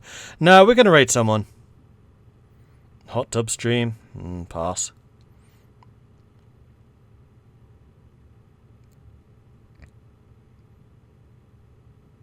Host your own VOD. I wish you could do that. Yeah, I guess we'll go and raid Drid, seeing as I will also be doing Humankind tomorrow. And this should put you adequately in the mood for that. So let's go and raid Dridalicious. So head on over there. Say hello from Mordred Viking. I'd love to see his channel absolutely lit up by the Viking raid, which you can do by copying and pasting Viking raid just like this. Or if you would love to see some of the absolute magnificent longships and you want to get access to them, then you will need to be a subscriber. So bear in mind these longships will only work if you're a subscriber, otherwise just use the Viking raid that I just copied into chat. Anyway, I am going to go and black out for a couple of hours because 10 hours is apparently a long time to go without breaks. I'm also freaking starving because it's 10 hours since I ate anything except for one little small piece of cheese. So thank you everyone for watching. I hope you've enjoyed this. I will be back again tomorrow 5 PM for some more Total War Warhammer 3. I really do hope that I will see you there for that. I'm very excited to show off more of this game. I can't say whether it's good or not, but I can kind of show facial expressions. There you go, that's what I'm going to do. Thanks everyone for watching. I will see you all soon. Bye!